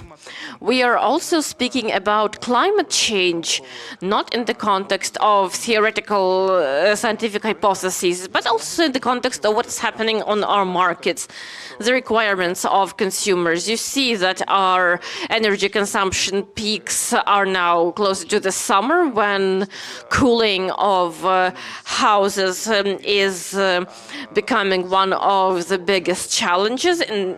So in terms of energy efficiency, we are trying to promote materials with the best characteristics. And now let us talk about the market today. The construction materials market generally dropped by 50% in 2022. That's our approximate assessment. And we haven't seen significant growth of consumption since. But we see that there is a question of being effective and reasonable, because the consumers, they want less expensive materials. So it simplifies the market because the consumers want cheaper materials. It will not stay like this forever. And going back to the requirements of international investors, which require confirmation documents to see that companies and products, they comply with sustainable development goals. We sell products which are covered by EPD, Environment Product Declaration, by 50%. It shows that we comply with the sustainable development goals. We do not just say it. So we encourage also local producers to pay attention at those things. And we heard that foreign investors who bring in resources, they require to also comply with relevant norms and requirements. So in terms of preparation to rebuilding and recovery, here an important aspect is responsibility. I mean, corporate responsibility, ESG responsibility, etc. So we prioritize this aspect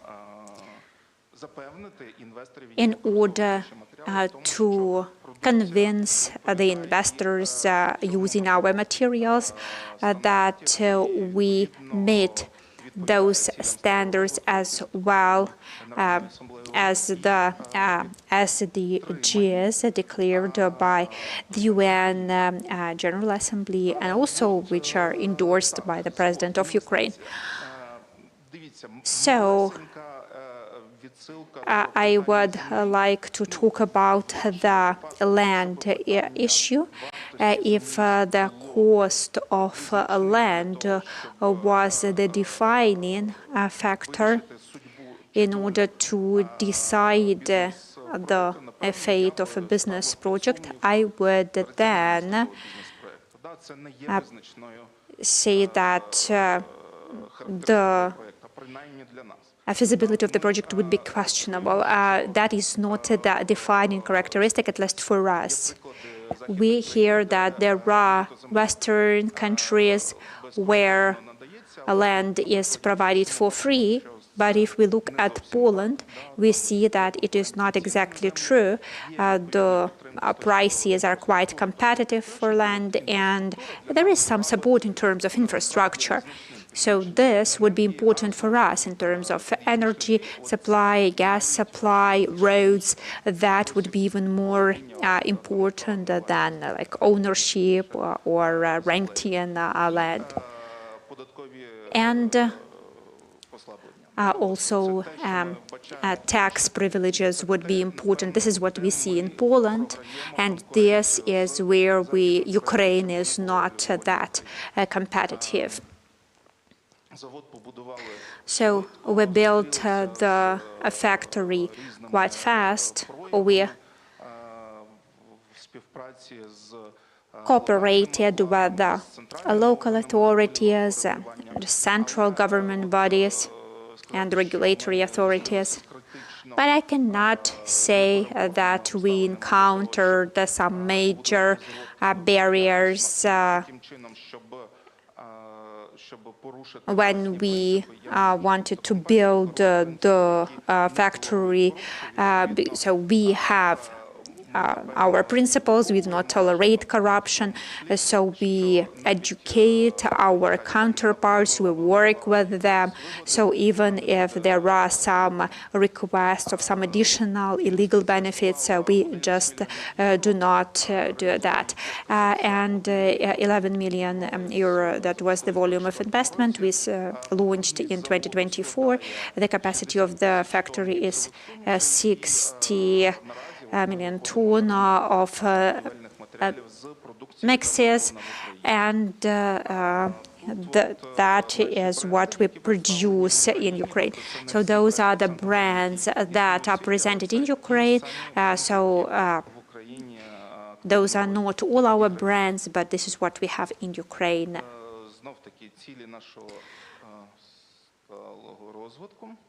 So the next thing I wanted to show our projects in Ukraine. So this is where our materials were used. Of course, there are more objects, but those are some of them that we wanted to show you. So that is briefly what I wanted to share. Thank you for your attention.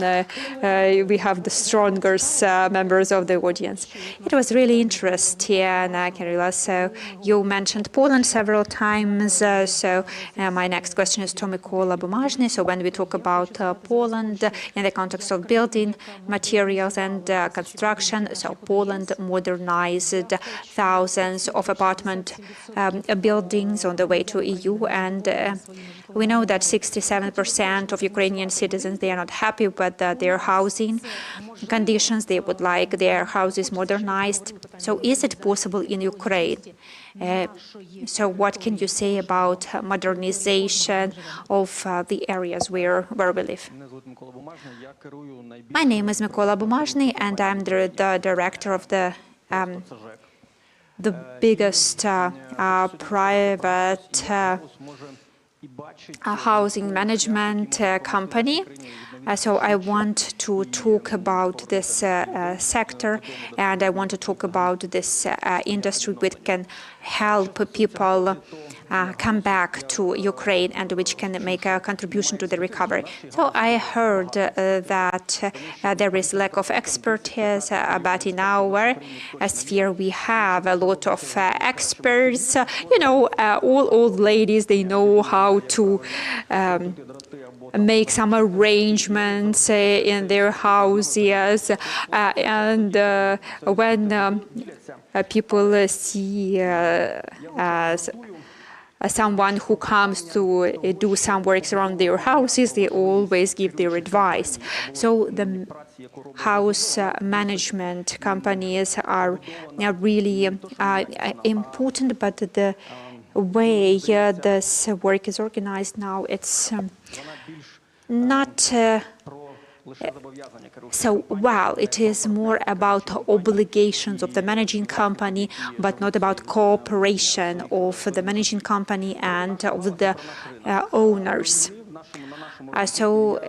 Before the war, I would like to tell you about the situation that we had in our industry.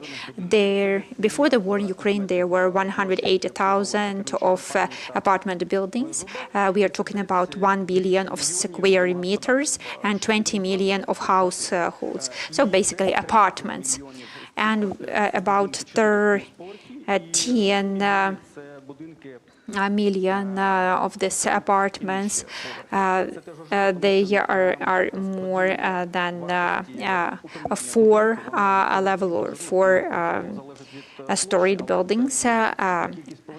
So that is an important factor in terms of the cost of maintenance of the apartment building. So what is a typical apartment building in Ukraine? If we look at Kyiv, we see multi-storied apartment buildings, but in Ukraine, a typical apartment building is a 5-level apartment building built back in the 1960s with 80 apartments of 50 square meters each. And the average tariff for maintenance is 7 hryvnias per square meter. So one apartment on average pays 350 hryvnias with the VAT. So for all the services, that is the price of a Happy Meal in McDonald's.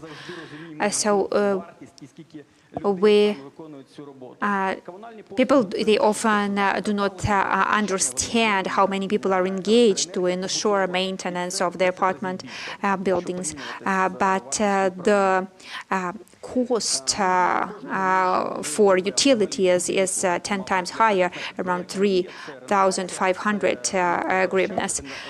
So of course, if we talk about homeowners associations, the dream of every head of homeowners association is renovation and insulation of the facade. The price of that would be around 20 million hryvnias. That is to make the apartment building energy efficient, to install individual heating point, to have new heating networks, and installation of roofing and facade. So where does money come from? 70% from the energy efficiency fund, up to 95% is the municipal programs, and 21% is the percentage rate of banks on renovation. So it covers certain aspects, but renovation loans, they are quite expensive. And if we look at 5-year case, the cost of insulation works will be equal to the money which is saved on heating. So if we take money and we pay 21% per year, this will just not work. So our company, MDL House Service, we have 1,000 employees, 3,000 objects that we manage, and we cover about 1% of the total area, and we are the biggest player on this market, actually. And about 4 years ago, we made a decision that just cleaning the territory around the house, that does not make sense in terms of the maintenance and development of the apartment building. We look at apartment buildings as the object that has to be developed and improved. So we offer renovation of the building, the territory around. We ensure energy efficiency and comfortable conditions.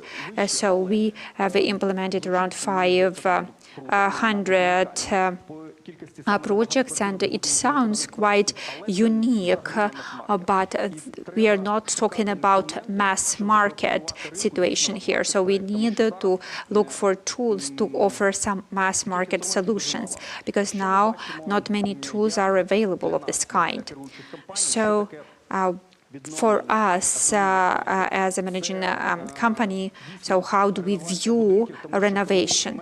We are talking about modernization of apartment buildings, because people, when we want to bring them back from other countries, if they come back and they see old houses with old entrances and staircases, that is not a good thing. They want to live in modernized, renovated houses, and also it means new jobs, people who will do this renovation works.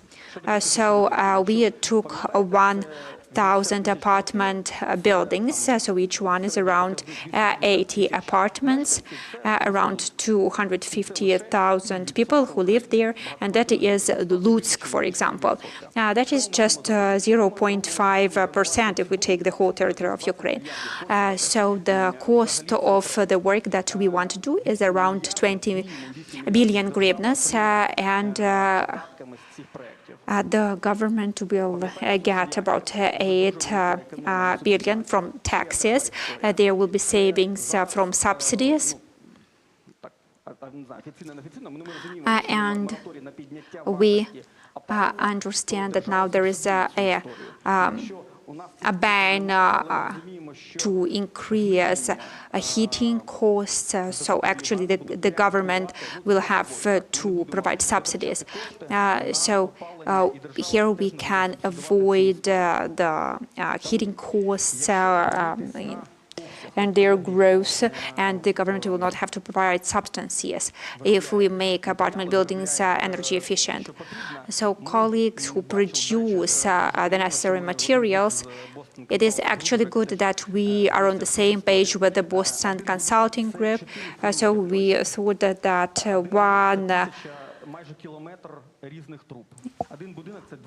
one apartment building means 4 trucks of insulation materials, 1,000 meters of different pipes, and 50 tons of different mixes.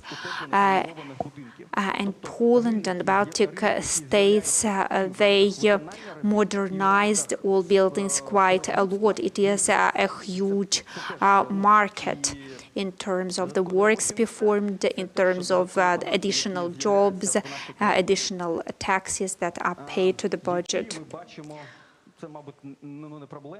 So what challenges do we see, or what factors that are important is that this is quite can be quite expensive, because up to 80% of costs of renovation can be engaged through grants and local programs, and for vulnerable populations that can be problematic. So if a person receives subsidies on heating, why is it not possible for the government to provide such subsidy, not for heating, but for renovation, and calculate certain amount for 3 years? So for the country, it will be effective if we look at this as a business case. So it will not be for the whole lot of years, but just for 3 years. So in my understanding, I think that subsidies for renovation will be more efficient. So what proposals do we have, and what do we work on? We are discussing access to 579 loans to the renovation sector, so that there are these cheap loans. Also, we are looking at the energy efficiency and decarbonization fund. We work with the energy efficiency fund currently. As for the decarbonization fund, we would like to ensure synergy with them, but we do not have a good cooperation yet. And also we look at production capacities and international partnerships. When I was in Austria, in Vienna, they showed their strategy and they realized that they only have 5% of the necessary experience to implement the strategy till 2050. We have the same situation. We have a lot of so-called experts, but we do not really have people who can do all the works and all the provide all the necessary services. Maybe we could work with DONFAS and we should work with them to make sure they are ready to provide the individual hitting points. So when you see the person who cleans territory around your apartment building, just thank them because their work is undervalued. Thank you for your attention. So Mykola is the person who says thank you to people who clean the houses, and also I do that. I clean the garbage after our family and our dogs, but I still say thank you to people who clean the territory, because if we don't do it, we will not live in a clean city. So now, Olena Rybak, you will be the last speaker. I hope you will not be speaking for 30 minutes. So we talked about outdated estimates and documentation, that it is quite problematic for the industry. So you can become a quasi-recovery agency. So is it a possibility or not? So over to you, Olena. Thank you very much. Thank you to everyone who waited long enough to hear me, to reply immediately. No, we can't. Actually, my task has been made very simple because all my messages have been shared already. I will just wrap them up with a few figures and visuals. I was thinking I was thinking whether I should entitle the presentation hundreds of millions or just a billion. I think we could easily write billion because we lost so many opportunities over this time. But for those who don't know our company, we are an engineering consulting company. We do not design in Ukraine yet, but we encounter these issues every day. Sometimes we observe it, and we work in various sectors of infrastructure in Ukraine, everything that has to do with building, sustainable development, infrastructure, and so on. But we also have projects in other sectors, and I want to show what happened 10 years ago when we started thermal modernization projects. Why thermal modernization? We actually excluded today's requirements to shelters and so on, things that emerged over the past 3 years, just so we could see the progression. And this is the cost of investment. These are our figures.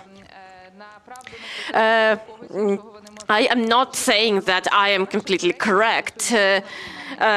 We work with donor organizations, with international financial organizations, and that our logic is as follows.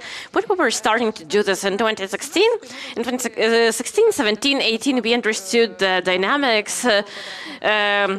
We would reach 100 euros per square meters.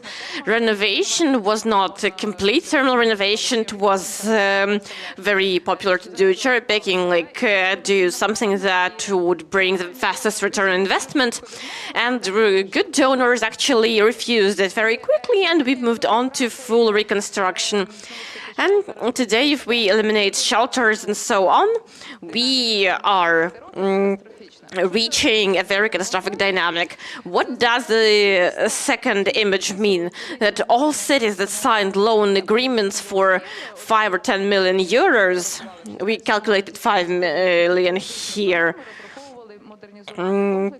they were planning to modernize 20 or more buildings. By the way, inclusivity, you can see it here where it started to growing, where the dynamic became bigger. But then everything that wasn't implemented, that was signed in 2016, wasn't implemented, and there are currently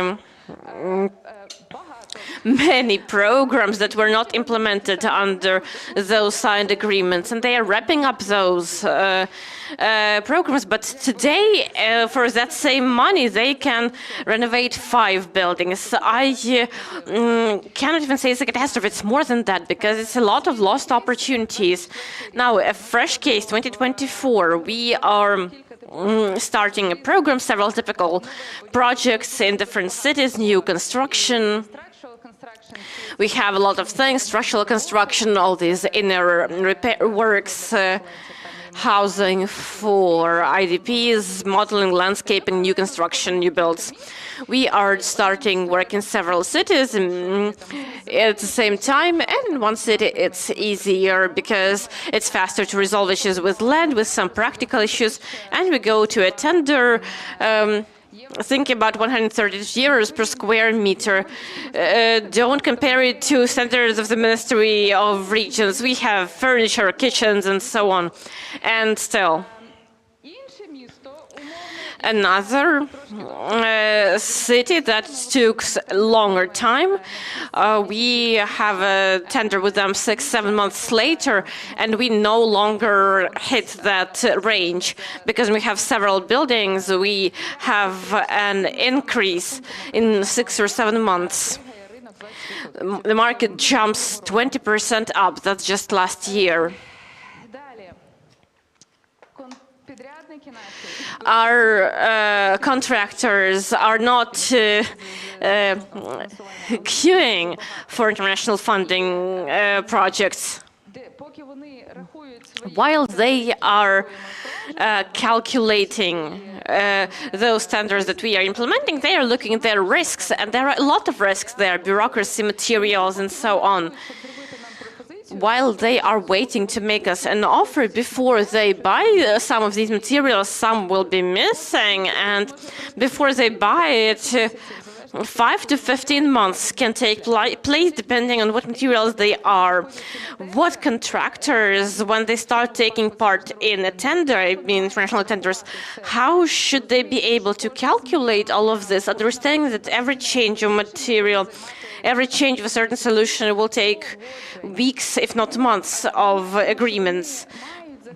So we see that they should just add 20 to 30% of their internal risks, because before they reach that, prices will be very different. They are afraid of unclear contracts, and that's understandable. International companies are all aware of each other, those that work internationally under FIDIC. And when our international partners are saying that we are ready to work on that, but our Ukrainian contractors are not, neither under pink FIDIC or yellow, because they cannot do this under our terms. What do we have as a result? We have a journalistic investigation that shows us all of these wonderful releases, 100 million there, 400 million there, 1 billion there. They all will be allocated, but there is nothing tangible there. Why? Because everyone is seeing that nothing is happening, and things could be purchased cheaper from epicenter, and nobody sees that there are a lot of issues, there are a lot of things that you don't see, and these constant changes are something that you cannot really explain to international donors. And while you coordinate changes with them, while you get new agreements and they are providing a different number of in requirements, that's again irrelevant, because the market is so dynamic, it changes weekly, not monthly. And just one more case. I will not say when this project started, but I will say for sure it did not start in 2023. And look, we are starting the work, and They said, is the consultant okay? I said, yes.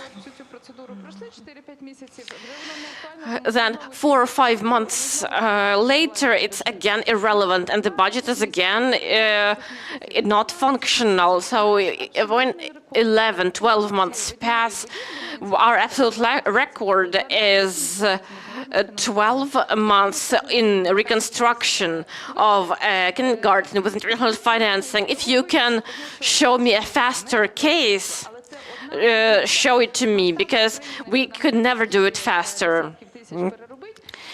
Within the scope of our country, we just cannot do it any quicker. Now, Union President AVK, we already spoke about this. You can look at this bottom table and about salaries that we discussed today, the 12,000 and the prices. My recent message to donors was like, why do loan funds, why are they considered government funds? In grant ones, we can look at on different level. In government tenders, it has already started working, but I'm not sure it's going to take a long time. And when every change, if you can look at the next slide, we have this table, and we use this table for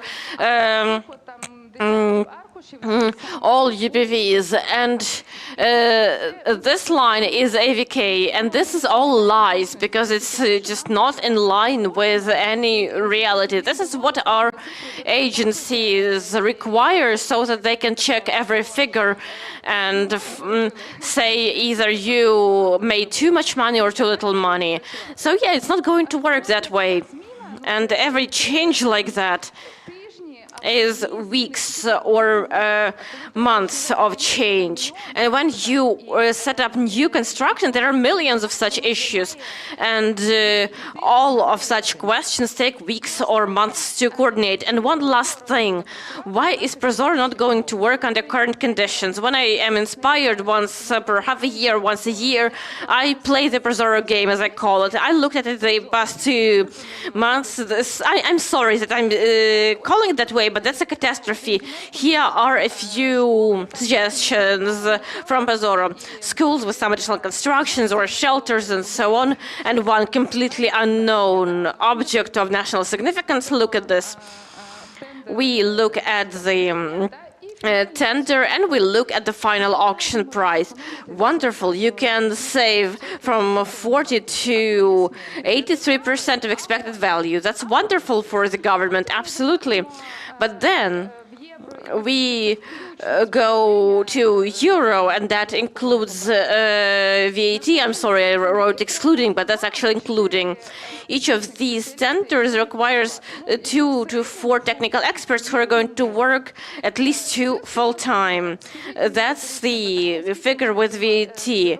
Can you just tell me, that's a rhetorical question, how much should a technical supervision engineer make when he signs billions in certificates of acceptance, so that he wouldn't take a bribe?